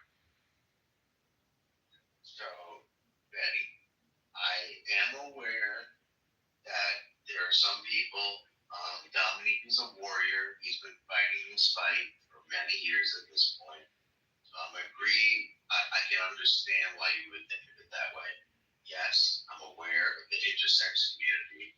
I'm aware this makes up a quarter of a percentage or less of the United States population, but that is still people, that is still thousands of people that have been born intersex. I'm aware of that. I've been trying to have the conversation because, believe it or not, as crazy as you might think I am, and as insane as I might think your opinions are, you are about 92.7% less insane than most of the people I speak to that have your thought process and ideology. So I am happy to speak to you. And you just said one question. I don't want to waste my whole turn on that, but the answer is yes, I'm aware of the intersex community and more. But go ahead. It's on you, Betty. Oh, I want to speak. No such. Dominique, I'm gonna come to you after Betty. But if Betty wants to speak, let her speak. I'm plugging in my phone so I don't die, so you don't think that I'm leaving y'all. No, it's all good. Sometimes that shit do happen, but we got you. The replays is on, so we know you wasn't trying to run. Okay, my phone is charged. Okay. So, race and gender are social construct. We've established this, right? Okay. Intersex communities, Dominique always with the thumbs down. I think it's important, Dominique, and I say this so that you look me in the eyes. I think it's important for people to understand the history of the social construct of gender and sexuality. There's a lot of misinterpretation, and the reason why I say this is because me growing up within my community, it was very much celebrated for individuals to be in their sexuality. And so this is a fairly new concept here in America due to religion and colonization. And so how old am I? I'm close to 40. You're saying, I don't want to cut you off, but you're saying like in your community this was like a celebrated thing where anybody could be whatever they wanted to be. It's in a lot of indigenous communities, actually.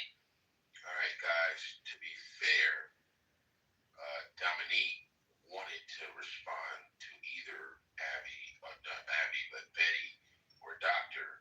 Dominique, you still want to speak? Quick. She 40. She not married. Forget this woman. What? I'm done. All right, now, Dominique, listen, man.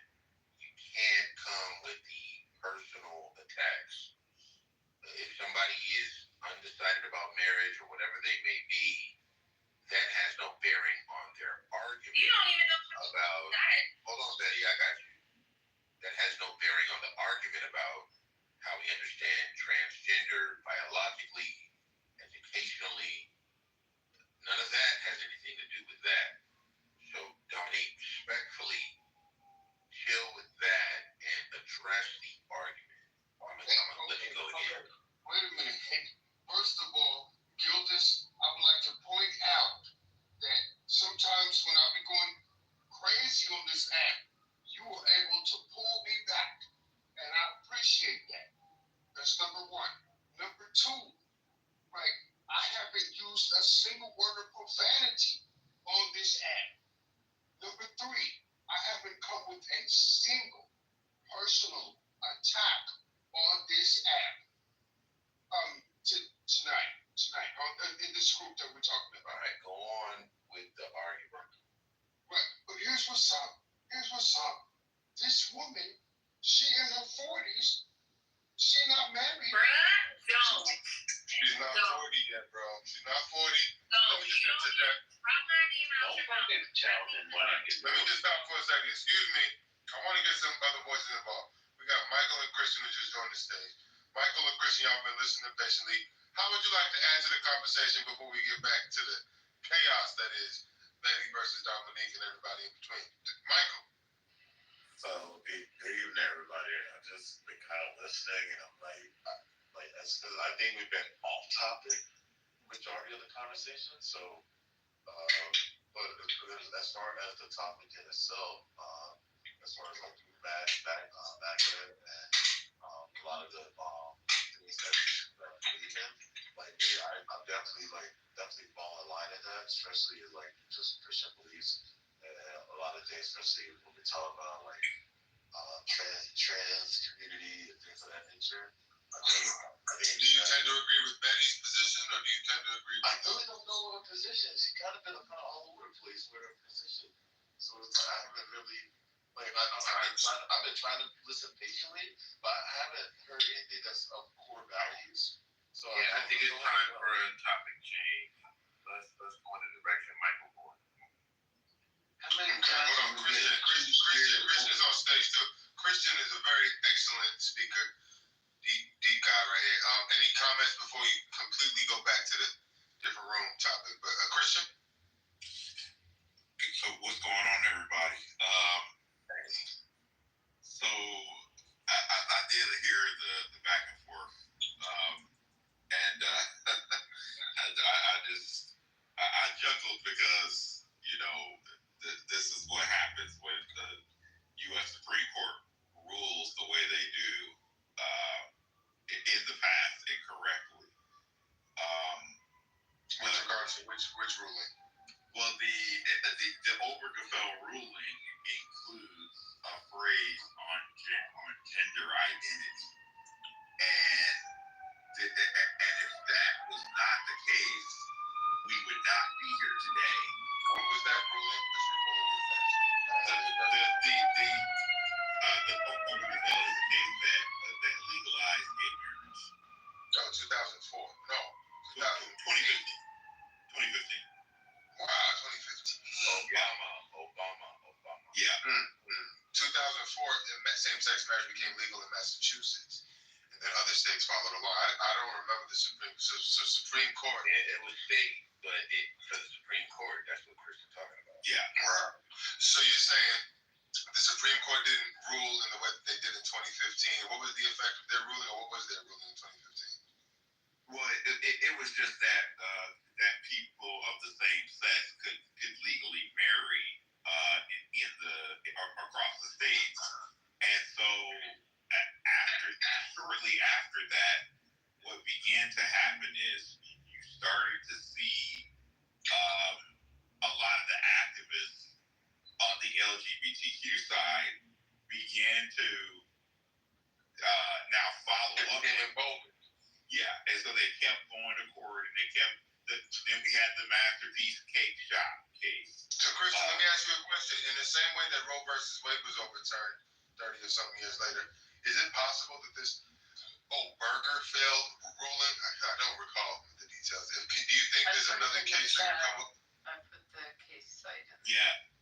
Do you think it's possible that another case could come down the pike where same-sex marriage is overturned by the Supreme Court? Yes, because and Clarence Thomas has already hinted at this, and so that's why a lot of the left and a lot of the activists on the left are freaking out about it because Clarence Thomas has already pretty much said this, and he said it in the Dobbs, in some of the Dobbs oral argument, and then in Dobbs' decision in some of his concurring opinion, he made reference to this. But aren't you concerned in a greater concept that if Roe versus Wade can get overturned over 30, some time later, and now same-sex marriage may be a football, it seems like there's going to be a pendulum swing as the Supreme Court, shifts in its balance. These important situations or these important rulings are going to kind of go back and forth at the whim of the ideological bent. Is that good for society? Well, it is good that if the court makes an incorrect ruling, that the court can corrected because if we want to have a actual functioning country,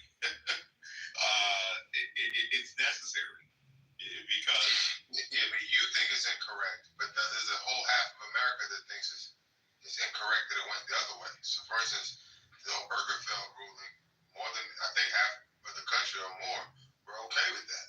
So it's like, yeah, and if people feel strongly about that, then maybe they should vote harder, and they should ensure that they have U.S. senators who ultimately confirm U.S. Supreme Court justices, and they should make sure that they are getting the right candidate for POTUS on the ballot, and they should also make sure that they control their state legislatures so that they can control the way elections are ran. all right, well, Betty, how do you feel? Can I speak on that? Yeah, go ahead, Michael. I really believe, like for instance, like I'm against, like I'm pro life. I think having more gay marriages hurts the country. It doesn't help the country. That's why you see Trump right now is asking women to have more kids, because you can't, like, if we all know history, you cannot have a weak government and a weak army, and we need the population to grow, because one, it creates when it comes to like tax bracket system, it increases tax bracket, increase salary. Also, you increase the opportunity to have a strong military force. You increase to have strong homeland security. And we have women not having kids or not being married, it's going to turn into the modern day golden girls, and that is going to cost more to protect the women, and men die faster sooner than women. So all right, I've heard enough of that. My God, let him speak. What do you want to do? That's the mind. What do you want to do? You just want to put the women up in nurseries and just have them, filled with sperm, so they just continuously have babies? I want the women to be married. But maybe first. What if they don't want to be married? Yeah. Hold on, let me talk to Michael. I never realized you were a punk. Yeah, you can say that, Dominique, but I'm talking to Michael for now. I'll come back to you, and I'll impress you. Anytime you want. Anytime you want. I'll impress you. Anytime you want. Yeah, all right. You fall back. Come on back. Anytime you want. I never realized you said he's going to address you. I never realized you were a punk. Yeah, nigga. Excuse me, gentlemen. All right. Now, Mike. Sir. Go ahead. No, what you was going to ask me a question. After you said you were going to address the topic. Yeah, you said you said something about Michael and women shouldn't be filled with sperm. That was very crude. Can I? Do you want the question was, do you want women to just be baby factories for America? Is that their best role? No, I want women to be married because it costs more to protect the women. And when you don't have enough men to protect the women cost. If you notice nursing homes, you notice like women take up majority of that. Most of the men who are old are homeless and they're on the street. You don't really see a lot of homeless women on the street. There's plenty of homeless women. Not by population, not by percentage. But where are these studies coming from? Well, if we want to go to the American Institute, we use that. We're going to use blackdemographics.com. I'm going to say this. I want to say this because I used to be unhoused, and I was unhoused because of an. I'm sorry. The word is homeless. We don't use unhoused. Okay, well, as somebody who lived through it, I choose unhoused. So we can all respect each other, right? This is a joke. Go. That's fine. We can respect each other, I hope. It's a joke. As somebody who lived through that, there's plenty of women who do be. This is why I'm telling you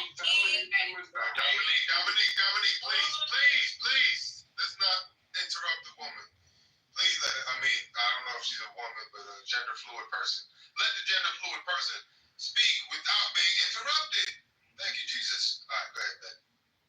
It's interesting to hear all of these perspectives. And I'm going to let you know, as an individual who identifies with the community that you guys talk about, how it comes off to me. Is that okay? Is that okay that I let you know? As long as it doesn't veer off to it from the topic, we're trying to keep the conversation. Okay, well, it's not veer off from the topic, but I want to let you know, from a personal perspective, that when I hear all of these things, it just sounds like you guys want to stick to your moral obligations and never mind the fact that there are people in this world like myself who don't live with moral obligations because we identify with our pre-colonial culture as Dominique. Because you're immoral. Dominique. But Dominique. you know what?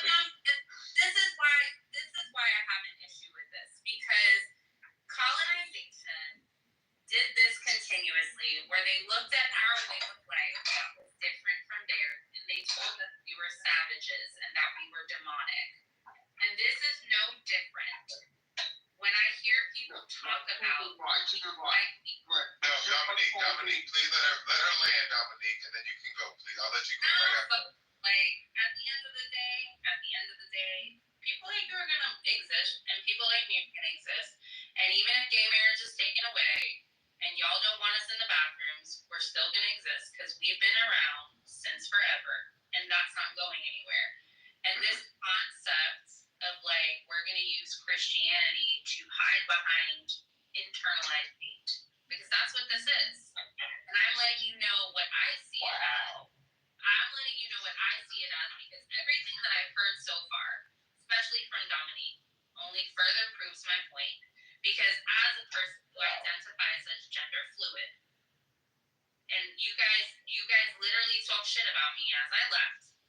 Cool.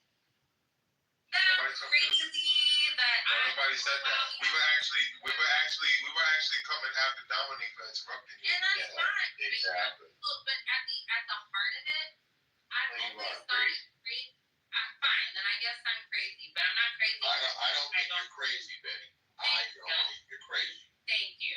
I appreciate that. You're still on. Because he's godless. You gotta remember, Betty, he's godless. He's an atheist.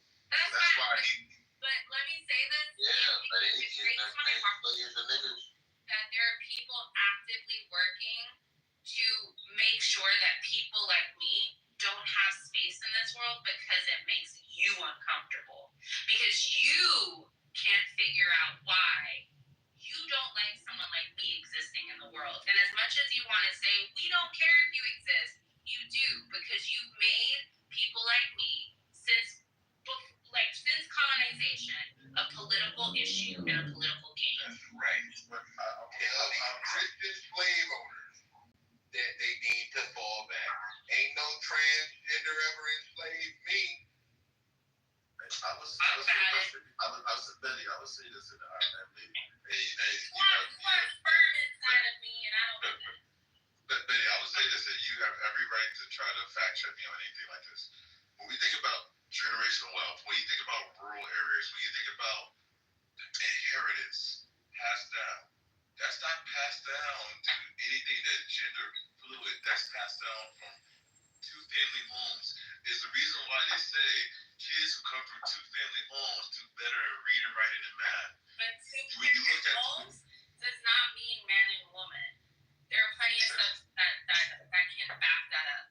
And as somebody who also lives within a community where there are plenty of two-parent households, and some of those households are two women, two men, or a man and woman. And when you can ask them, you can also ask them, what if you have a beta male as the father?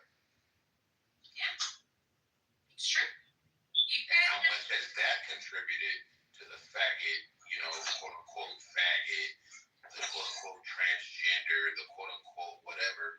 You were the man in the household, but you didn't stand up to the fucking responsibility. I promise Dominique the floor. Can we give Dominique a minute or two? Yield his time. I will yield yield my time. You know, as somebody who practices ruling, I just want to take Dominique's picture and like just put a spell on you, dude, to get some mad pussy. He's actually married. He's married with children. He's fine. That's anything that don't mean it. Why are you on this app? Go have sex. Because look what time it is at night. He's having a good time. Deja tranquilo, por favor. ¿Por qué tú hablas con ellos así, por favor? Ven aquí, por favor. Okay? Anyway, Dominic, go ahead. En serio, escúchenlo.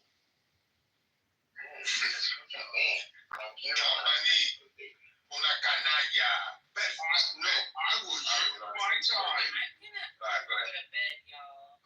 ¿Por qué tú quieres dormir? Ven aquí, mami, por favor.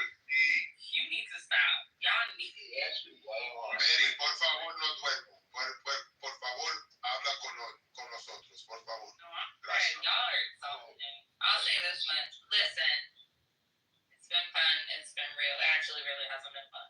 No, go away. Can a sane person who was like, listen to every side, ask me some questions?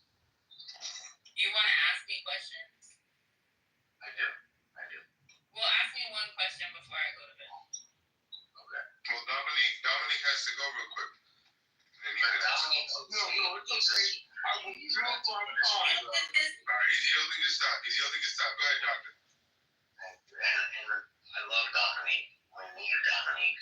Just saying, like, Clubhouse, what we're doing is talking about these issues and trying to see what the other person thinks.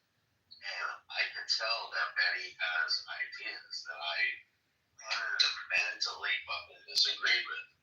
But we want to get ahead of her. So, Betty, my question is this. We discussed it before, but your existence is not an issue right now in the mainstream. I'll say the mainstream of American thought, politics.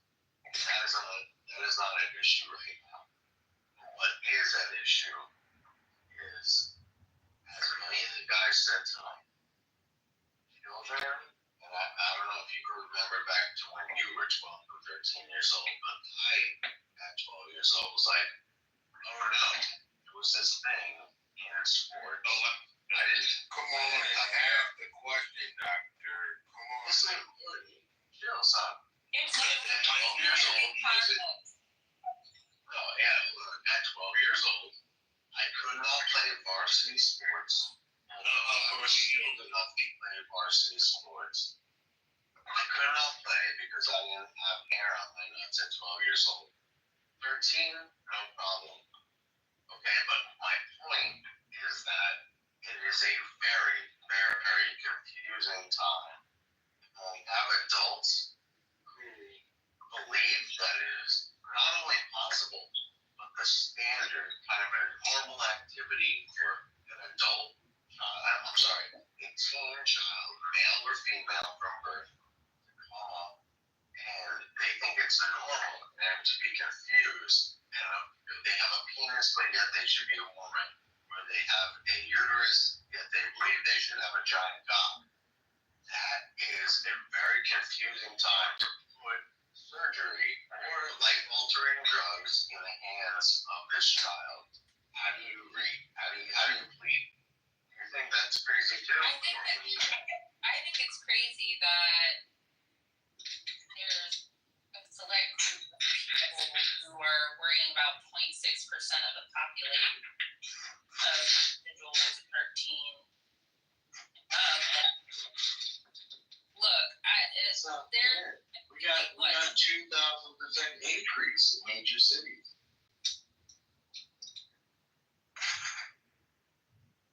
I'm not trying to disprotect you as a trans person. We have conversations where it becomes a debate about whether or not we should have the same rights or whether or not we should have the same safety, and then you have people saying, oh, they're just trying to confuse you guys. Like, I really don't give a fuck what you think, and I say this with all the respect in the world. Like, fuck? Because at the end of the day, the reality is you are not in my world. And we are people. And we are okay. But, like, that's why I think it's so important for people to understand the history of pre-colonial cultures and how they approach gender and sexuality and sexual identity. Because everything that I've heard is rooted in colonial individuals should not be here or have the same right. So Becky, which pre-colonial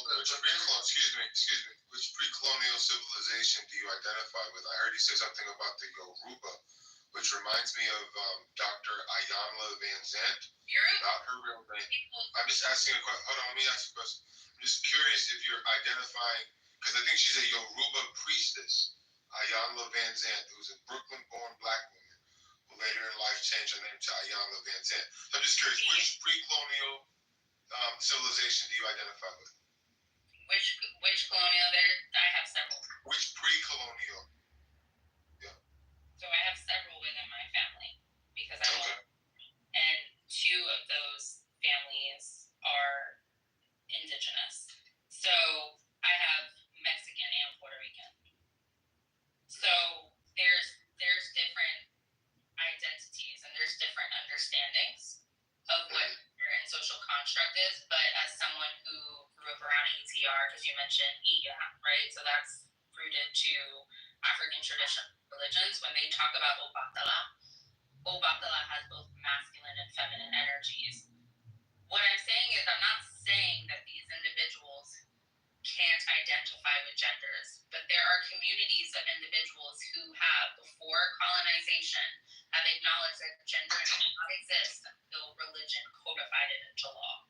And here's my one pushback against you, Betty.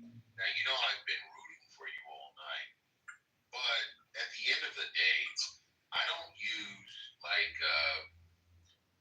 that's my ancestors and they did it this way, so it must be right. That can't be the argument, because in as far as they may have had sophisticated ideas about gender, they had rudimentary ideas about how to feed themselves. And I would not want to adapt their feeding practices over a McDonald's. So just because they're older, just because they're rudimentary, doesn't mean that they were always right. And now that means, are their ideas about gender right just because they're our ancestors? Or were their ideas about gender wrong? Right, so this maybe for you, it might be ancestors, but my family is like one generation from this connection, right? So like I grew up around it. Okay, blood people, whether they're 10 generations away or they're my grandmother or my mother, they're all blood. So are they right just because they're older? Culturally speaking, I agree with it. That's why I'm saying this is, you guys are like, not you necessarily, but there's plenty of people who are looking at this way of life as morally wrong, right? And this is my argument, is that it's not that it was wrong, it just was different until somebody said, this is wrong. So you're a woman, right? Huh? Like, I understand what you're saying on that level, but you're a woman, right? Like, if we go to what you said, the pre-colonial gender norms, you can obviously restate your claims about what you feel that the world was like at that time, but isn't it? That's because I would gender, like I don't see it as like I don't care. Like you just are a person to me. Does that make sense? So I agree with my understanding. But you see, this is the genuineness I'm feeling right now. I'm feeling, and the reason why I'm feeling that because you can't say these people, well, they have to be like this and still want protection. is coming from the heterosexual people. The police officers that are. How is that? Because I'm saying that gender roles amongst my community that I partake in is not as rigid as colonial structures. That even if a person is we have casicas, right? Like chiefs, right? And so you could be assigned female at birth, or you could say, I don't identify with this. And so most of those individuals within our community were often seen as spiritual leaders or healers, right? So they identify as they, them, because they don't, like, gender's considered fluid. No, wait a minute. See? And so... I see the stage. Y'all want to talk mess about me. Y'all want to talk mess about me. No, we won't.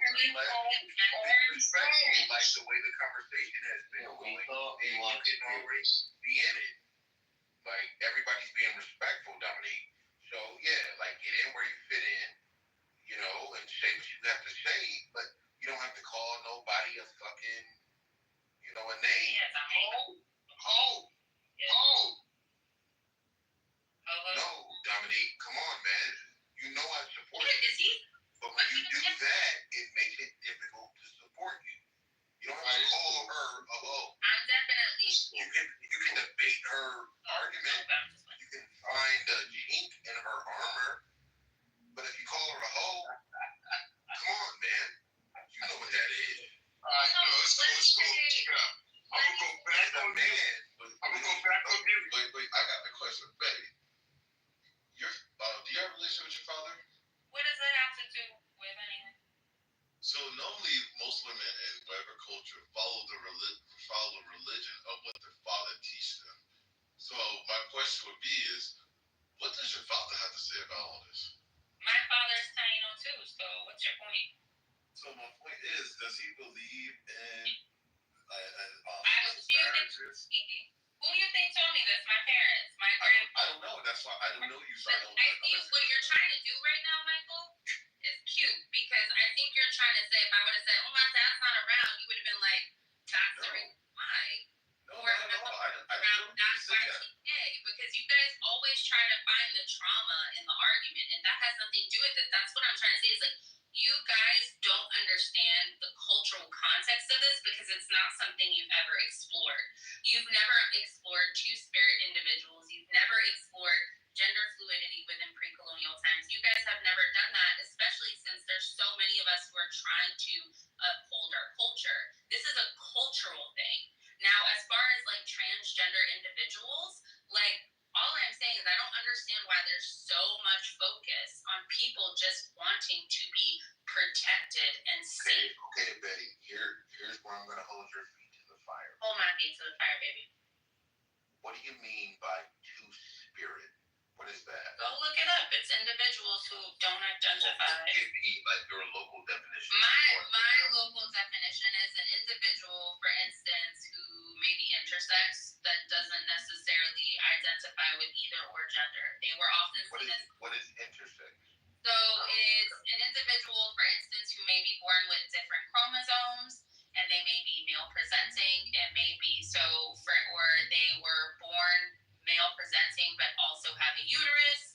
So there's many options. They have XO chromosomes. There's different XXY, and you can look further into it. Those people were often seen as community healers. So, and they still are to this day. Why would they look at them as community healers, given their biology? Because they were seen as individuals who carried two spirits, because keep in mind, gender was not seen as a role, it was seen as an energy. So what does reproduction fall under? Because I'm just trying to understand. An individual who might be intersex and have a uterus, like they could there's plenty of ways to get to reproduce without having a male and a female in a relationship. There's sperm banks, homie. And I know plenty of people who are doing it, and people are adopting. There's plenty of kids. Like, I'm confused. Are you a teacher? Are you a teacher in the public school system? What about the kids? Most of the kids who are in the adoption system, one at a time. What, Mike? I want to hear what Michael's question is to Betty. Is that right? Go ahead, Michael. No, and this is, and when you use an adoption, thus lies the problem. Majority of kids who come from adoption don't come from married parents, two households, any of that stuff. So you have that type of oversaturation with that. And then you was bringing up, well, the spirits and the XY chromosomes, and that's why I brought up the reproduction, because are you saying that there's men with uterus that could be pregnant? Betty, it's all yours. They can get pregnant. Why couldn't they? They have a uterus. That's ridiculous. Ma'am, are you a teacher in the public schools? Ma'am, are you a teacher in the public schools? What? Ma'am, are you a public school teacher? Yeah, I'm teaching your kid. You know what? Everybody heard that? That's hilarious. You better not take that bait. She's triggering you, brother. Don't do it. He's been saying all sorts of odd shit. Shut up, ho. Shut up, ho. Come on, Dominic. We ain't doing that in my room. Please don't degrade my room like that. Yeah, don't do that. I throw it back, but not like that. Shut up. Come on. No, I believe this is the public school teacher. Shut up. Shut up. This is a public school teacher. I've been listening to her for 2 hours. Bro, I'm not a public school teacher, but that's alright. I'm hiding behind bushes and going, look how weird. That's what I'm doing, Tommy. That's my but come on, Betty, y'all don't be needed to order the kids and say, do you feel like a boy or a girl today? Why do they do that to kindergarten? Who's saying that, man, Infinity? They're doing that in kindergarten. Do you really think I'm there with my clipboard when my kids walk in and I'm sitting there? No, I'm not. I'm not sitting there going like, do you feel Betty, like you might not be doing that, but there's a lot of people who to the right, left of you who would do that. And that's the thing, man, Benny. There's people like Betty, you should be fired. You should be fired. I can't be fired if I own the fucking school, Dominique. What do you teach Betty? You don't own no school.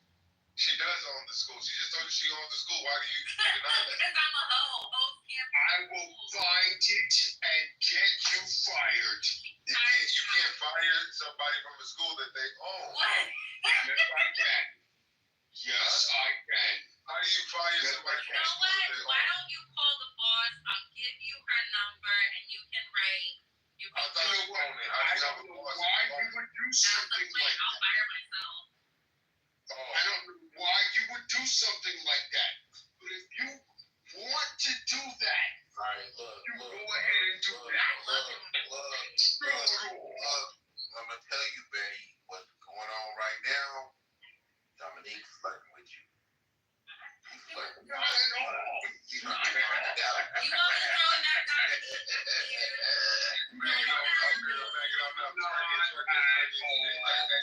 Dominique, I'm gonna turn you gay.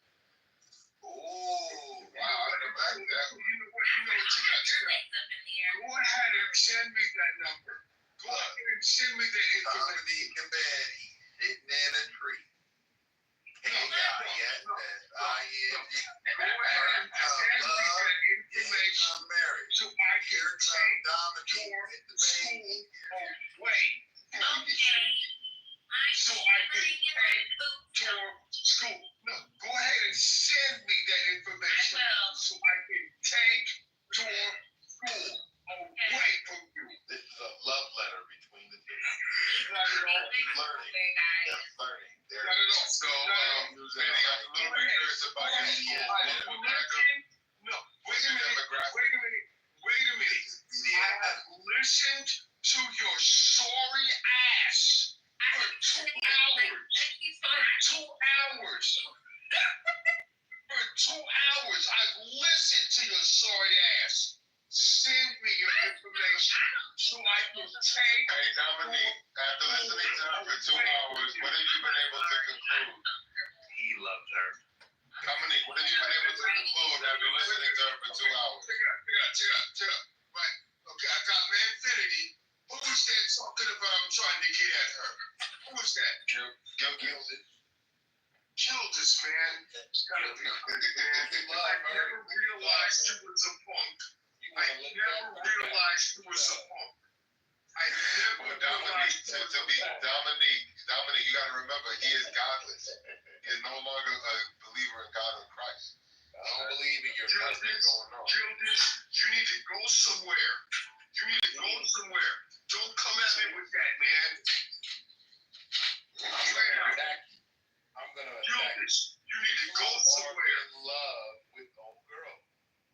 Dude, Gildas, I will. Shut up. You think it's funny now. You think it's funny now, but you won't think it's funny when I find it. We'll take clap to clap. Hand to hand. No, you won't think it's funny. You won't be laughing. You won't be laughing. Oh well. I'll laugh it all the way through. No, I don't think so. And I'll be there on Christmas too. I don't think so. Gildas. Dominique, don't be friends. Realize. Shut up. What kind of student do you teach? Gildas, I never realized you was a punk. I always thought you was a good guy. I always thought you was a good guy. But now I realize you was a punk. I never knew. Gildas is just sitting here and I never knew. supporting and Gildas is always the best friend you got. I'm always your best friend. Gildas is a punk, man. Gildas is a I'm a punk, you're a pussy. Fuck you. Yup. You know I don't believe that about you, but if you want to call names, I'll call names. Dude, Gildas, man. I'm in Southeast DC. Anytime you want to come up. Hey, man, fuck Anytime you want to come up. Anytime you want to come up. Anytime you want to come up. I'll pull up on Gale Street anytime. Well, let's go. Wait, Dominique, so what do? Do you protest in DC all the time? Hell no. Listen here. I'm not talking to you. I'm talking to Gildas. I'm just asking a question, sir. Okay, wait. No, you won't. No, Let you me won't. do it in my straight voice. No, you won't. My straight voice. No, you won't. No, you won't. No, you won't. I guarantee you will not. Man, I'll pull up on one right now. Come on. I'm in Cali though. I gotta catch a flight. You in Cali? Wait a minute. Look here. Gildas. Yes, sir. Shut up. You need to shut up and sit down. Shut up. It was nice meeting No, wait a minute. No, it's not nice meeting you, Betty. Dominique, I was talking to everyone except for you, so don't worry. Shut up, Betty. Wait a minute. You said you had a school. Send me your information. I'm going to take that school from you. All right. It's in North Dakota. Well, I'm going to take it from you. Okay, take it from me, Papi. And I'm going to give it to you. Betty, what kind of students do you teach? What age group? I teach them from pre-K to after college. So we getting them while they're young, Dominique. Christian, what are you there? What, seriously, are you teaching? Christian, do you have anything to say for yourself? I mean, you just been sitting there soaking all this shit up. What you got to say for yourself, man, Christian? I mean, I'm just listening to the back and forth. I wanted to ask Christian a question. Okay. Prominent Republican. Yeah. All right. Why doesn't the Republican Party talk about the national debt any longer? Is it the political third rail? Is it overblown conspiracy theory? What's going on with the Republican Party?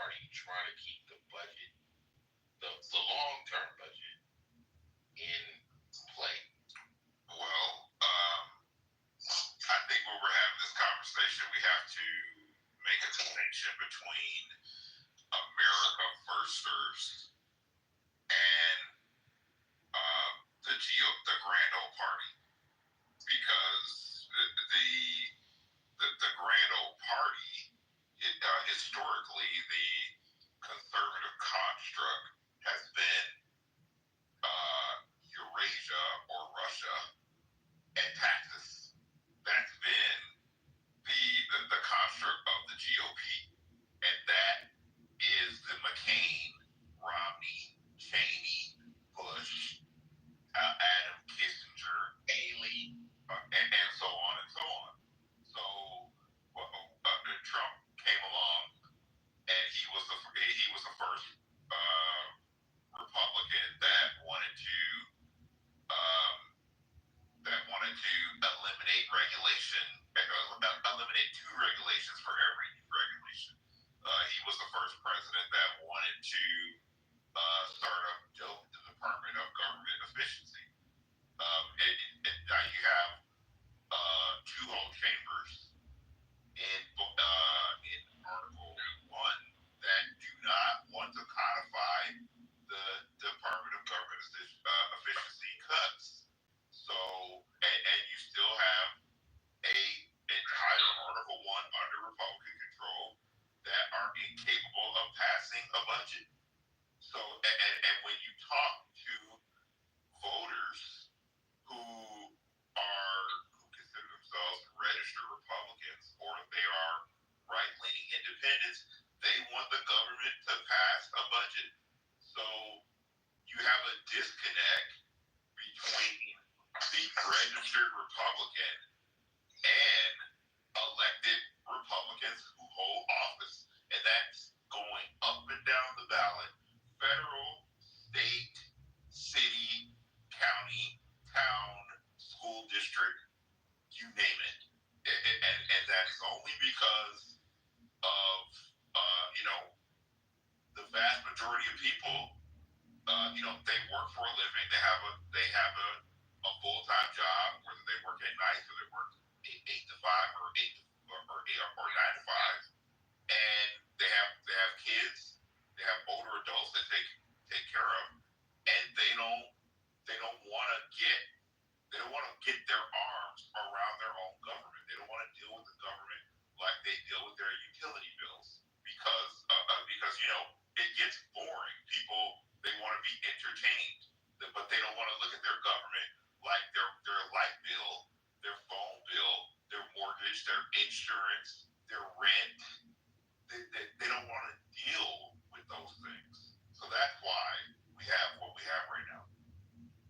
I can understand that.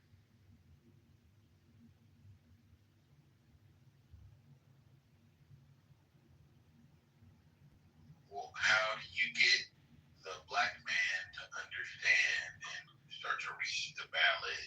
How do you get the Italian man to read the ballot? Try to get all engaged. Well, we need for number one, we need male leaders. That's number one.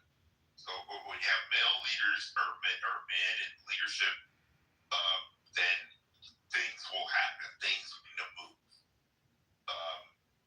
So that's number one. And number two, all of these platforms and places that we have, whether online, Clubhouse, X Spaces, TikTok Spaces, Instagram, Twitch, all these different spaces, these spaces should be used for dealing with this political problem that we have. You still have a whole bunch of people who go to church.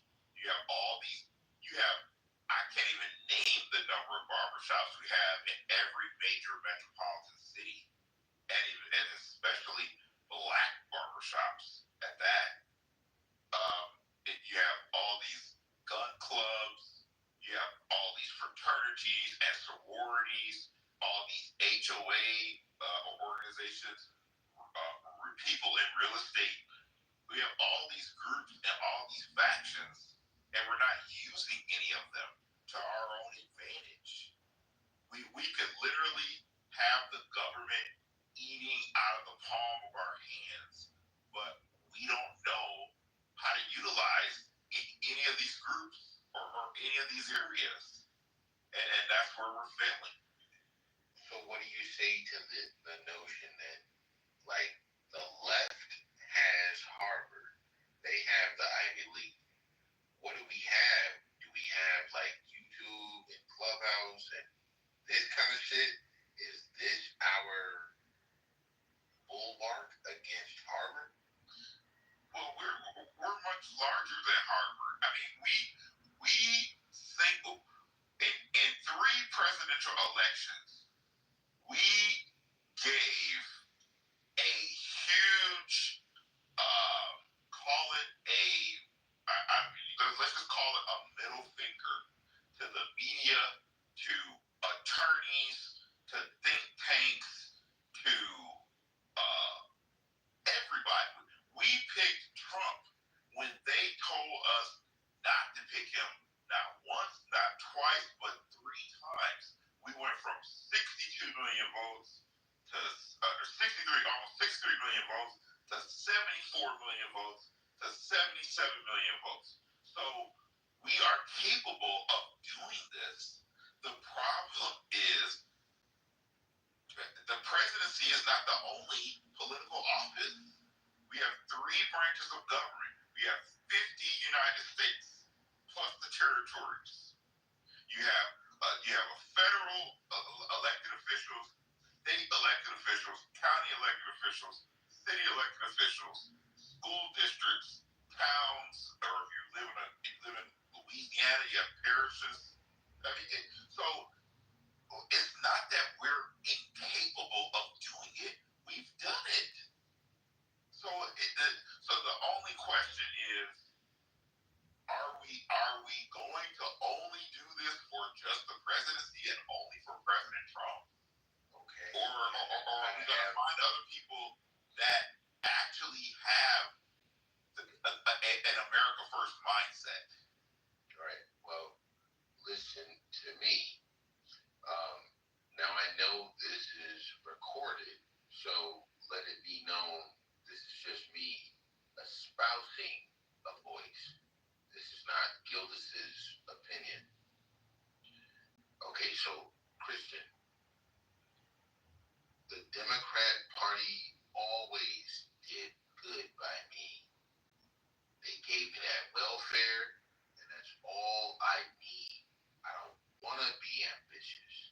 I don't want to strike a record deal or get money from stocks. I just want to live in the ghetto with this payment that's coming down to me. How do you convince, Christian, people to leave that idea to try to be more like self-reliant? Well, you can't convince people. All you can really do is show them what the differences are, and over time they will come over to your side, and that is what has happened really since 2017. I agree. I agree. But it's hard to convince people of that if it takes 10 years or 15 years for it to all bear out. They're like, what you gonna do for me today? Like the Christians do. What he done for me? All right, did you get your blessing this Sunday? Or will it come in 10 years? Yeah, I mean, it's definitely not going to be easy. I will say that, because you have generational families that vote a certain way, and now how do you address that without coming off like a coon? How do you even talk about that phenomenon without being no, you're a coon, you're just trying to get rid of welfare because you know, how do you even do that? Well, you do it by showing what your policy is. You expose how these programs have had a detrimental impact, and you start with little things. You expose how non-citizens have been using these programs. You expose how anchor babies or parents of anchor babies are using these programs. You expose how this is affecting all of the resources at the local level in public school education. There's a lot of ways to go about doing this.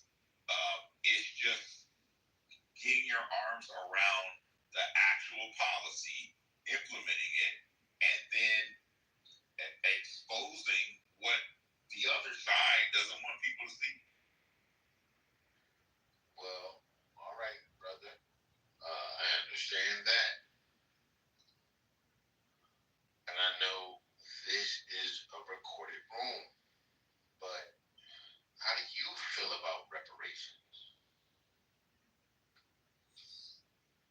I believe that reparations should be given to Black people, and it should be directly taken away from the Democrats and all of the people who have put indigenous and Black people literally in, you call it slavery, call it Jim Crow, redlining, all the things that they have done to the Black community, all of these programs that they placed upon the Black community should be reversed. And I believe that the Black mind can create more wealth than any form of reparations.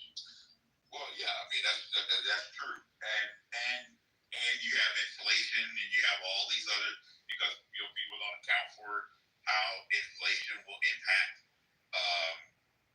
any type of money that's being given out. But on the flip side, these government programs and some of these things that have been implemented, and revenue that has been collected, that money needs to be returned back to the people. The government should not continue to collect this money. The land that's been taken from people, that land needs to be returned back to its original owner, which is the people. All right.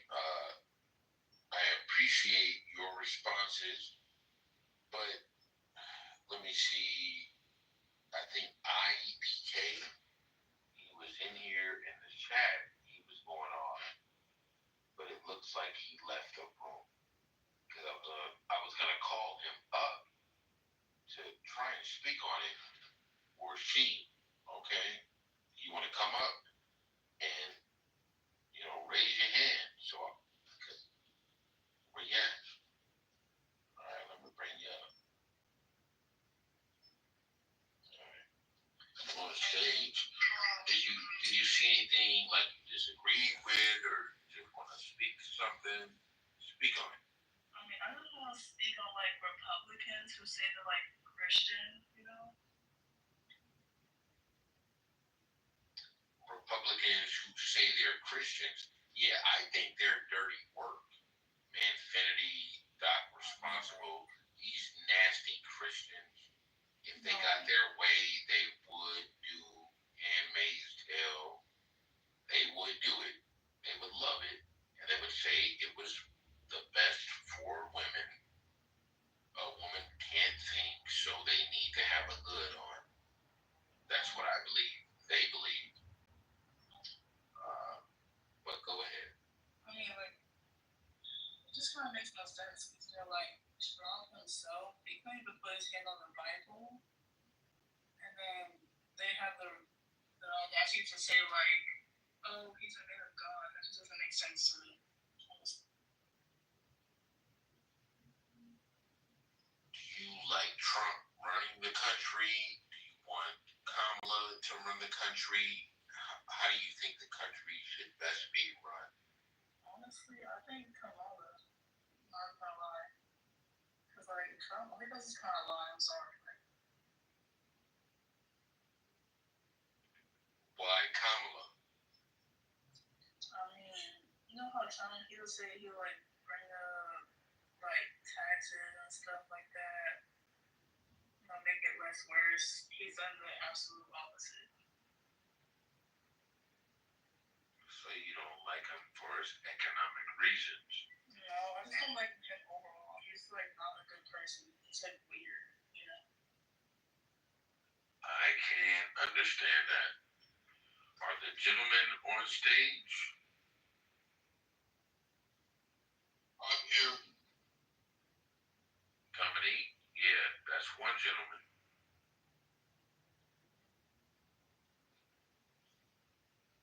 What was the question? Because I missed the last part of what you said.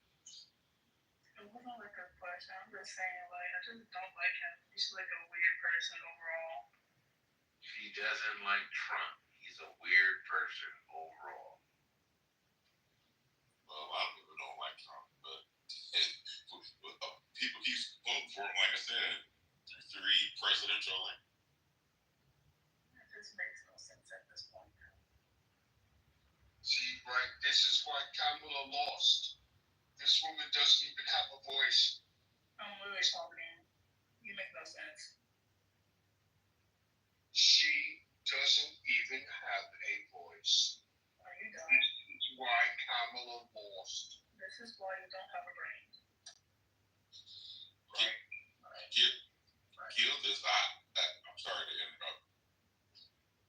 Someone had just brought to my attention that Trump has actually been giving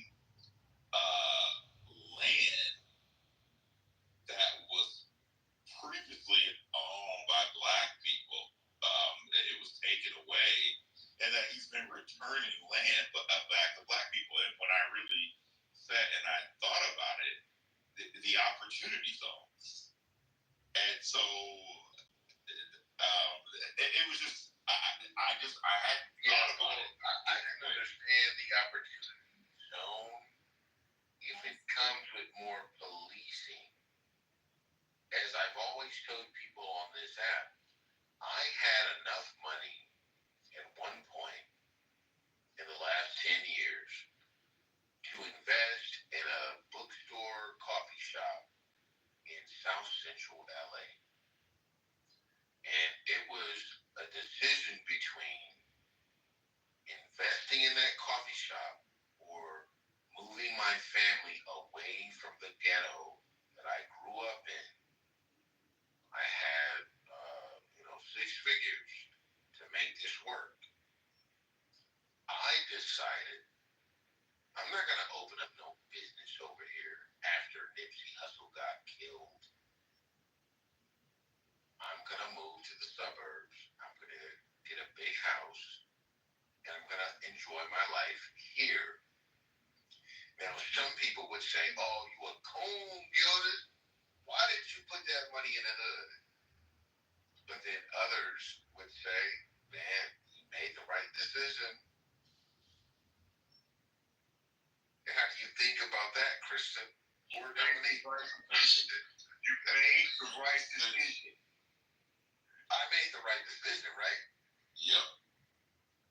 If they're robbing people and they're extorting businesses, why would I invest my capital there?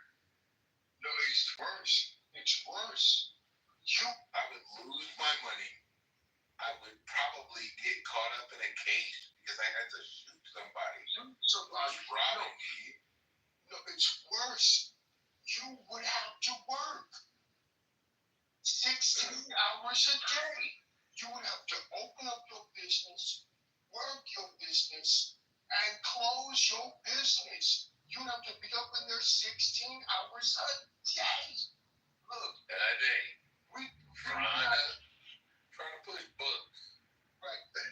And books are out. Books are out. And books are not cool. No, I can get because it on Amazon. you can get it on Amazon. You can get it when they're reading the books to you. Okay?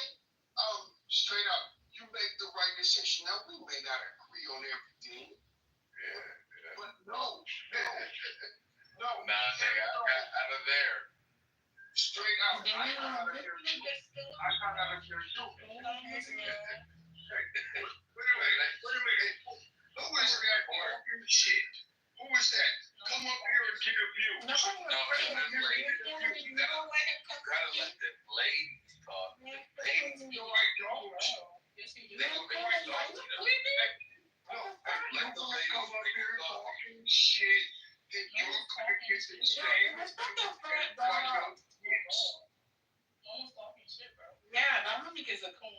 No. Dominique, they're not even coming for you. Just let them ladies speak. Ladies, they're good. It's what's funny because they'll say, "Oh, I don't want a broke Negro." That's what they say. I don't want a broke Negro. I don't want a broke Negro. Right. But take his capital and move his capital to another area, then they want to call him a coon. What? We still on the topic. I think Infinity's VP had a baby. Yeah, go walk your dog. What? I don't want a dog. I don't have to dog. Yeah, he got issues. No, but men were talking. Okay. Men were talking. What did I get from them? Men were talking. I know. Babies nowadays, bro. I know you don't. Yes, you know. I know you. I was talking to Gildish. I don't even know who you bitches are. Okay. I don't even know who you bitches are. Your mama.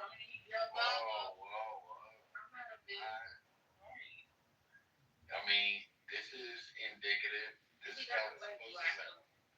These ladies are not afraid of this man. Look at him. He was dominating. I was talking to Gildish. Okay, I don't know bitches are.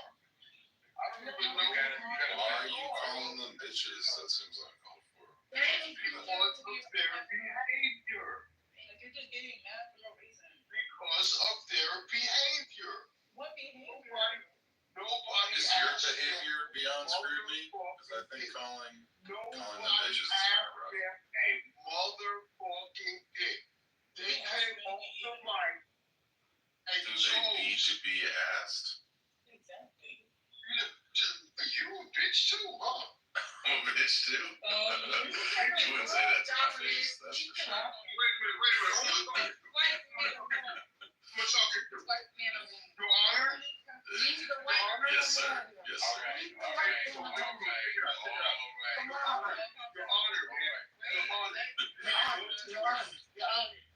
Let him crash out. It's cool. It's funny. Relax.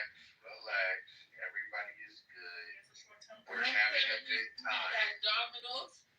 He sounds sure. That's for sure. You guys know none of this is personal.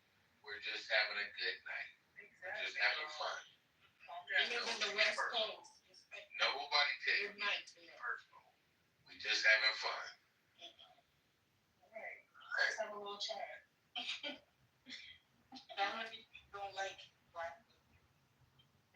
You know what? Shut up, bitch. See, no, I'm not gonna shut up, nigga. Where's your mama at? Where's your mama being at? She being like that. Right? That's how you talk to your mom and sister. Bitches leave. Firstly, you wouldn't be here if your mama wasn't even alive. Bitches leave. I'm dead. That's not my name, so I'm really talking to like Kennedy. He's talking to his son. Y'all like talking like that. Y'all like to cuss. Be quiet. We didn't call him anything, so he can't be mad for real. Everybody just leave.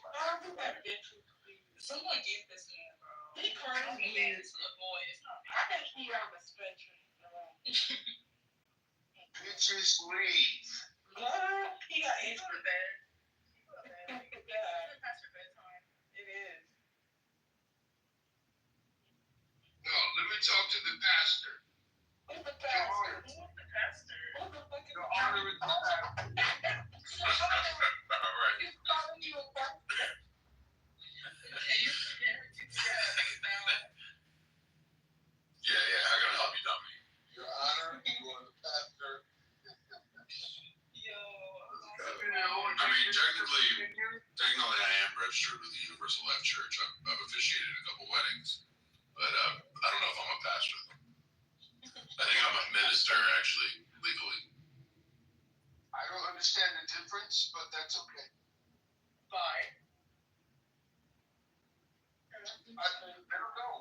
difference between a pastor and a minister? I have no idea. So they're the same. No, the minister can get up and talk about one or two scriptures. The pastor has the entire Bible in his mind. Oh, like infinity. Like, Yeah, like you could let Deacon Pork chop up and he can say something. Deacon Pork chop. He can get up there and give you one scripture, and he's gonna go in on one scripture. But pastor knows the whole Bible. All right. Okay. Okay. Right on.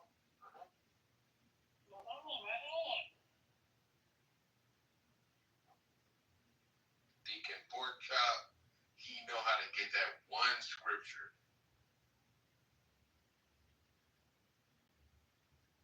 Right. That's crazy. No, but the pastor of the whole Bible. Right.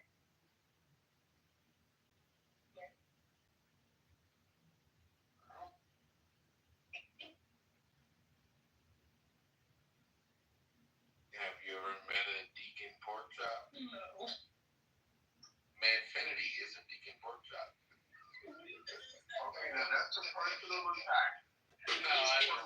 I couldn't imagine dating a Christian like Infinity. I couldn't imagine that. Manfinity is a Deacon Pork chop. Yeah. That's Deacon Pork chop. All right, that hasn't been my experience with him, but that's okay. I'm joking, but yeah, it's kind of real. That's Deacon Pork chop. I don't know if I can. I don't. Right, check it out. Are you familiar with a preacher named Jim Jones? Yeah, the Kool-Aid man. Where is he coming from? And I mean, that's what religion does to you. You're going to drink Kool-Aid at one point. Manfinity ain't got there yet, but he's going to drink it because he believes it. No. And I think you are you a Christian too, Dominique? Yes, I am. Man, you believe in a white guy that brought you over here? Oh, wow. Jim Jones. Man, y'all make this crazy. Jim Jones. Are you a pastor or a minister, Dominique? Wait a minute. Did you just call me a nigger? What are you talking about, bro? Yeah. We all call you a nigger.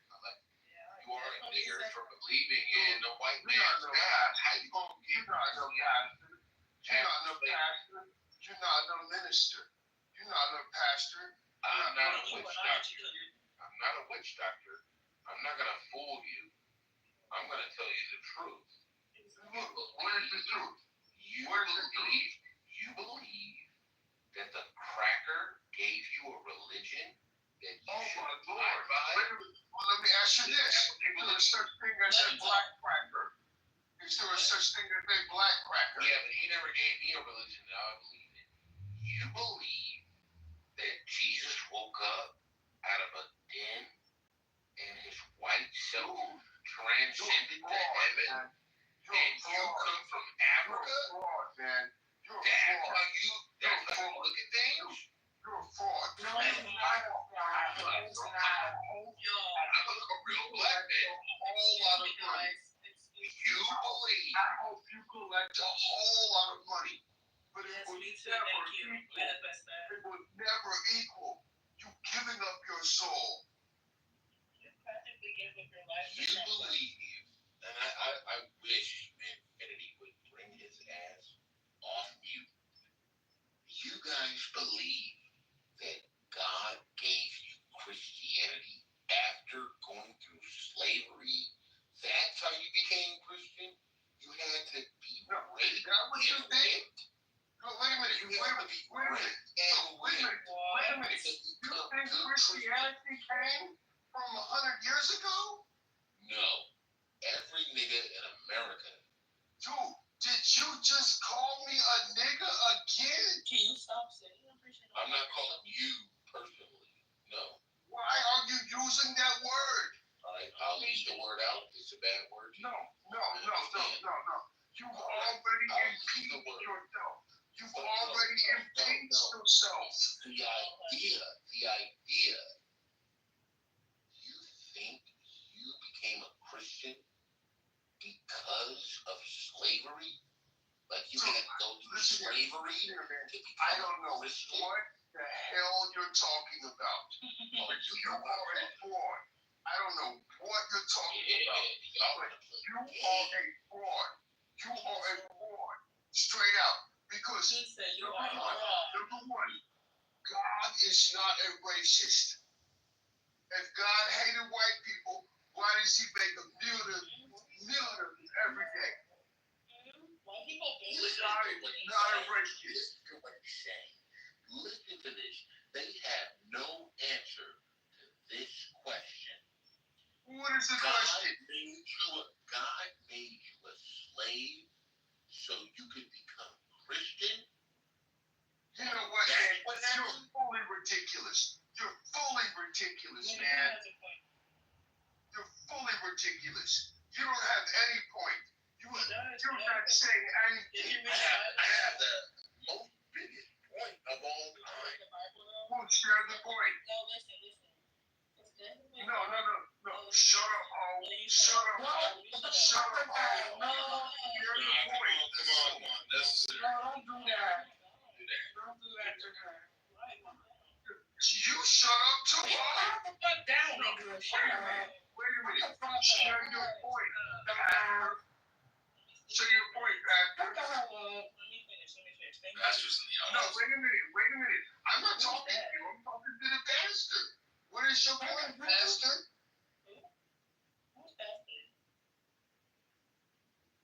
Did he leave? And I told you guys this the other night. You guys believe in a zombie? You believe in a man that throws No, wait a minute. and May the Lord God visit you. May the Lord God visit you. You're a punk. You're not a pastor. You're a punk. You're not a pastor. You was a punk. Talking about I won't say it to your face. I'll say it to your face. I will say it to your face. You're a punk. Are you talking to Gildas or me? You're not no Christian. Who are you? I'm not a Christian. You're right about that. He used to be. Man, dude, you need to go somewhere, man. I'm being serious. You need to go somewhere. Who am I talking to here? Who am I talking to? No, wait a minute. Forget these hoes. Forget these hoes. Who am I talking to? Your honor. Dude. Oh my God, he's gonna be a hoe. Oh my gosh, my feelings hurt. Dude, you ain't no pastor. You ain't no Christian. But are you talking to me now? Or are you talking to Gildas? You gotta make up your mind. To me. Right now. You know, you're the one who made me a pastor. I never called myself a pastor. No, wait a minute. I looked up your thing. I said, hold on. What did it say? Oh, shit, I forgot about that. I forgot I put that in there. Yeah, I am an ordained minister according to the Universal Life Church. Oh, you want him to be a minister? I did forget about that. That's true. I am an ordained minister. I'm available if you want to have me officiate a wedding. I don't think I want you. Yeah. That's true. I don't think I could officiate a wedding given your misogyny seems a little over the top.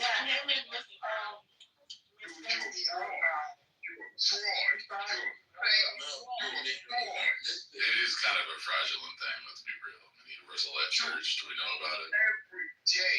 Tomorrow you wake up, you will be a fraud tomorrow.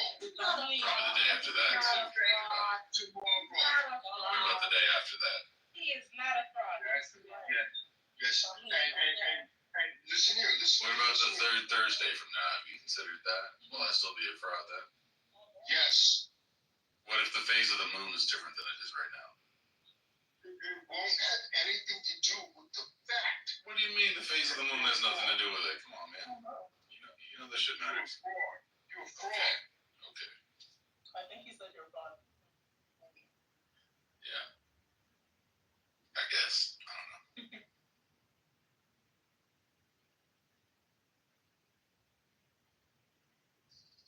Yeah, everybody on the stage is a believer in Ooga Booga.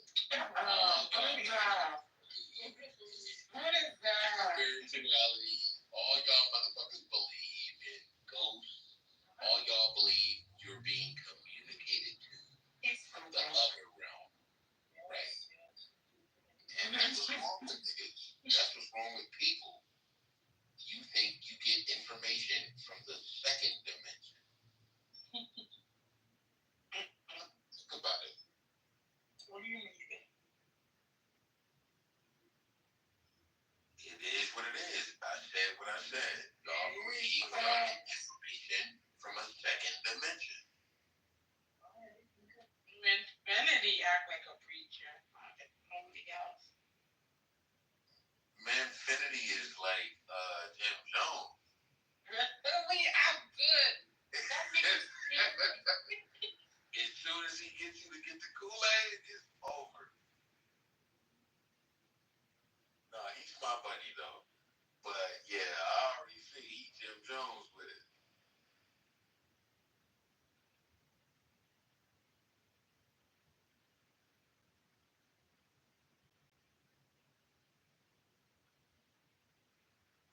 You ever met Jim Jones? What? Nah, I'm glad I didn't. I'm glad I didn't meet that motherfucker. I don't want him to try to seduce me. Have you seen Jim Jones? He might have had a good cartoon. And I might have been like, okay, yeah, I see what you mean. Yeah, okay. I'm glad I never met him. Ever been to the People's Temple Church on Hoover and 4th? Hell no. You've never been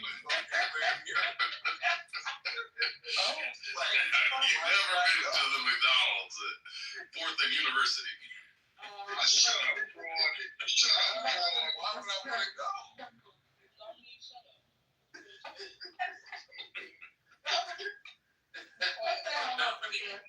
That's the first stop.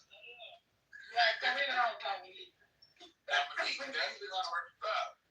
He loved that spot. That's where he go and do his appellations and shit.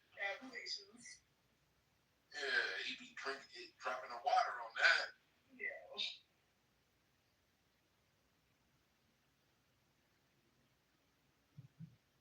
Y'all should shut up too.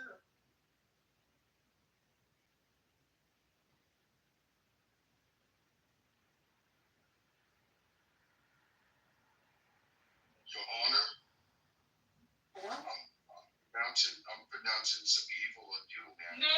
I'm not. I'm not that. No. You're haunted. You're haunted. No. They're haunted. Luga, apparently. There's a curse coming down on you. No, baby. It's a curse. Stop it. Is it like a curse, a hex? Like, what exactly are we talking about? Oh boy. Oh man, I'm in trouble. Dominic, go in the audience. Oh, I'm so scared. What's he doing? Dominic, go on mute. Go on mute. Shut up, ho. Yeah, Papa. I'm not hungry. Ask me Infinity. I know you're not a hoe. You a virgin. You've been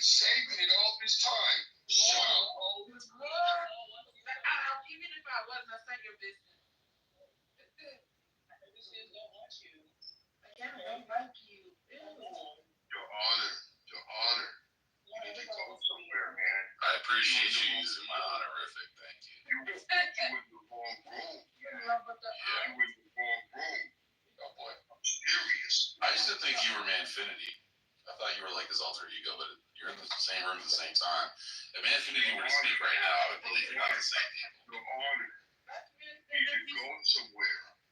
I'm serious. That's not thing I'll say. See, I'll be going to bed soon. Hey, no, you need to go to bed now. No. Oh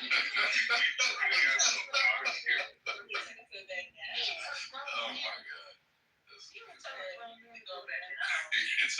Seriously. A grown ass man on the internet, no less. Like, come on, man. What are we doing? You need to go to bed right now. Dominique, if that's really what your name is. Dominique, you need to go to bed. We want you to go to bed. I feel like if you had a good rest, you'd probably be in better spirits. No, Your Honor, you're a false preacher. You're a false preacher. Never said I was a preacher. I've never claimed to be a preacher. That's Infinity. Or a pastor. False preachers. No. You know what happens to false pastors? Dominique, bro, stop. You're just angry. They get a seat of the kingdom of heaven. Yeah, he's crazy. Dominique, Sure they do. Sure. Dominique, you crazy.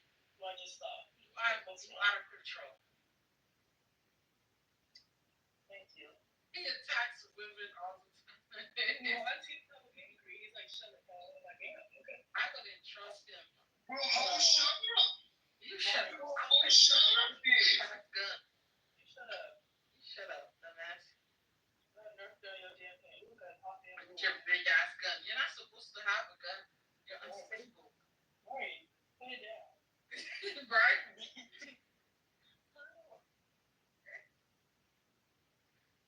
I like that. I like the way the females can get under a nigga's skin. You know, I like that. That's good combat. No, but that's not true. They can't get us right here. I just know it though. Yes, it is. It's like butterflies flying around my head. I don't care what they think or have to say. These ladies giving you butterflies, my man? So what's going on here? No, look here. You want to punch them on the playground a little bit just to, get the feelings out? Dude, anytime you want to do that, you just let me know. Do what? What? Are you gay? What just happened? I'm so confused. Just say you wanted to punch me on the playground. I did not. I did not say that. You're so dumb.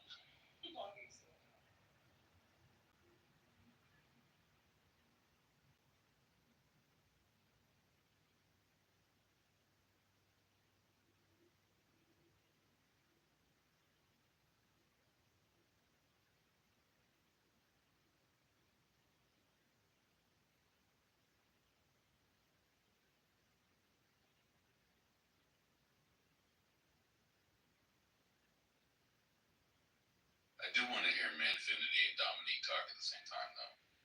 I have a theory about that. Yeah, wake up, Manfinity.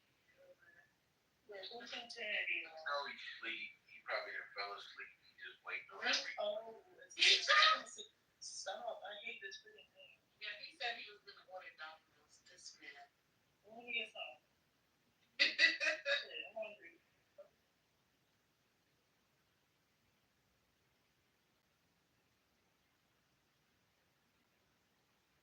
Dominique's quiet. Dominique, go on mute, please. You know what? Right after your mama go on mute. At least she got one. She ain't on Clubhouse, okay? Right. I know, because she's right over here. No, Mama would never give you this. She's right over here. She's right over here. That's not true. You wait. And you let her drink. You know what? It's funny because she's actually sucking the skin off my skin. That's very inappropriate. Right now. As a minister, you should be ashamed of yourself, sir. Exactly. I'm not a minister. I didn't say you were. I said I was. Dominique, you need to calm down. Okay. What stick are you talking about? Yeah, a sticker. Ask her mom. Okay. Mama. And Dominique is still being polite. He hasn't even gone off the chain yet. He's still being polite.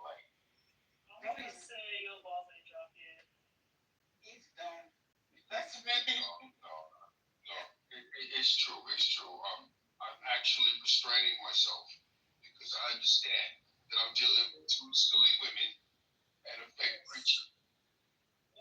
Excuse you. Said I'm dating the singers. You can't even get women. Oh, you're probably sexist. Only I'm sexist. Yeah, sexist. I'm always bringing it on. Two silly women and a fake You didn't preacher. answer my question. Are you sexist? I don't care. Why was that a setup for a joke? Who were you? Two silly women and a preacher? I don't know if I'm sorry for that joke. It should be. It should be. That was okay. Well, you still can make a joke, so shut up. Why did you leave us with Dominique? You know what? It's okay. You don't have to be here. You know, you could always just leave. No, you can leave. They won't. They don't want you to come in. They don't want you in here. Who was they? All of us. 1, 2, 3, 4. Who was all of us? 6, 7, 8, 9, 10, 11, 12, 13. Please stop. I don't know if I don't want to hear him talk, but Dominique, you do go from 0 to retarded in like half seconds. Literally, girl. Right. Yes, right. That's okay. But check it out. I'm not a fake preacher. Okay, like we don't care. Nobody asked you anything. We never said you were a preacher. You definitely can't be a preacher, buddy. Nobody asked you anything. Wait a minute. I don't understand. Why do you think anybody cares what you think or have to say? Because I've never been able. You haven't had anything to say the entire time that you've been I've on been this. talking this whole time, but I don't know about you. And you said nothing. Actually, I have. I can tell you what. What did you say? What did I you say? told you to shut up and you went quiet. That's what you said? That's what you had to say? Yes. That's all you had to say? Yes. Right, check it out. Listen here. Listen here. You know what? I'm not even going to waste my time. Yeah, shut up. Go ahead. Yeah, you know what? It's fine. Whatever.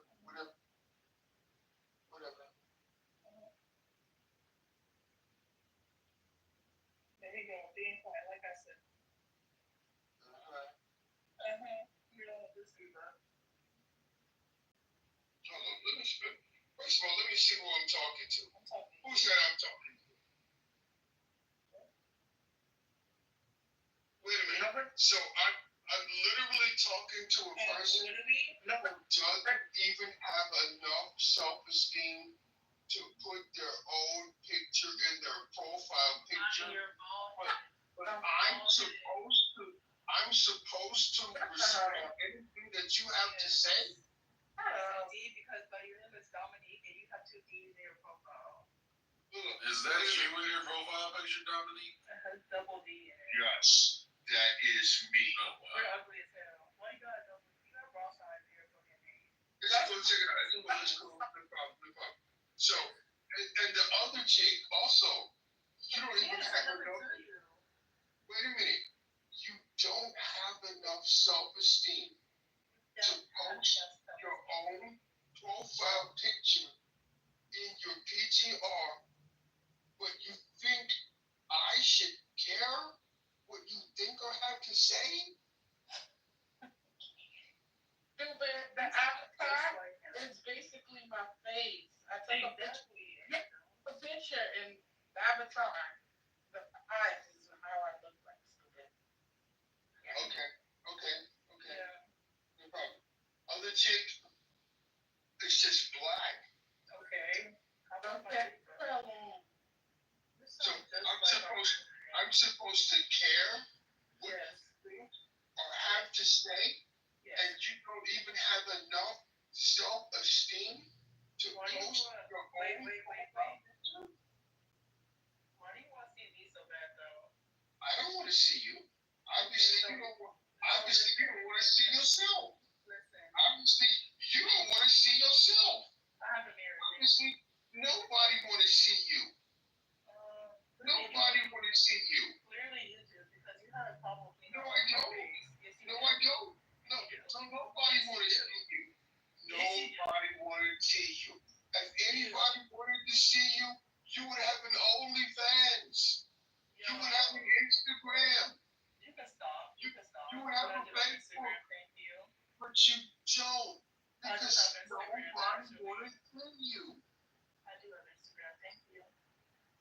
right? Sure you do.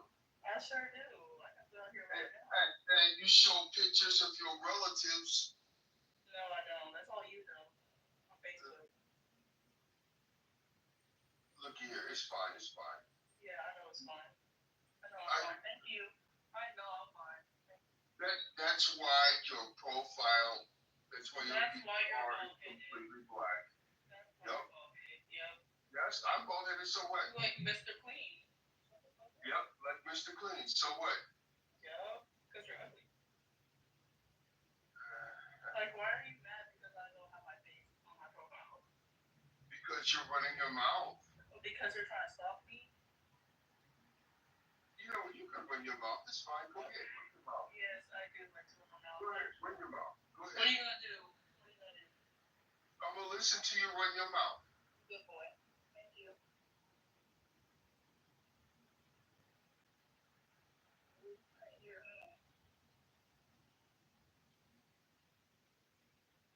And nothing. Yes, because we're not talking to you. Well, wait a minute, though. I thought you was about to run your mouth.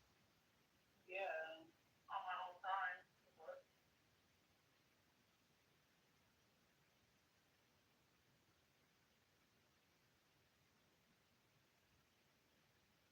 And nothing. Just like your PTR. Just like your PTR. Just like your PTR. Yeah. Nothing. Yeah. Just like your bed empty, bitch. You pull no hoes at all. Oh, okay, so quiet. Well, no, wait a minute. I was waiting for you to run your mouth. I was waiting for you to contribute something. I said No, empty wait, just like fine. your bed.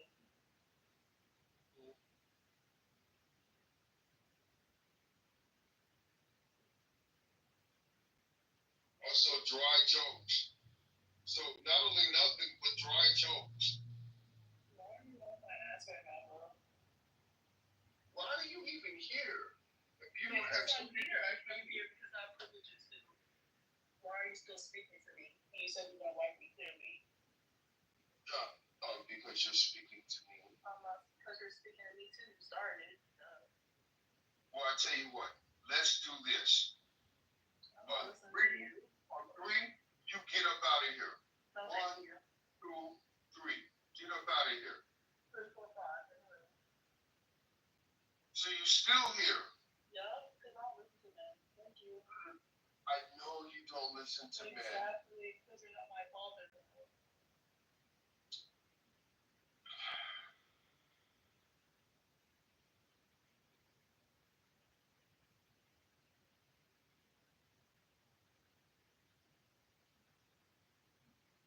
Do you have anything to say?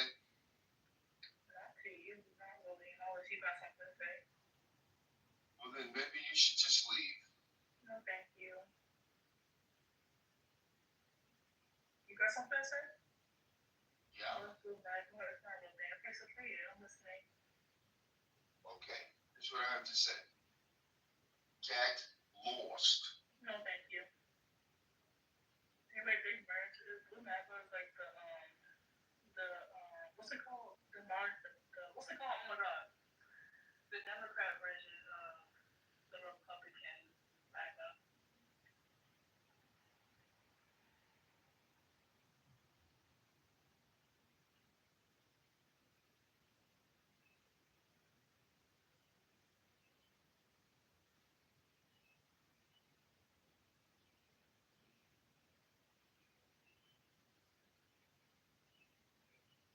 Exactly, girl. Like I might start doing that.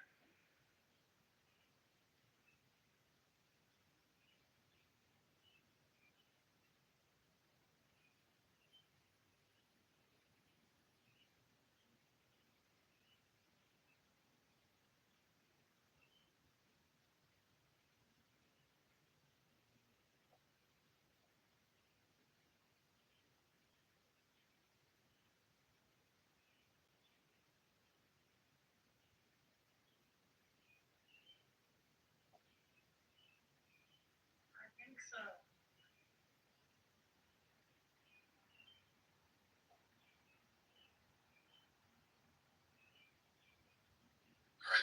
it's time for you to go to bed. I'm gonna stop triggering you, so you can get some shut eye. You get a little and wake up, bright-eyed and brush your tail tomorrow, so you can have yourself a good day. You can treat the women a little better. See if maybe just listen out a little better for you. Sir, admit that you're a false preacher. Admit that you're a false preacher. I never. Admit that you're a false preacher. Why would I be a false preacher? I'm not preaching anything. I just wish you a good night's rest and a happy tomorrow. Is that gospel? Admit that you collect money from people who worship God. And you don't believe in God. Admit it. I collect money as a preacher? Oh, wow. Wait a minute. You just said you preside over people's weddings. Yeah, but for free, not for money. It's the best seat in the house. I just like the, I like to be centered. I like the attention. Free food. Yes. Yeah, food's usually pretty good. Depends, depends on the wedding. So you ain't no man of God. You can't tell me nothing. I'm not trying to tell you anything except that you should get a good night's rest. And, you seem like a Snickers bar might help. Why wait?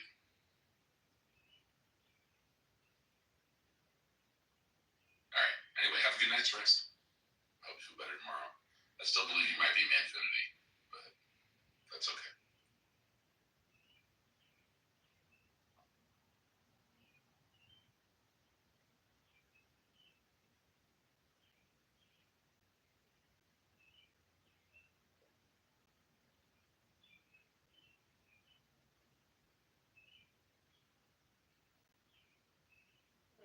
Anyone else put people up, or does it have to be the host only?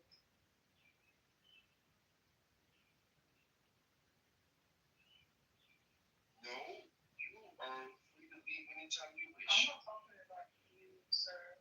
I'm asking if someone else can let people up.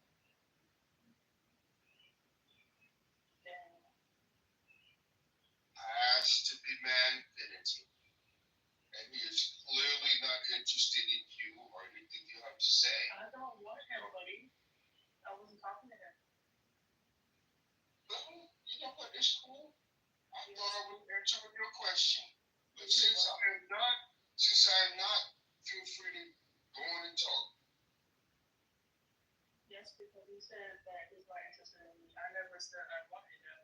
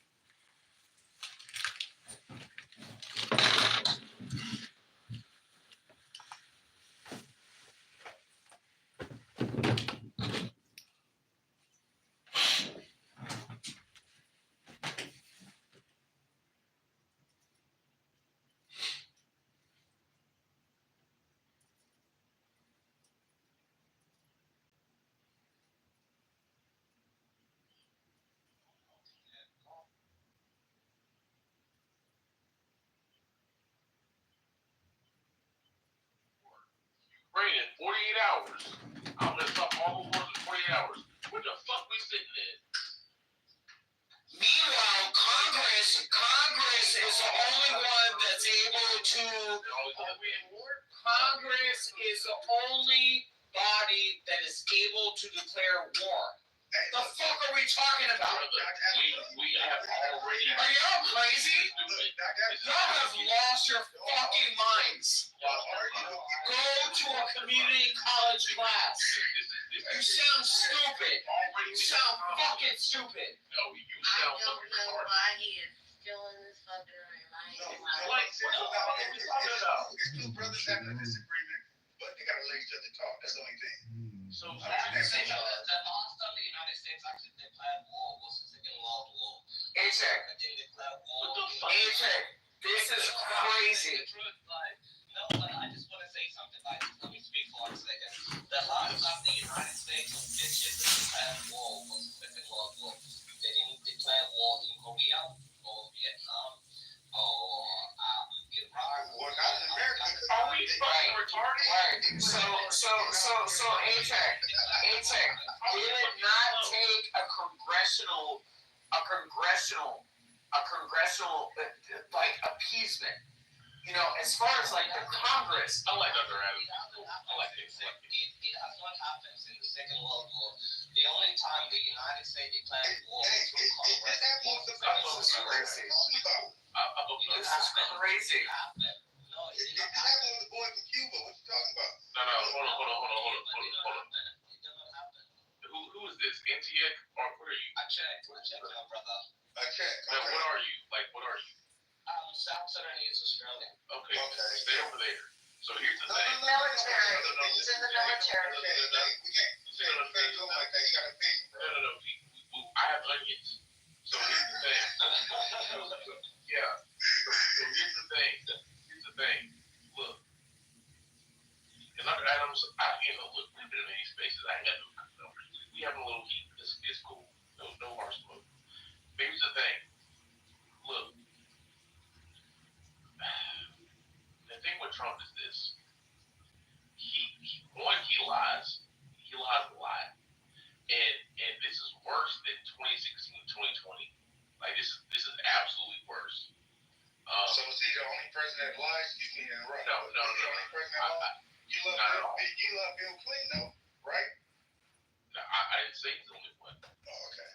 But Trump is atrocious with it. Like he is, he's so mad. And now here's the thing with Trump. They all lie. So let me ask you a question.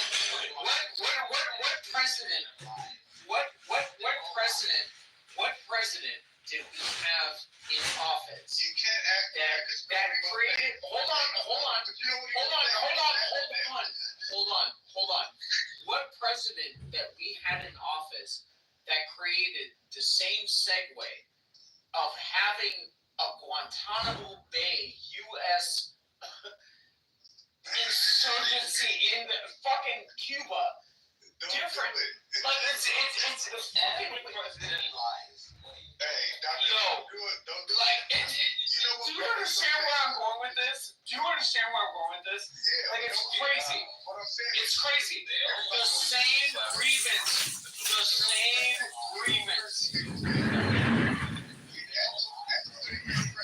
what it sounds like. Tell Obama. Yeah, exactly. They all lie. Exactly. That's what they just say. So we're not gonna act like these tariffs is a positive thing. The world fucking hates us right now. Absolutely. So, and for some of y'all to come look, what's his name? The ball motherfucker. Amazon. Jeff Bezos. He said, you know what? I'm going to when Americans make purchases on my products on Amazon, I'm going to show them the actual debt they're.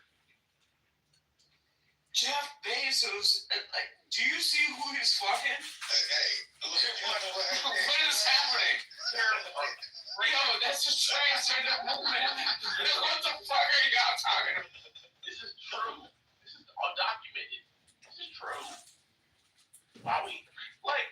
Okay, Adam, hear me out. Lorenzo Sanchez. No, hear me out. I'm asking this question. Yeah. Is there anything about Trump's presidency so far that you don't like? Be honest. I don't like the fact that he pardoned Chris Chrisley or Todd Chrisley. Man, he pardoned NBA young boy and all type of people. Them wasn't the only ones. Yeah, were those worthy pardons? To me, because they look like us. Because they look. Wait. We're kind of questionable. Wait, and that's what I'm saying. You see what I'm saying? I don't agree with everything that the man is doing. You know, for me personally, I feel like Diddy is fucking filthy. Filthy. Me too. Yeah, I feel like guilty. Yeah. Filthy. Let me scream that from the fucking right. So again, at the end of the day, two things can be true at the same time, right? Yeah. Diddy can be filthy. Cassie can be, culpable. She nasty too.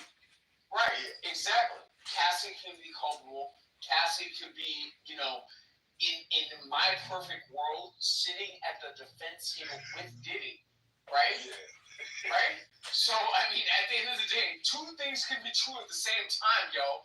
So, I mean, I look at this. I look at this.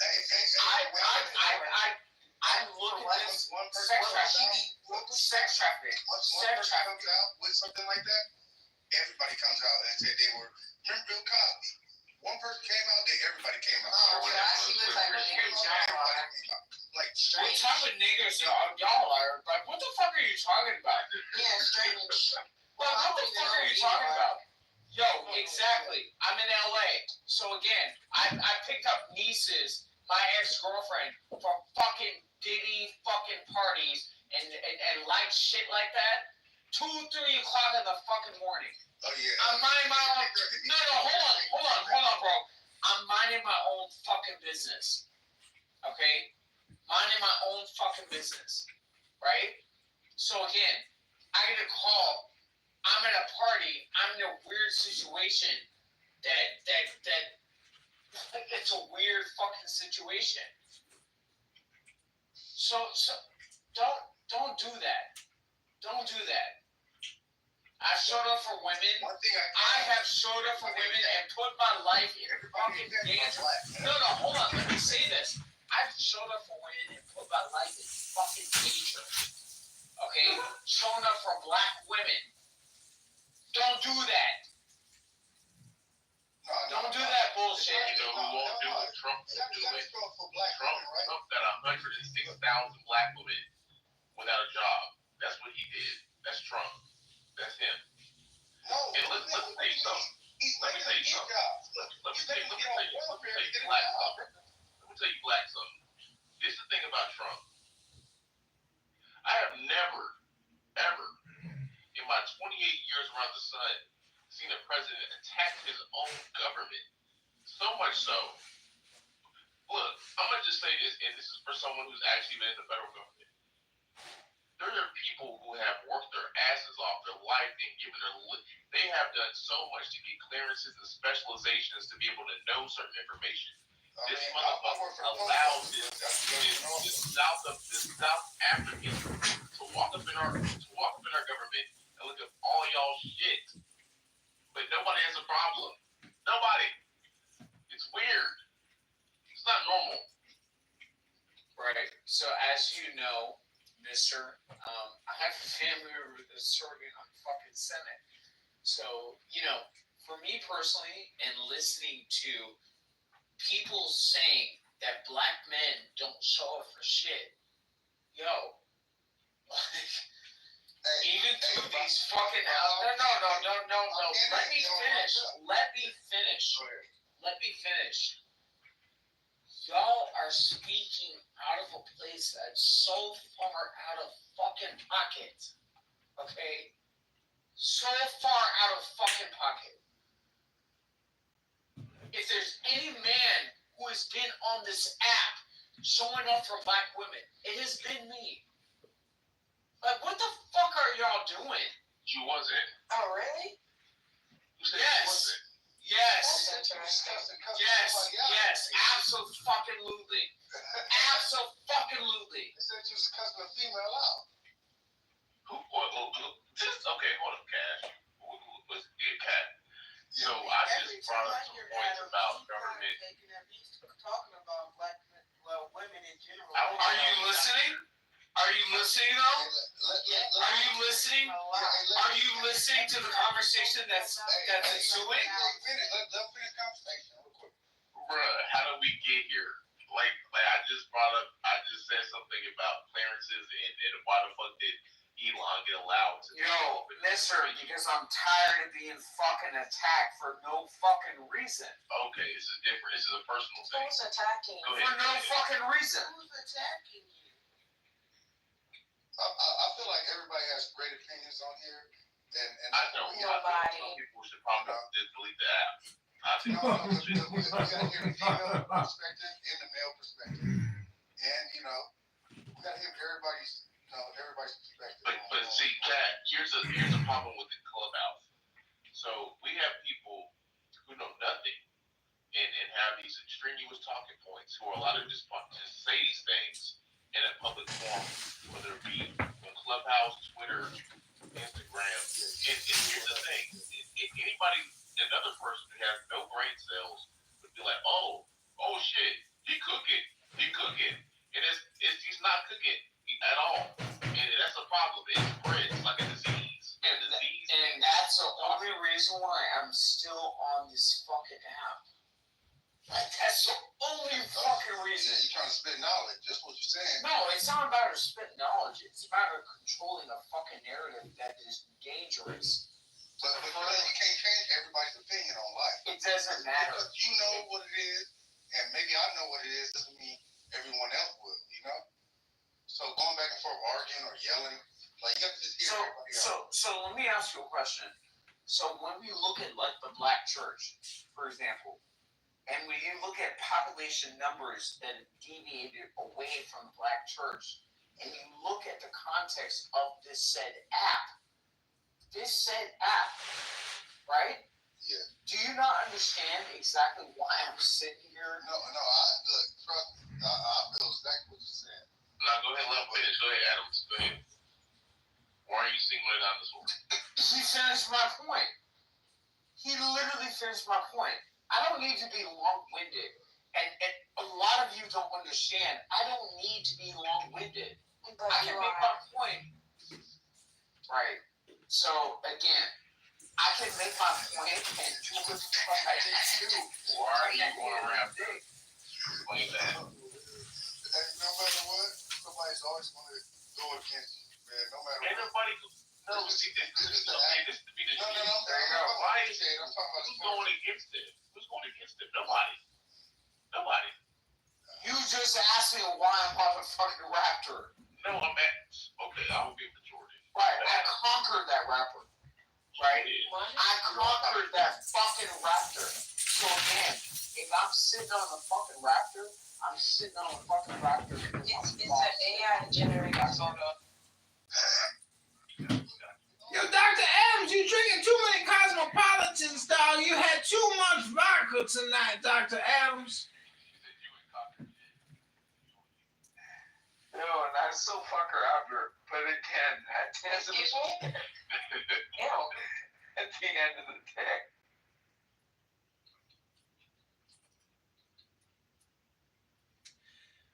Dr. Adams.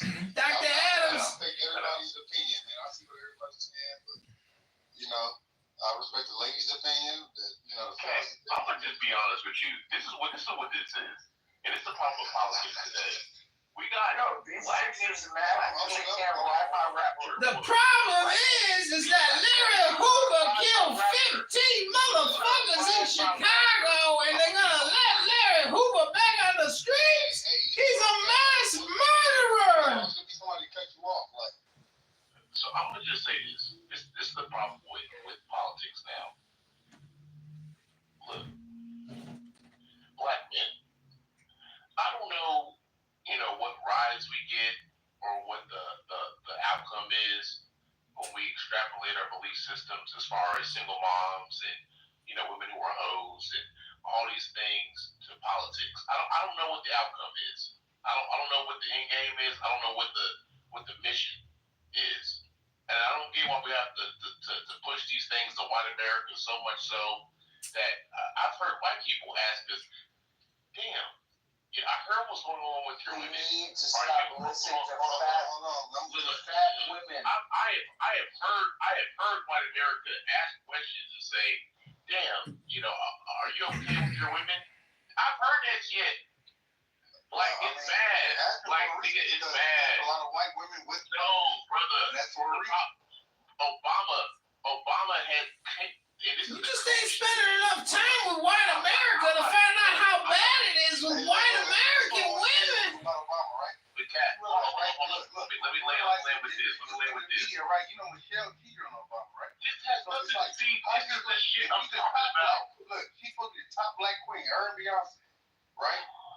And she cheated on a good man. Just what are we talking about? Don't forget Doja Cat. Oh man, niggas got bad credit talking about Obama. Don't forget Cardi B. You understand? It's not just brother. No. This is what I'm talking about. Brother. It's also Susan Rice. That bitch was getting intelligence center. She ain't working the government no more. Please stop. This is serious. I mean this shit with my whole fucking chest. And then some. Niggas got bad credit, financially illiterate, is slow, have a 4th grade reading level. Niggas is fat. Niggas is terrible. Just bad. And we talking about wait that up.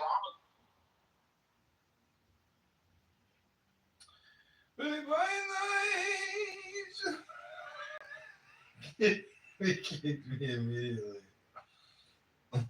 I don't think I want it in Israel anymore.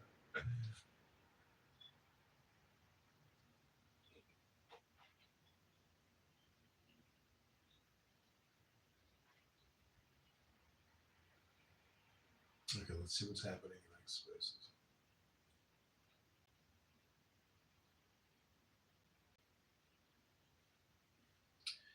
The world famous JQ radio. I think that's all I have on that. I agree on that take. I mean, scripted up for what I know. Oh my God, this is fucking retarded. Who believes this shit? The more so thing is the thing that I'm, like I said before. Dude, he's not monetized literally anywhere. It's the same shit Stu says. Nobody cares.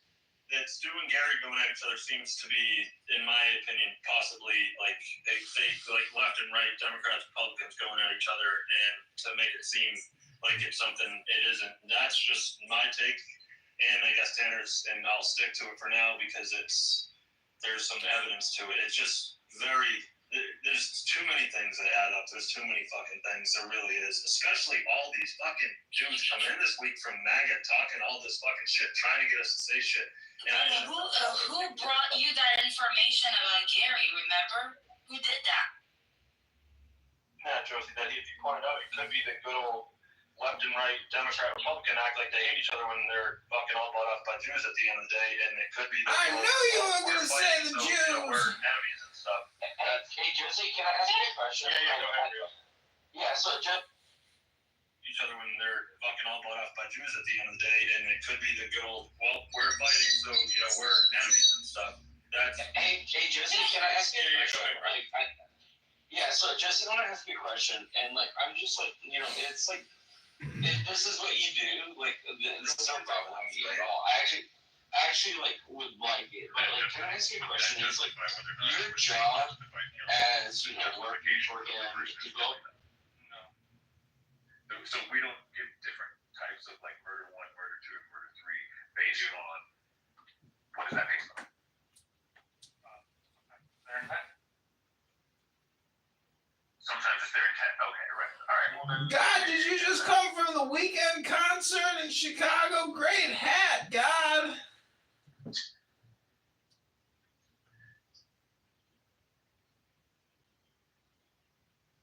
you think that we can't figure out people's intent? And maybe sometimes we can't. Like you pointing to times when we can't figure certain things out is not going to like undermine the fact that it's like true, or at least it can be true. Like certainly you think there's things you don't know. They kicked me from the room. אתה זוכר כשהיינו ילדים, אז אתה יודע, תמיד היה לך את החבר'ה שאתה איתם, אפילו עד אחרי הצבא. חבר'ה שאתה איתם, ואתה כאילו כל הזמן איתם, ויוצאים ומסתובבים ועושים דברים ביחד. זה הדבר שהכי חסר לי בחיים של בן אדם מבוגר, אתה מבין?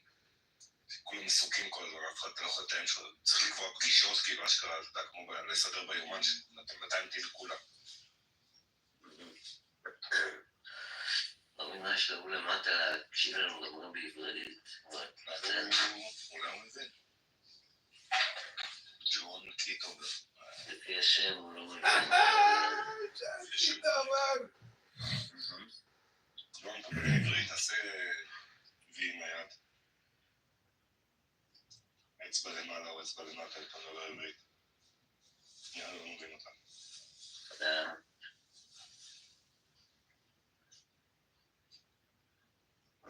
טוב, בטח עוד לחצי שעה, תצטרפו אלינו. יכול בגלל הערב חג, אתה יודע, אנשים קצת עסוקים. כן, כן, הכנות וכאלה. אנחנו הילד נשאר את הסבא וסבתא, אז יש לנו שבוע שקט. מגניב. כן, נשען, היום נשען.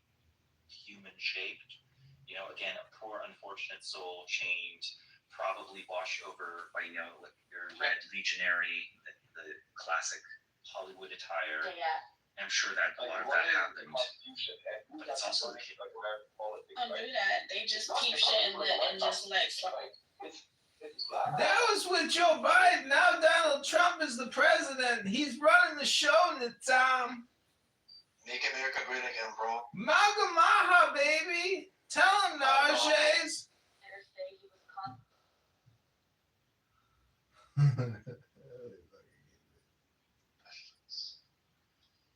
Like sin is not real. I do not do a bad thing in my life, yet I do a bad thing in my life. Damn, they kicked me again.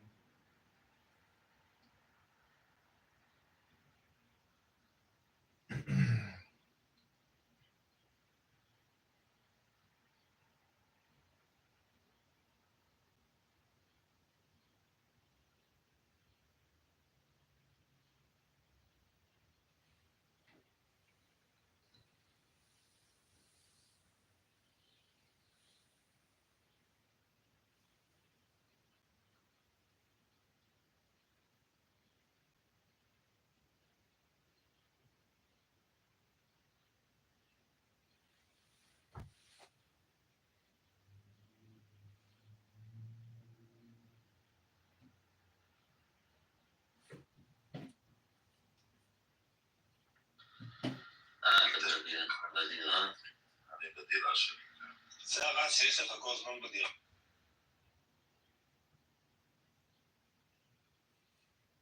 Y'all got to get a little bit more savvy with civics. Just a little bit. What you sipping on, Adams? Somebody will cut you sipping Since on. we're giving out advice, can I advise that you get some water? Some water, some milk. Look, as soon as you start speaking the truth, now that's exactly what your boy say. What the little dude say in he like be acting crazy and shit. No, he be acting crazy. No, the young cat. He was going. That's for Raven. He acting crazy. People think he's crazy, right? No, Orlando Brown. And look, he really is so smart. People don't even realize the shit he was saying before. Guess what's coming to light now, right? I mean, he was a child star. He was there for it. Yeah, everybody else doesn't. You're seeing all that, right? You don't forget that. Look, I guarantee there's still people on here that remember shit from when they were 2-3 years old. Like, you know, I'm not sure how people's lives were like, but I remember getting my ass whooped and shit like that. So, look, but what's that have to do with politics? Absolutely nothing. Nothing at all. But we wasn't just talking about politics. No, we're just talking about the conversation. I want to bring it up people's grandma. Okay, is that politics?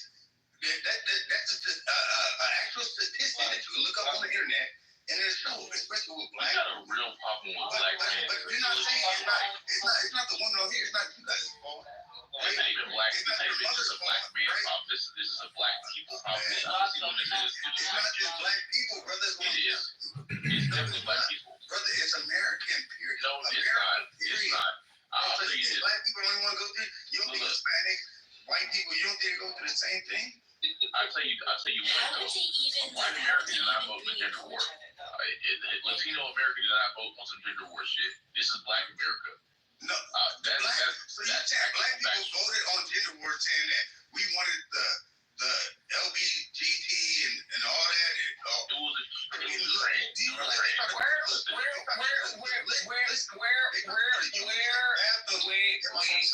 goddamn. They try to put a unisex bathroom in my son's school. Do you know how many petitions we signed for them not to do that? Because that's not straight. Donald Trump is actually the one making that not straight. You can't tell a child, look, a child is confused. We were all idiots when we were children. We all thought we knew everything and everything like that. I agree with that. This child might feel like he's funny right now, right? Look, they were trying to pass a law to where a child can get a surgery, bro. Now, what if he grows older and he feel like, goddamn, it's already gone? I agree with that. Yeah. You gotta look at the bigger picture. Let's take that standpoint, right? Trump was anti-trans. Yeah. And so much so that, and I'll even level that with you. So Biden, during his presidency back in 2021, he had a reminder, as it was in the past, but he reminded the American public that trans men had to fight in the trans men did not have to fight as far as in the military shit like that. And then do you realize how long that's been going on for though? They didn't like gays in the military, like Vietnam War, shit like that. Bro, this shit just started happening. But look, this is what I'm telling you. When there's so many gays, guess what that does? It reduces your population, right? America, or the world right now is I'll say this, we have to kill people off right now. No, listen, they have to kill people off in order for the world just to be regular. So the only way to stop that, right? Only way to stop reproduction is to lock all the males up in jail or turn everybody gay, bro. It's okay. I'm gonna just say this respectfully, brother. As a person who has served, one of the best NCOs I've ever had to work with was gay. Thank you for your service. He was gay and he was flamboyant. But that motherfucker, if you give him a task, he get that shit done. I didn't get to remind him. I didn't think about it. So what I'm saying is that. Are you talking about in the military? Yes. So I guarantee he wasn't acting like that against towards certain people. How do you guarantee that? Because just like they're racist, just like the military is racist, they're homophobic also. Do you realize what they were doing to our people? Like, look, it's been gays before. It's big now, right? But it's been gays before this. You know, they would give you out the army. Look, give you a dishonorable discharge for being a homosexual male or homosexual woman. So, Kat, I'll level set with you. I will say this with our military, right? There is a political social climate that they kind of adhere to, right?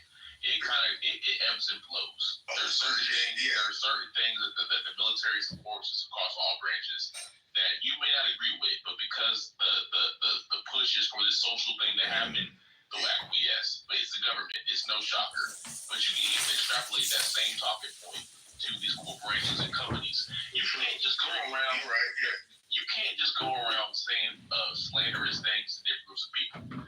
If you went to work today or tomorrow and somebody called you the N-word, that company is supposed to align with you and get that person out of there.